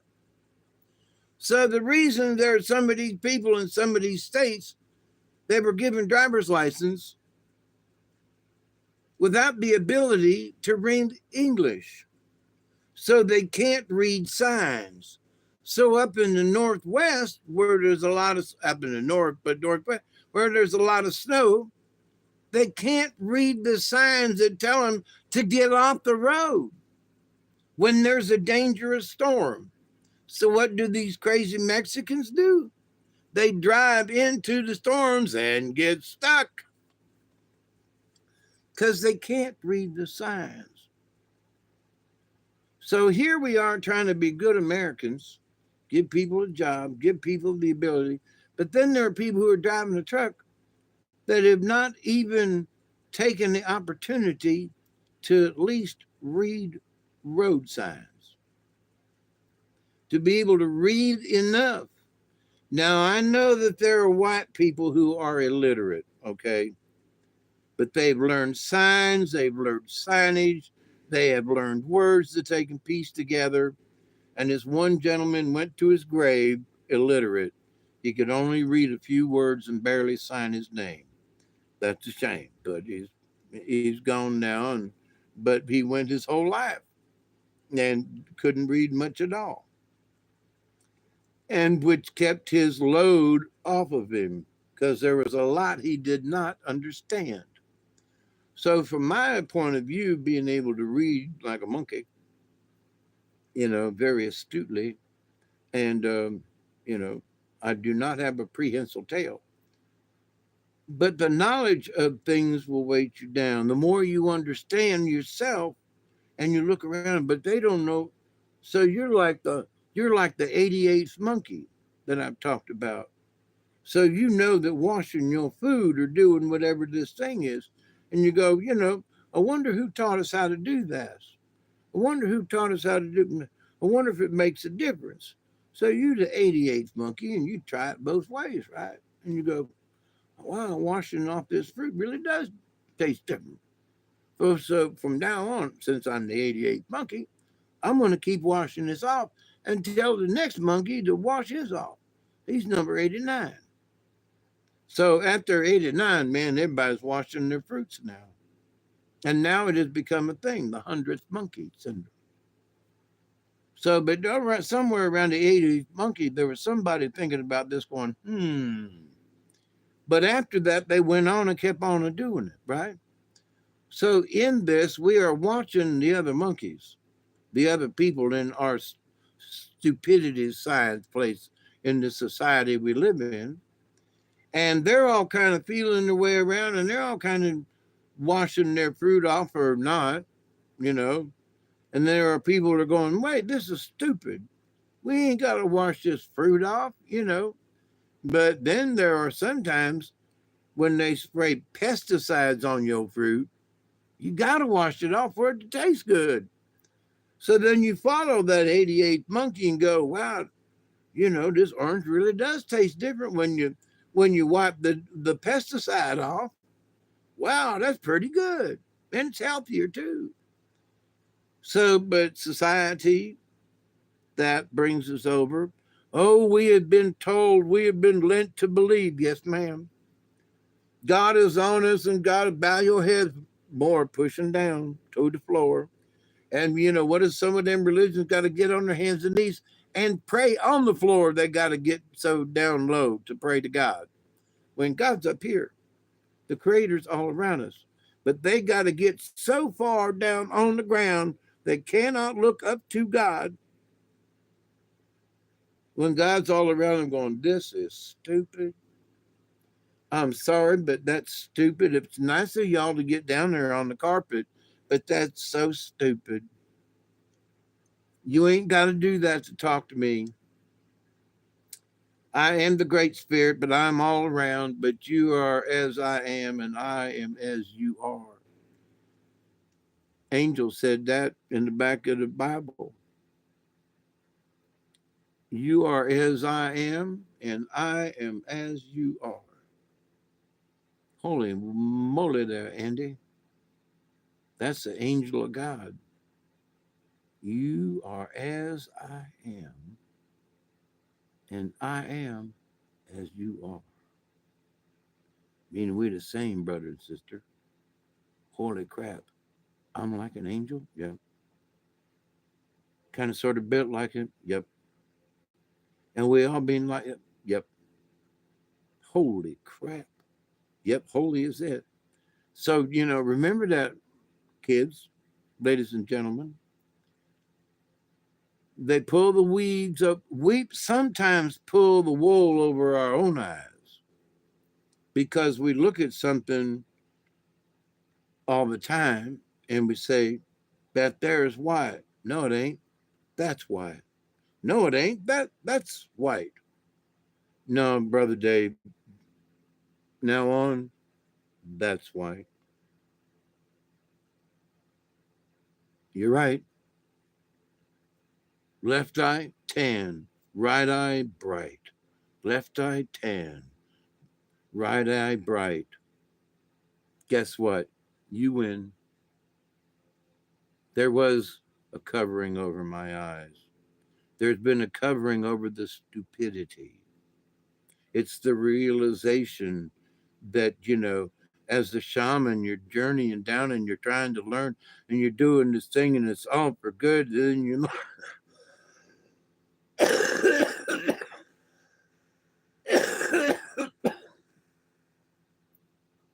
and then you get along the journey a little ways and realize in so many ways just how stupid you've been. If you don't believe it this way, you can't believe. If you don't do it that way, you can't believe, or you don't belong, or you don't. And it's like, in a way, all y'all are wrong. In a way. So 420, I will continue to pray that each and every day, that each and every one of you will continue to learn how to accept and receive the knowledge, the healing, the wisdom, and the many blessings from the universe. And that you will somehow, you can peel it back yourself, some of the different layers that society has put upon us. But when you first realize that you need to pull layers off, that's going to be an aha moment right there. You understand? Cheers. I got it. Now I got to take my meds. Ooh, right on time too. 5 o'clock. Cheers, my friends. Have a great Sunday. Happy Father's Day, y'all.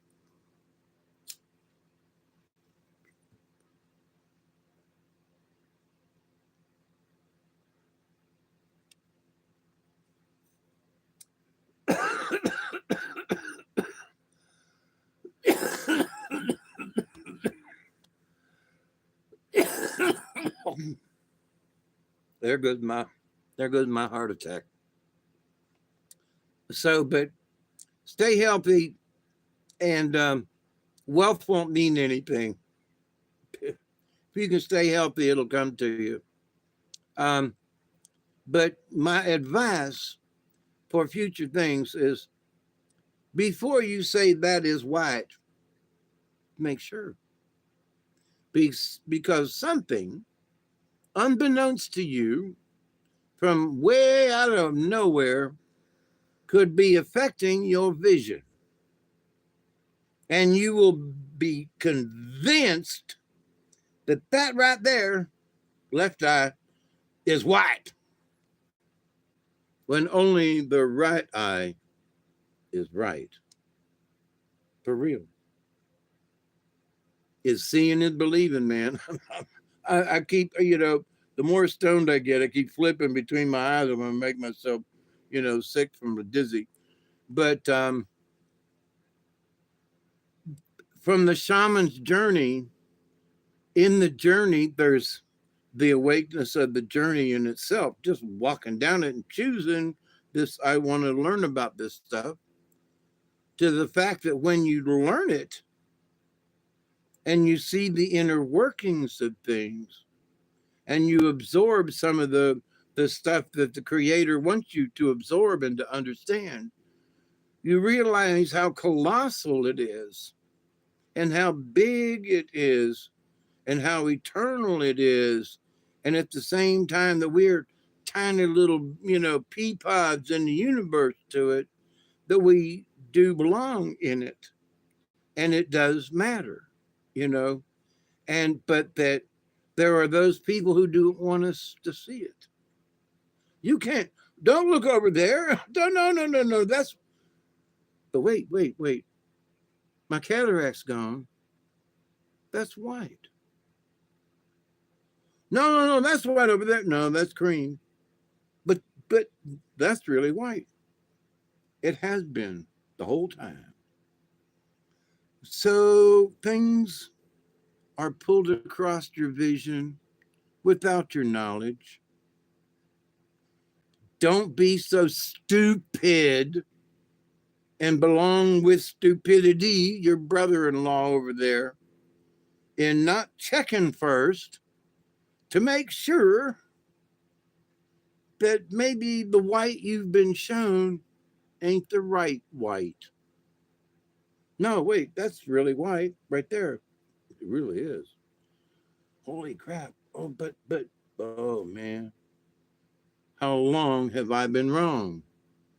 So as you finally figured out you've been scammed in whatever scam the universe has got for you, and more or less what that government and other folks have got for you, the more when you realize how much you have been scammed and how easily, and you went like, oh, I got a cataract, and that's the difference between, oh man, I should have just done right away, you know. But the more you understand how much or how badly you've been scammed, then that brings weight upon you even more. Oh my God, how stupid was I? How stupid was I to even believe that stuff? How stupid was I that, the government was going to fix this? How stupid was I that the Catholics said the only way to talk to Jesus or to talk to God was to learn all these god dog stupid regulations? I can talk to God anytime I want to. Hey God, how you doing? God is everywhere. God's all knowing. God's all. Well, then I done talk to him. Hey God, how you doing? God's my brother-in-law. He's sitting over there yakking, waving his hand, like JD and the general today, waving and guffawing, and yeah, they there. Pull that veil back, if you will. For me, it was a cataract, and on Wednesday I get this one took care of. And will I see the universe more brightly? You betcha. Will I understand it anymore? I don't know. But here's the thing, by being able to see things more brightly, at least I have the opportunity to pursue future events with clearer eyes. Let me repeat that, okay? It gives me the potential for future events, whatever they may be, any future events that I will see more clearly. I didn't repeat it exactly. I'll have to rewind to see what I said.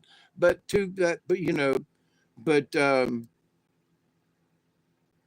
so it's my own reality as to whether or not I'll cloud my eyes up again or allow somebody else to cloud my eyes. Does that mean I'm going to be a persnickety old man? No, but I'm going to be more cautious, which might irritate some people. Get away from here, Sonny, and leave me alone. Get off my fucking garbage. Get out of the garbage can there, Joe. I told you there wasn't nothing in there. Yes, mister, there's some cabbage on the bottom. That's not cabbage. Yes, mister, it's not. But anyway, with green stuff. Oh, I saw this little thing. Somebody put it as a short post on YouTube.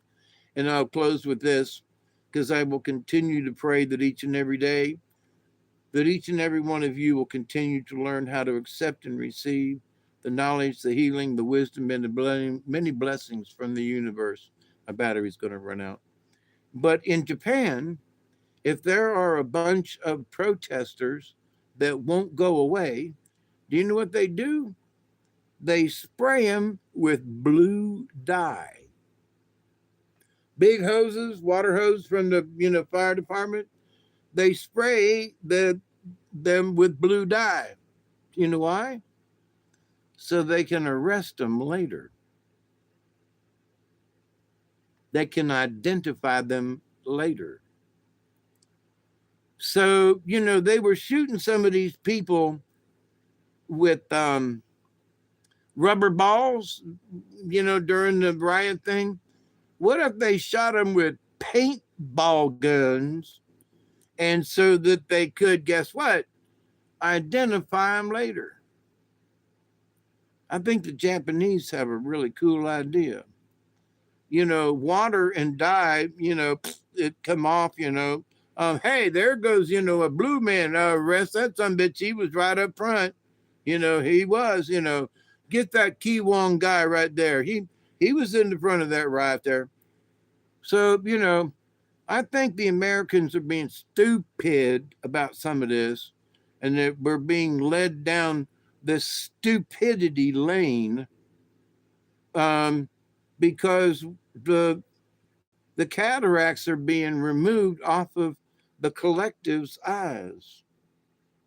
So as things are seeing more clearly, we go, wait a minute, look how many people don't want to be involved with the riot.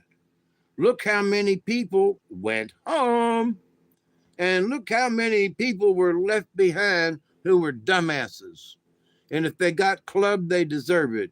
And if they went to jail, they deserved it. They should have been sprayed with blue dye to show everybody that he was a dumbass. And so was she. And no, her hair was blonde till she got sprayed. Now she's a blue-haired dumbass, whether she wanted it or not. So, Patches, I'm depending on you, son. I'll have one on this side. Maybe I can use the same thing. It looks ambidextrous. But anyway, I love you all. Please be safe. Happy Father's Day. If you ever got this far, thank you very much. I love you all. I do. Please have a good day. And it sounds like in a lot of places, it might be a good day for golfing if you're up to it. So until next time, my friends, be safe. I do pray every day that each and every one of you, even some of you I don't even know, I'm still praying for you, that each and every one of you will continue to learn how to accept and receive the knowledge, the healing, the wisdom, and the many blessings in the universe without a bunch of junk in between. Have a great one, my friends. Until next time, be safe. Adios and cheers.